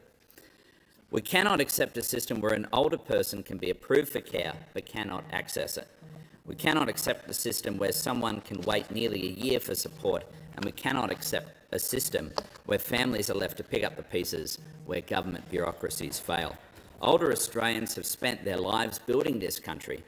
When an older Australian needs care, waiting almost a year is simply not good enough. The government must fix My Aged Care, address these growing concerns and take the action required. The question is that the motion be agreed to. The member for Sturt has the call. Thank you, Deputy Speaker. I recently had the privilege of standing with the Minister for Aged Care and Seniors at Amber Aged Care in the suburb of Paradise in the northeast part of my electorate of Sturt. as this government announced significant funding for new aged care beds in Adelaide. Deputy Speaker, the announcement totalled an additional $34.5 million of federal money, but importantly, it went towards unlocking $134 million of investment in metropolitan Adelaide to deliver 268 residential aged care beds. At Amber Aged Care, the $10.4 million allocated will deliver 48 new aged care beds.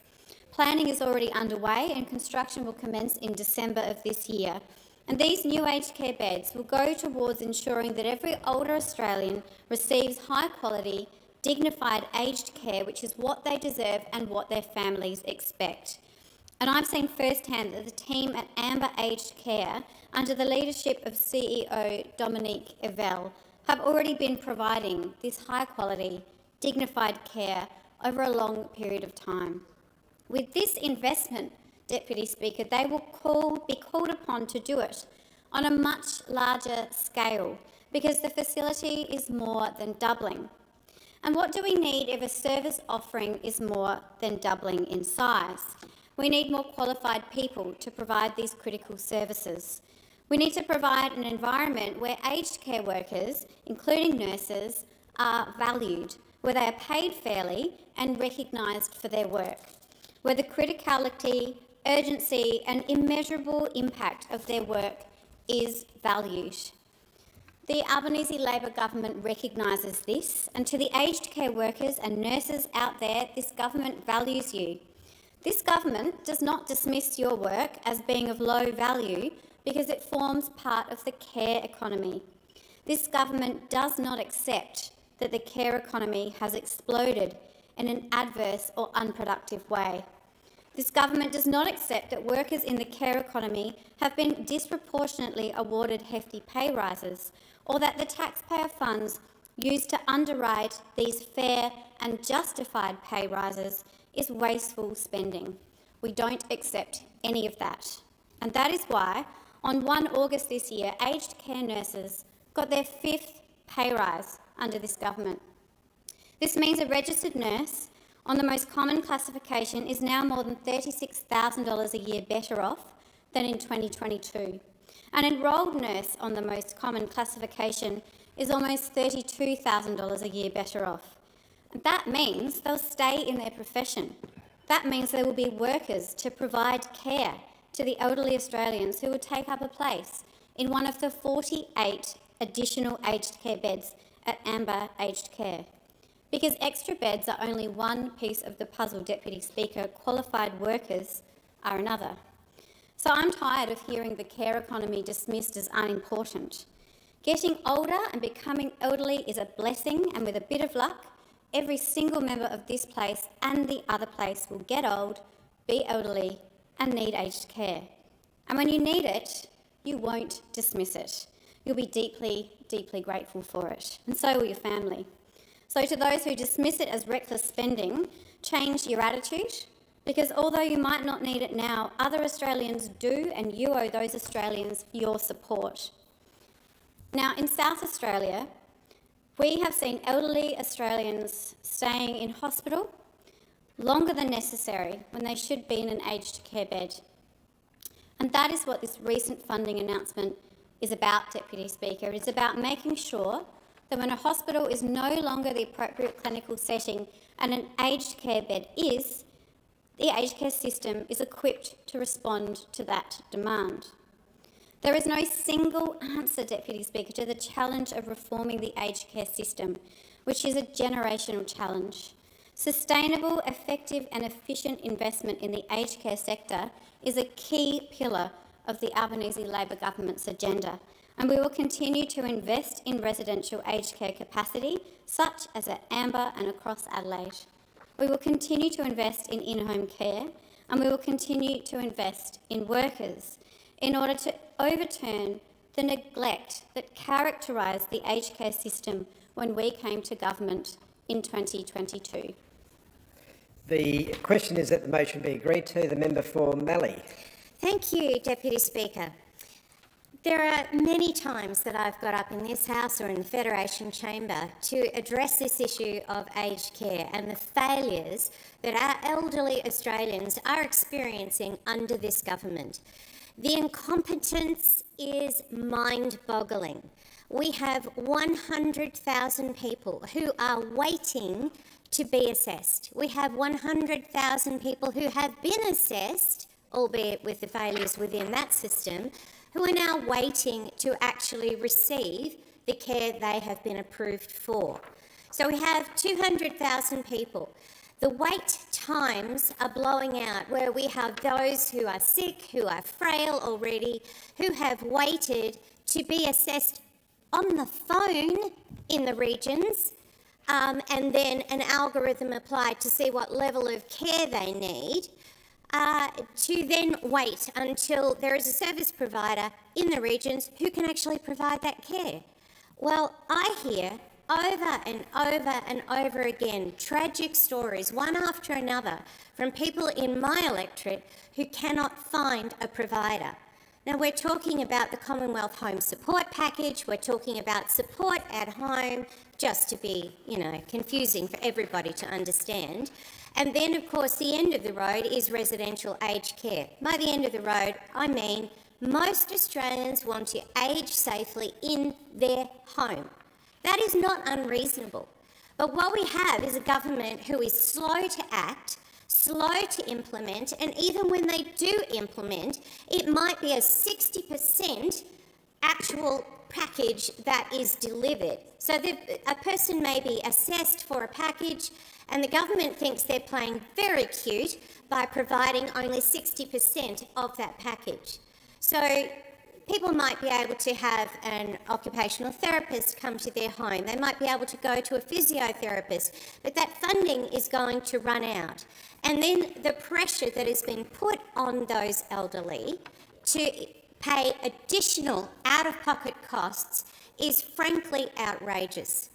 So we have a government who is happy to spend additional dollars, in fact, rip out funding from those in private health insurance so they can apparently spend an additional $11 billion on residential aged care that people largely don't want to go to, and if they were provided with the care they could have at home, would not need, and therefore costing the taxpayer a huge amount of money.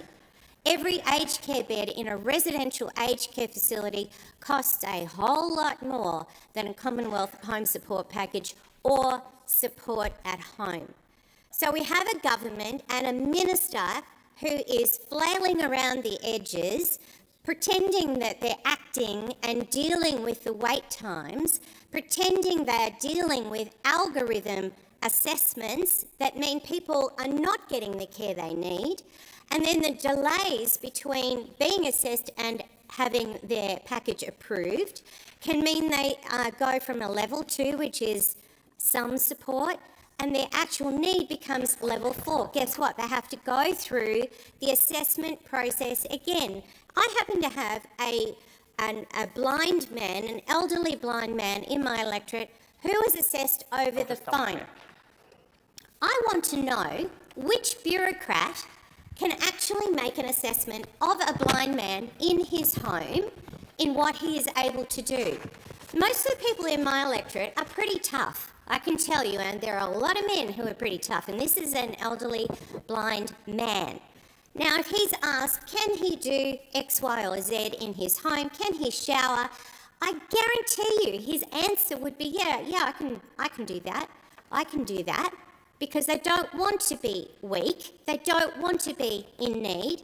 But the fact of the matter is, if an occupational therapist had done that assessment, they would see very clearly that he does need additional care.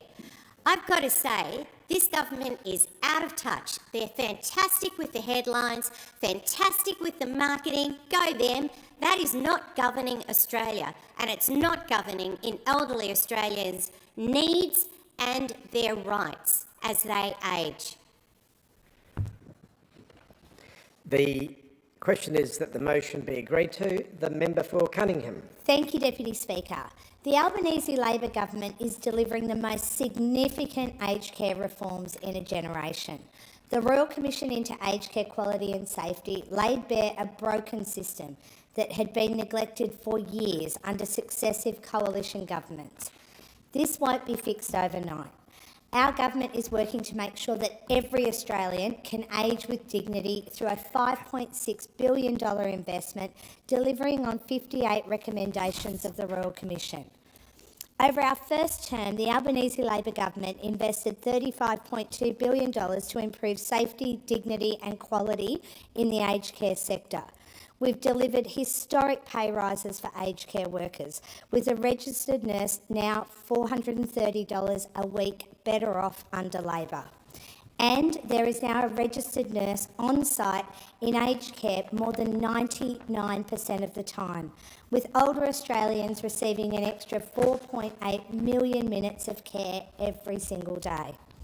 At the same time, there has been a statistically significant decrease in the proportion of residents experiencing chemical and physical restraint, falls that cause major injury and significant unplanned weight loss.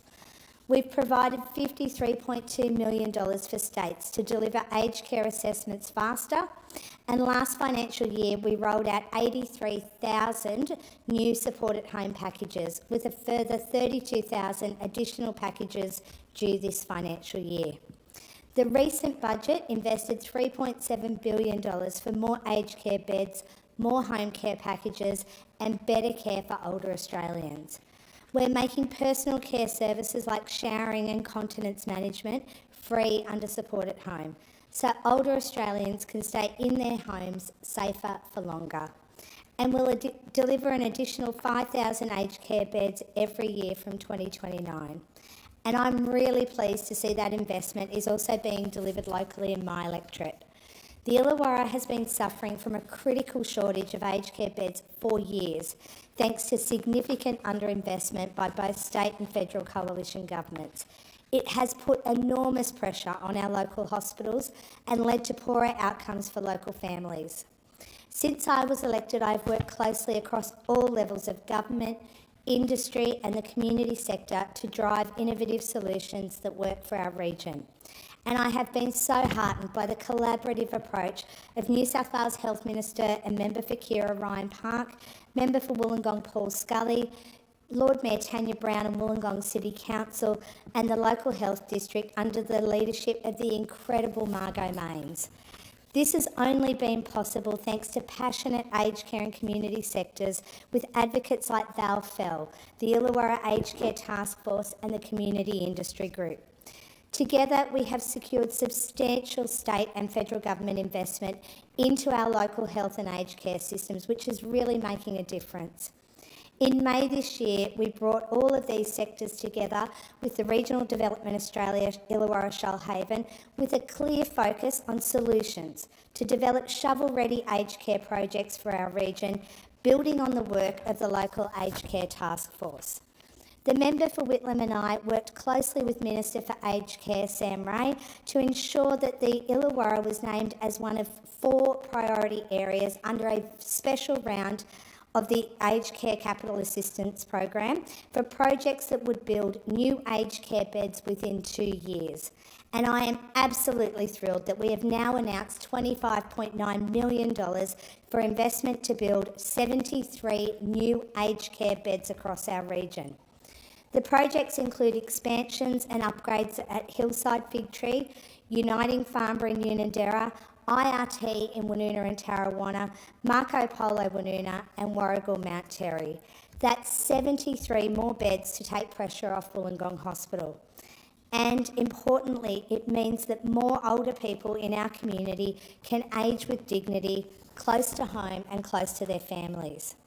And these new aged care beds come on top of a number of really important local aged care investments that I worked closely with the previous Minister, Annika Wells, to deliver. We've delivered $15.8 million for IRT's Marco Polo facility in Unanderra, supporting 48 additional beds due in early 2027. In 2023, we delivered 20 transitional beds at Victory Hospital under the Transitional Aged Care Program to help ease pressure on Wollongong Hospital. We also supported community industry groups. The member's time has expired. The question is that the motion be agreed to. The member for Kooyong has the call. Thank you very much, Deputy Speaker. I'd really like to thank the member for Casey for bringing this motion to the House. The baby boomer generation is beginning to turn 80 in 2026, and Australia's aged care system is not equipped to handle the current demand, let alone the approaching silver tsunami. There are several actions that I'd like this government to take immediately. Once a person is approved for support at home, they lose access to equipment and home adjustments through the Commonwealth Home Support Program, the CHSP. This measure is intended to stop double dipping, but it can leave some people facing gaps in their access to technology while they wait for the new assistive technology home modifications funding. I wrote to the Minister for Aged Care and Seniors about this on the 25th of May. I've not yet received a substantive response to this concern. We need to make sure that older people aren't left without the equipment that they need or forced to pay for it out of their own pocket because of gaps in our system. I'm pleased to see that older people living with motor neuron disease now have priority access to ongoing support at home and immediate priority under the assistive technology and home modification scheme. I raised this issue in my recent support at home submission. But the fact remains that there are countless other Australians with other neurodegenerative and progressive medical conditions which are associated with rapid changes in their functional capacities. Our aged care needs to recognise and act when people's circumstances demand immediate access to therapies. The government is now allowing use of ATHM funding for equipment obtained through private rental arrangements. Rental models work. Under the NDIS, we've seen that equipment rental is estimated to save the scheme as much as 85% of the cost of purchasing new equipment outright. Permitting clients to use their funds for aged care is a start, but I call on the government to invest in existing equipment loan services, like MND Victoria's Assistive Technology Equipment Loan Service, and to deliver a complete and robust National Assistive Technology Loan Scheme. I'm also calling on the government to take action on data collection in aged care. Fast Healthcare Interoperability Resources, or FHIR health record standards, are an international standard for exchanging health information. FHIR was actually created by an Australian, and yet our country has not yet adopted these standards widely in aged care. The fact remains that about 6,000 Australians every year move between residential aged care and our hospital system. If we're serious about reducing bed block, we need to ensure that functional assessments and other health data follow older Australians to whatever healthcare setting they find themselves in. This would reduce costs, it would reduce wastage, and it would reduce resource requirements across our healthcare and aged care systems. I also ask the government to urgently address the gaps between support at home and the Commonwealth Home Support Program. I ask the government to ensure support at home and ATHM funding are made synchronous, to fund proven equipment loan programs for services like assistive technology home modifications, and to urgently adopt interoperability standards to improve the supports provided to older Australians and to reduce the costs of delivering them. The question is that the motion be agreed to. The member for Laylaw. Thank you, Deputy Speaker. And in the time remaining for this debate, I'd like to make a contribution. I want to talk about the latest support at home quarterly data that shows wait times for care have continued to come down since the program began, with tens of thousands more older Australians now receiving care in their own homes as the Albanese Labor government continues to deliver its aged care reforms. While demand for aged care continues to grow, what matters to older people is how quickly they can access care, and we're making significant progress in driving these times down and will continue to invest so every older Australian can access the care they need sooner. While we know there's much to do, these numbers are encouraging signs our methodical work to secure more care for more older Australians than ever is making a material impact. Older people told us they want care they can trust, close to home, and we've listened. Labor's getting things moving in the right direction to ensure every older Australian can get the care they deserve sooner. Since our generational reforms and the Support at Home program began on the 1st of November last year, estimated wait times for an ongoing place have again fallen across all priority categories. As of the 30th of June this year, every person classified as urgent continues to get their funding within a month. High priority, now 1 month, down from 1.5 to 2.5 months. And the medium priority is now 5 to 6 months, down from 8 to 9 months. And standard priority, now 7 to 8 months, down from 10 to 11 months at the 1st of November 2025. The median wait for an assessment remains consistently under 1 month, and the time for in-hospital assessments remains under 1 day. This is down from as high as 10 months under the previous government. Demand for the program remains unprecedented. The government is responding by releasing 32,000 new Support at Home places this financial year, on top of the 83,000 additional places released in 25-26.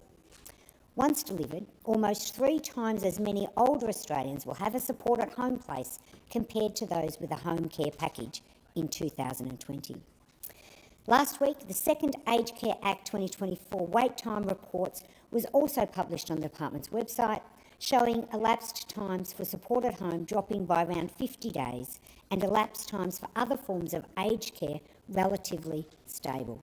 This is important reform that's been conducted by the Albanese Labor government in an area that we all care so deeply about, ensuring that aged Australians are looked after at home as a priority and then supported into aged care if that is what's required. I know that my family, like families around the country, are pleased to see the wait times coming down, particularly that in-hospital assessment, of course, because that's when families are at their most worrying.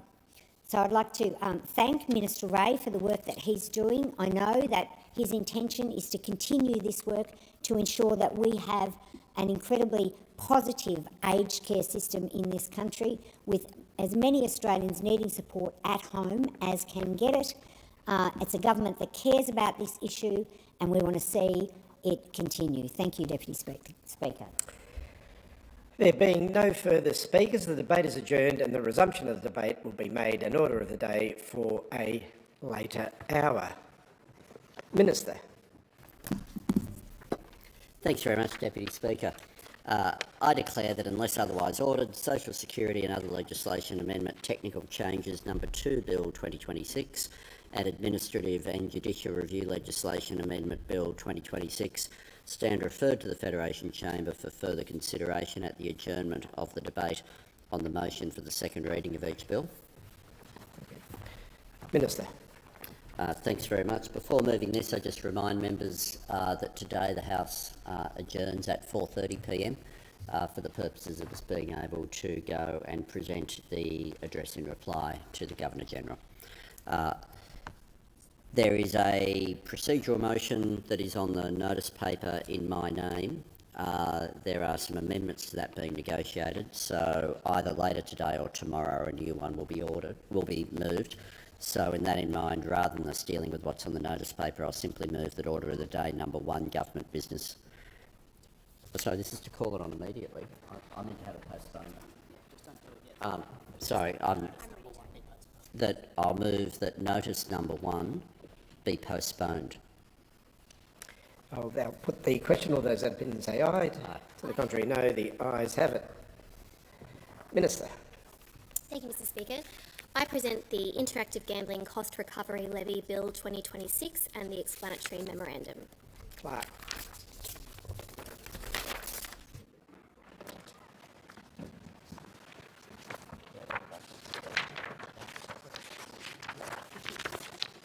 First reading, a bill for an act to impose a levy on persons who provide licensed interactive wagering services and for related purposes. Minister. Deputy Speaker, I move that the Interactive Gambling Cost Recovery Levy Bill 2026 be now read a second time. This bill is a companion to the Interactive Gambling Amendment Gambling Reform Bill 2026, which is expected to introduce new restrictions on inducement-based marketing and establish the wagering advertising opt-out register. This bill ensures that the costs of administering, operating and enforcing those reforms, should they be needed, can be recovered from the wagering industry. Government has listened carefully to the evidence presented during the recent Senate inquiry and through ongoing stakeholder engagement. We are particularly concerned by evidence about wagering inducements and the role these practices can play in encouraging gambling and exacerbating gambling-related harm. It is expected that the government's reforms will respond to these concerns by introducing new restrictions on inducement-based marketing and establishing the wagering advertising opt-out register, which will provide Australians with a one-stop shop to opt out of seeing wagering advertising on online platforms. The Australian Communications and Media Authority will be responsible for implementing and enforcing these reforms, including monitoring compliance with the new restrictions and establishing and administering the opt-out register. This bill will enable the ACMA to recover the costs of those activities through a levy imposed on licensed interactive wagering service providers. It is appropriate that the wagering industry, rather than the taxpayers, bears the costs of regulating these activities. The levy established by this bill is intended solely to recover the costs associated with the administering, operating and enforcing of these reforms. I commend the bill to the House and look forward to members' contributions. Mr. Speaker. The debate must now be adjourned. Member for Dawson. Deputy Speaker, I move that the debate be adjourned. The question is that the resumption of the debate be made in order of the day for the next sitting. I'll now put that question. All those that opinion say aye. To the contrary, no. The ayes have it. Clerk.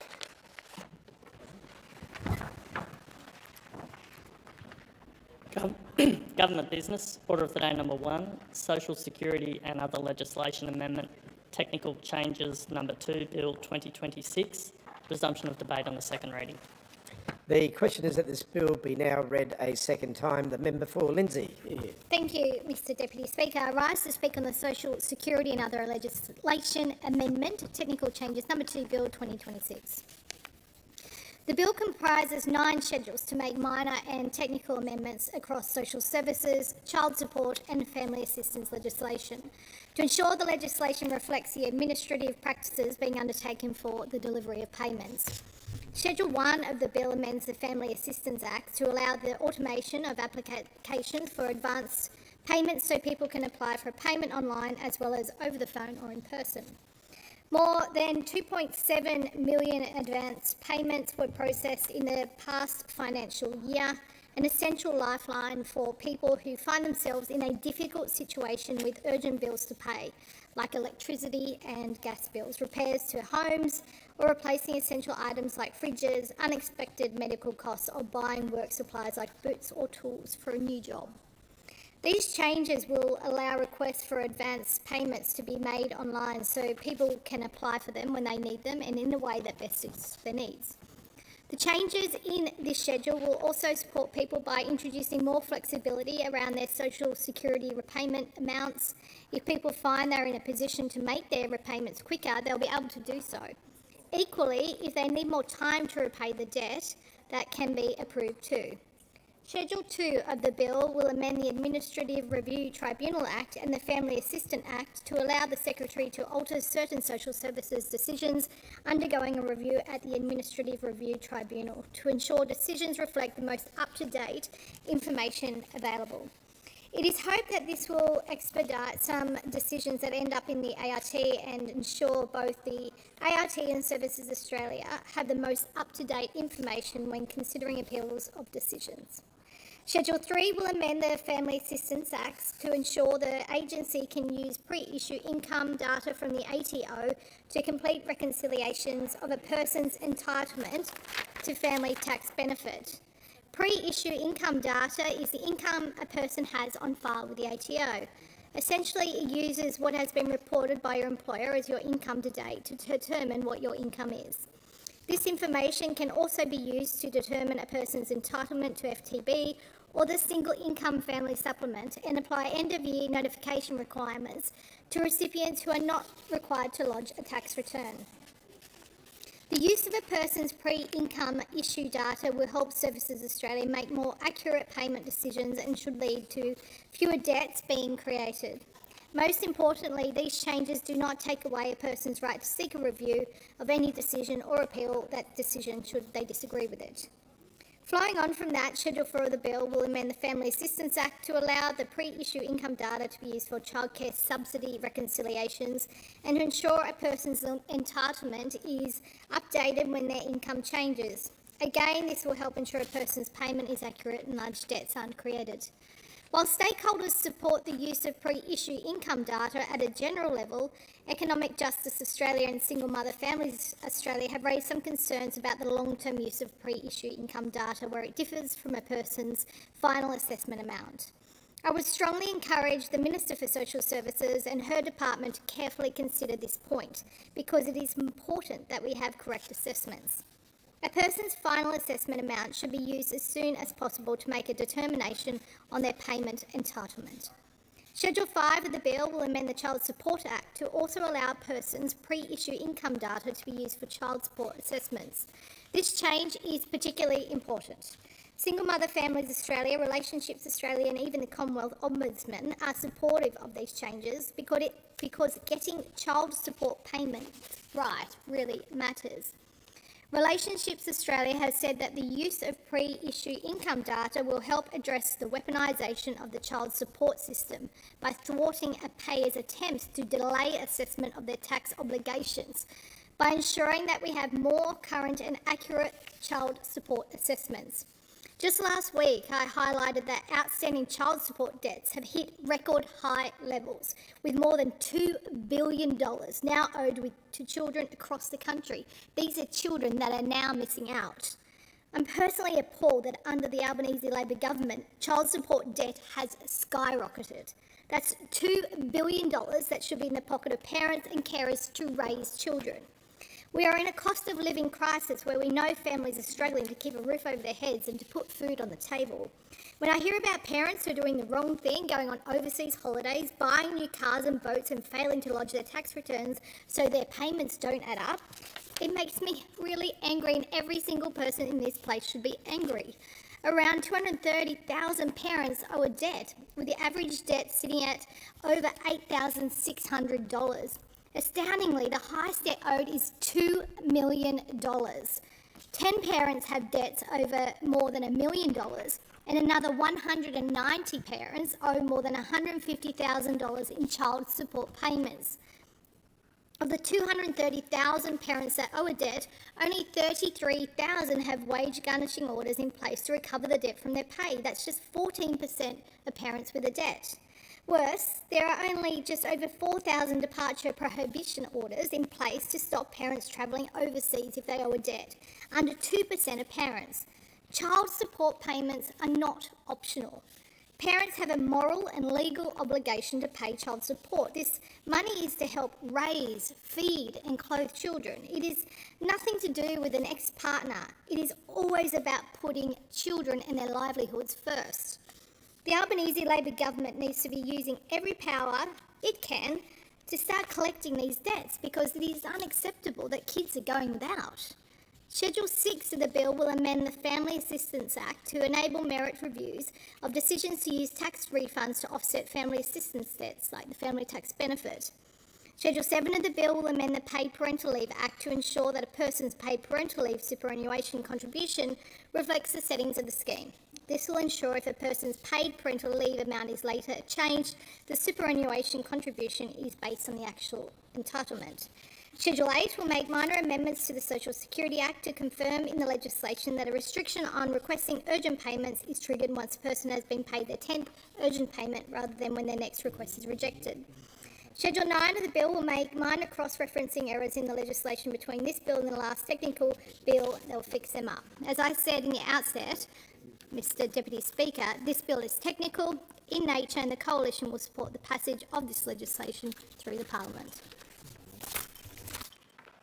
The question is that the bill be now read a second time. The Minister. Deputy Speaker, I move that the debate be adjourned and the resumption of the debate be made in order of the day for a later hour this day. The question is that the debate be adjourned and the resumption of the debate be made in order of the day for a later hour this day. I'll now put that question. All those that opinion say aye. To the contrary, no. The ayes have it. Clerk. Government business, order of the day number 2, Administrative and Judicial Review Legislation Amendment Bill 2026, resumption of debate on the second reading. The question is that this bill be now read a second time. The member for Baroa. Thank you, Deputy Speaker. I rise to speak on the Administrative and Judicial Review Legislation Amendment Bill 2026. In speaking on this bill, we need to be clear about why we're here. Sadly, we are here cleaning up yet another mess left behind by the former Attorney-General Mark Dreyfus, the member for Isaacs. The member for Isaacs abolished the Administrative Appeals Tribunal.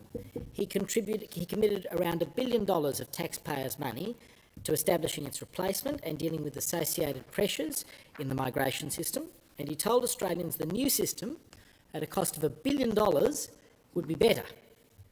What a total joke that statement is. He warned, but he refused to listen. He was warned, but he refused to listen because, as always, he knew better. Politics came before the efficient use of taxpayers' money.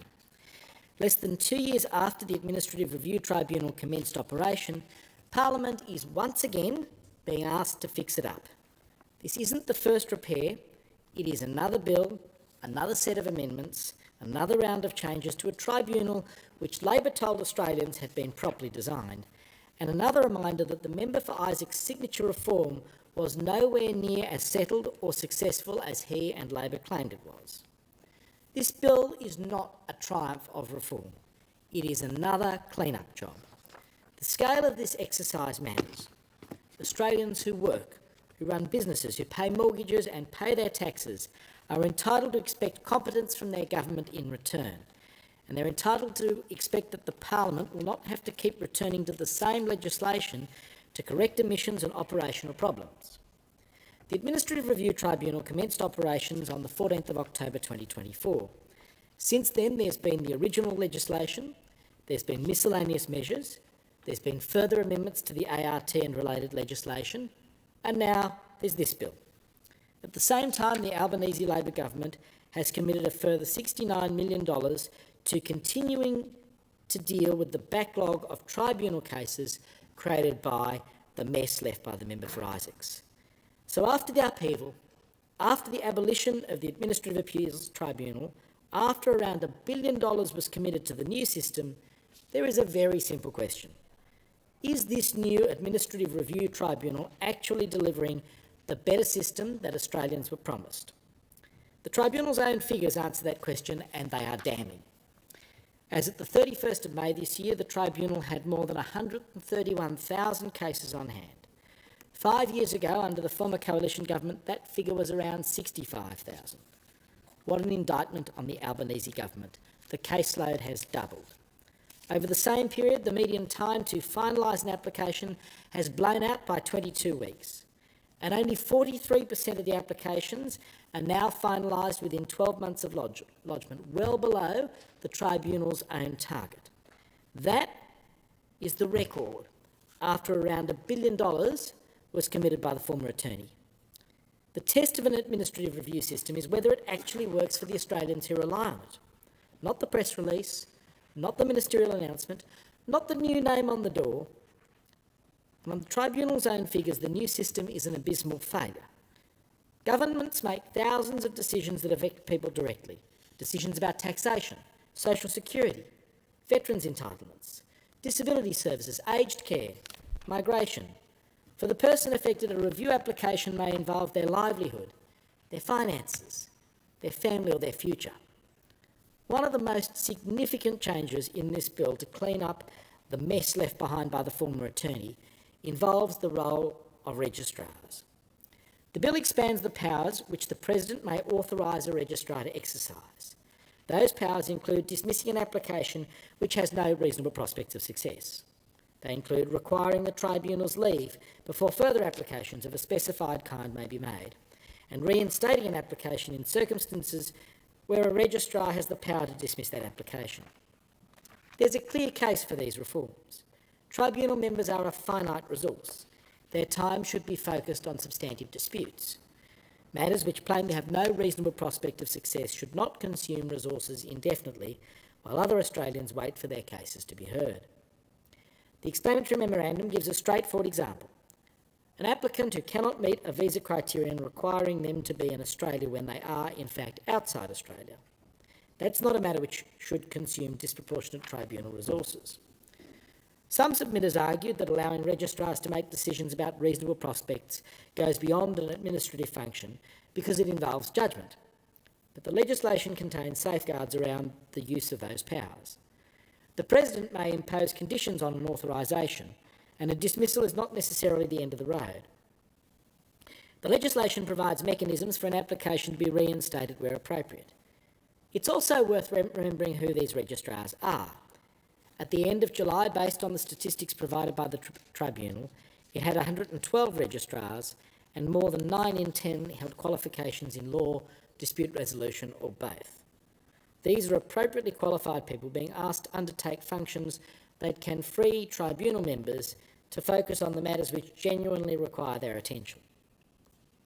The bill also makes it easier for obvious errors in decisions or statements of reasons made by registrars to be corrected. Again, that's sensible. Where there is a clear clerical or administrative error, there should be a straightforward mechanism to fix it. A person shouldn't have to navigate an unnecessary additional process because the tribunal lacks a simple power to correct an obvious mistake. But if registrars are being given more powers, Parliament should also know how those powers are being used. How many applications dismissed? How many are reinstated? Are these powers actually helping bring the backlog down? Are they freeing tribunal members to determine more substantive matters? After the amount of taxpayers' money committed to this tribunal, Australians are entitled to answers. That's why the Coalition supports stronger annual reporting, so Parliament can see whether these changes are producing measurable results, and will move such an amendment in the Senate. The bill also makes a series of other practical changes to the internal operation of the Tribunal. It clarifies that the President is assigned to every jurisdictional area. It provides greater flexibility in the appointment and status of non-judicial members. It deals with the correction of particular errors. It updates the definition of an exempt security record decision. And it excludes the period from 24 December to 14 January from the calculation of time for decision makers to provide certain documents to the Tribunal. Individually, some of those measures may appear technical, but collectively, they're directed at making the Tribunal operate more efficiently and giving the backlog confronting the Tribunal efficiency matters. The bill also contains significant measures relating to migration review. Once these provisions commence, applications for review of specified migration and protection decisions will be required to be lodged using an approved form. That should reduce the amount of time spent seeking information and help the Tribunal identify the actual issues in the dispute earlier. The bill also clarifies that although a person has no entitlement to examine or cross-examine a witness under Section 366D of the Migration Act, the Tribunal may permit a person appearing before it to examine or cross-examine another person giving evidence. And it removes duplication in notifications the Tribunal must give the Secretary of the Department of Home Affairs when an application is dismissed. Again, these are sensible changes. The bill creates a new regime under which, in appropriate migration matters, the Tribunal may make its decision orally and give its reasons orally with a written statement of reasons available on request. Written reasons will continue to be required for social security, veterans' entitlements, aged care and NDIS matters, and for any other categories prescribed by the regulations for matters decided on the papers and for decisions confirming a dismissal. The Coalition supports that change. Under the bill, the 35-day period for applying to the Federal Circuit and Family Court for judicial review will run from notification of the oral decision. Some submitters argued that this period should instead begin when written reasons are provided. The Coalition doesn't agree. Where the Tribunal gives an oral decision, the applicant is told both the outcome and the reasons for that outcome when the decision is made. They're not left wondering why their application failed. If written reasons are required, an applicant in a migration matter will ordinarily have 14 days to request them, and the Tribunal will ordinarily have 14 days to provide them. Importantly, the Court retains the power to extend the 35-day period where it's satisfied that an extension is necessary in the interests of the administration of justice. There's also a practical problem with tying the commencement of the judicial review period to a request for written reasons. An applicant could prevent the clock from starting simply by never making the request. That would undermine finality and allow matters to remain unresolved unnecessarily. Australians are entitled to a review system where decisions eventually bring proceedings to an end, and finality serves genuine applicants most of all. Every matter which drags on unnecessarily is another matter consuming resources while someone else waits. This bill is not confined to the Tribunal. It also deals with judicial review in the Federal Circuit and Family Court of Australia, which hears challenges to the legality of migration decisions, including decisions of the Tribunal itself. Migration is now the largest part of that court's work after family law. More than 18,000 migration applications were pending at the end of the last reporting year. That pressure is being felt across the system, and Australians involved in every other kind of case before that court are affected when its resources are consumed by an ever-growing migration caseload. The bill introduces identity verification requirements for prescribed migration and protection review applicants who are not in immigration detention at the time the application is made. In the Tribunal, an applicant may be required to verify their identity in accordance with the prescribed processes. An application must be dismissed where that applicant does not comply. An applicant will retain the ability to seek reinstatement under the existing Migration Act mechanism, and the Tribunal may reinstate the application where it considers that appropriate. In the Federal Circuit and Family Court, the bill appropriately preserves judicial discretion consistent with the court's status as a Chapter 3 court. That distinction is appropriate. Unlike the Tribunal, the court exercises judicial power, and the bill leaves the court with discretion over the consequences of non-compliance. An applicant who doesn't comply with the identity requirement will generally require the leave of the court to continue. The court will have discretion to dismiss the proceedings. The principle behind these provisions is straightforward. The system should be satisfied that the person whose matter is before the Tribunal or the court is genuinely participating in it. The detail of this scheme will sit in regulations made under the Migration Act, and the Coalition expects those regulations to be subject to the ordinary disallowance processes so that this Parliament retains oversight. Another important part of the bill concerns taxation review. The bill restores the standard 28-day period for seeking review of certain decisions by the Commissioner of Taxation, refusing an extension of time. The Coalition supports that correction. But this provision also tells us something about the quality of the original exercise. When Labor abolished the AAT and created its replacement, that timeframe was not properly carried across. The explanatory memorandum itself describes the amendment as correcting an unintended consequence of the establishment of the Tribunal. For the government, that might be described as a technical correction. For the taxpayer affected by it, it is anything but technical. A statutory deadline can determine whether a person can seek review of any decision at all. So yes, this bill corrects the problem, but once again, we're correcting something that should not have required correction in the first place. There's one further issue which arose through the examination of this bill. It concerns cases where there is a clear and objectively identifiable administrative error in an original migration decision. Under Section 85 of the Administrative Review Tribunal Act, the Tribunal may remit a decision to the original decision-maker for reconsideration while the review remains on foot. That's already a power in which the President may authorise a registrar to exercise. The Department confirmed to the Committee that the President has done so, limited to cases where the parties agree. Migration matters are different. The Migration Act expressly provides that Section 85 does not apply to reviews of reviewable migration decisions or reviewable protection decisions. Instead, Section 349 provides a separate power to set aside a decision and remit it to the original decision-maker for reconsideration, where the decision relates to a prescribed matter. But critically, that remittal is itself a substantive decision on the review. It's not the same kind of interim remittal available under Section 85, while the review remains on foot. And that raises a practical question. If an obvious administrative error has been made in the original decision, and that error can be readily identified, should the applicant, the Department and the Tribunal really have to proceed to a substantive merits review outcome simply to correct it? The Tribunal's principal registrar at the hearing into this bill described such a mechanism as, and I quote, certainly an efficiency.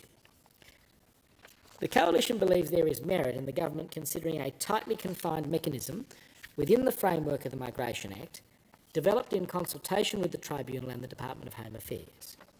If everybody can see the mistake and it can be corrected quickly, there is little sense in forcing the machinery of merits review to continue merely to arrive at the same point. That would save the Tribunal resources, it would save the Department resources, it would save taxpayers' money, and it would allow other Australians waiting in the queue to have their matters heard sooner. There's a broader lesson in all of this. Governments should be judged by what their reforms actually deliver. The member for Isaacs was very keen to abolish the Administrative Abuse Tribunal. A major institution was abolished. A new one was announced. Around $1 billion was committed. Australians were told, promised, that the system would be better. Making it work has proved so much harder. And this bill is further evidence that the job was nowhere near finished when Labor claimed it was. If it had been, we wouldn't be back here yet again. The Coalition will not oppose these sensible reforms. Where the bill improves the system, we will support it. Where it gives appropriately qualified registrars sensible powers, we will support it. Where it removes duplication, we will support it. Where it provides greater finality, we will support it. Where it makes the migration review system operate more efficiently, we will support it. But our support should not allow this government to rewrite the record. A tribunal that Australians were told was properly designed is already back before this Parliament for further significant surgery. Australians are entitled to know whether waiting times are improving. They're entitled to know whether the backlog is coming down. They're entitled to know whether the expanded registrar powers are producing results.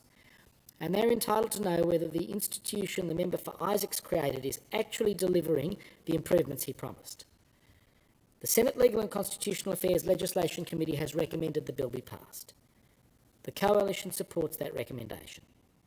Ultimately, there is one simple measure of success. Does the system work better for Australians? Not, does it generate more legislation?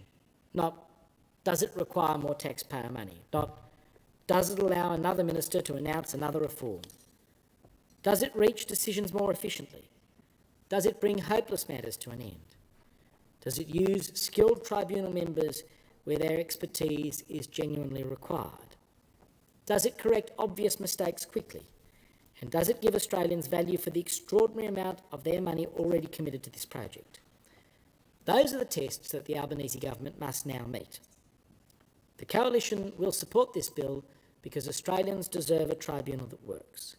We will support the clean-up, but Labor should not expect us to pretend there was no mess to clean up in the first place. The former Attorney-General, the member for Isaacs, created all this. Taxpayers have paid for it, and once again, the Parliament is being asked to fix it. The question is that the bill be now read a second time. The Minister has the call. Deputy Speaker, I move that the debate be adjourned and the resumption of the debate be made in order of the day for a later hour this day. The question is that the debate be adjourned and the resumption of the debate be made in order of the day for a later hour this day. I'll now put that question. All those that opinion say aye. To the contrary, no. The ayes have it. Clerk. Government business, order of the day number 3. Universities Accord, opening the doors of Opportunity Bill 2026, resumption of debate on the second reading and on the amendment moved by the member for Kooyong. The original question was that this bill be now read a second time. To this, the honourable member for Kooyong has moved as an amendment that all words after that be omitted with a view to substituting other words. The question is that the amendment be agreed to. The member for Laylaw has the call. Thank you, Deputy Speaker. Deputy Speaker, I'm pleased to have some time in continuation to speak on the Universities Accord opening the doors of Opportunity Bill 2026. This bill proposes two major reforms, the first being a managed growth funding system that better aligns university places with Australia's future workforce needs. The second is a new demand-driven, needs-based funding model that recognises some students need additional support if we are serious about improving participation and completion at university. The recommendation of adopting a new funding model for higher education that is planned, sustainable and focused on the skills we'll need in the future is exactly what the managed growth funding model seeks to achieve. Around 80% of Australia's workforce will need a certificate, diploma or degree by 2050, and so we cannot afford to leave capable Australians behind simply because of where they live or the circumstances they face. We know that in areas where we can find the most students to increase those numbers are regional areas and those in the outer suburbs. And this reform will effectively remove the cap on Commonwealth-supported places for students from low socioeconomic backgrounds and students from regional Australia, because talent should never be limited by family income or postcode, and the students that we need to do these courses can be found in the outer suburbs and in the regions. The bill also establishes the framework for the Commission to exercise its existing function in allocating international student places. This is about creating certainty for universities and certainty for students, and certainty that Australia's higher education system is growing in a planned, strategic and sustainable way with, I would suggest, with a clear sight on domestic students and their capacity and the support they need to get us to those targets. This bill will also formalise the role of the ATEC in allocating Commonwealth-supported places. Under this legislation, an extra 230,000 additional Commonwealth-supported places are expected to be delivered over the next decade. Next year alone, 16,000 additional CSPs will be available. That means 16,000 more Australians will have the opportunity to become nurses, teachers, allied health professionals and social workers. Ultimately, opportunities for Australia to build the highly skilled workforce it will need in the decades ahead. The second major reform in this bill is the introduction of the needs-based funding model. Essentially, this model will provide extra funding to support students who come from economically disadvantaged backgrounds, First Nations students and students studying at regional campuses. These students are no less capable than anyone else. If we believe that talent is spread across every community in Australia, then we must also recognise that opportunity is not. Students who face greater barriers often require greater support if they are to achieve the same outcomes. That is the principle underpinning this reform. In many respects, it reflects the same philosophy that underpins need-based school funding. As a former teacher and principal, I know all too well that different students require different levels of support to achieve their full potential. That principle transformed the conversation around school funding, and this bill applies that same principle to higher education. And it has been my experience over decades in tertiary, in secondary education, witnessing and knowing the support that some high school students will need if they are going to be successful at tertiary education.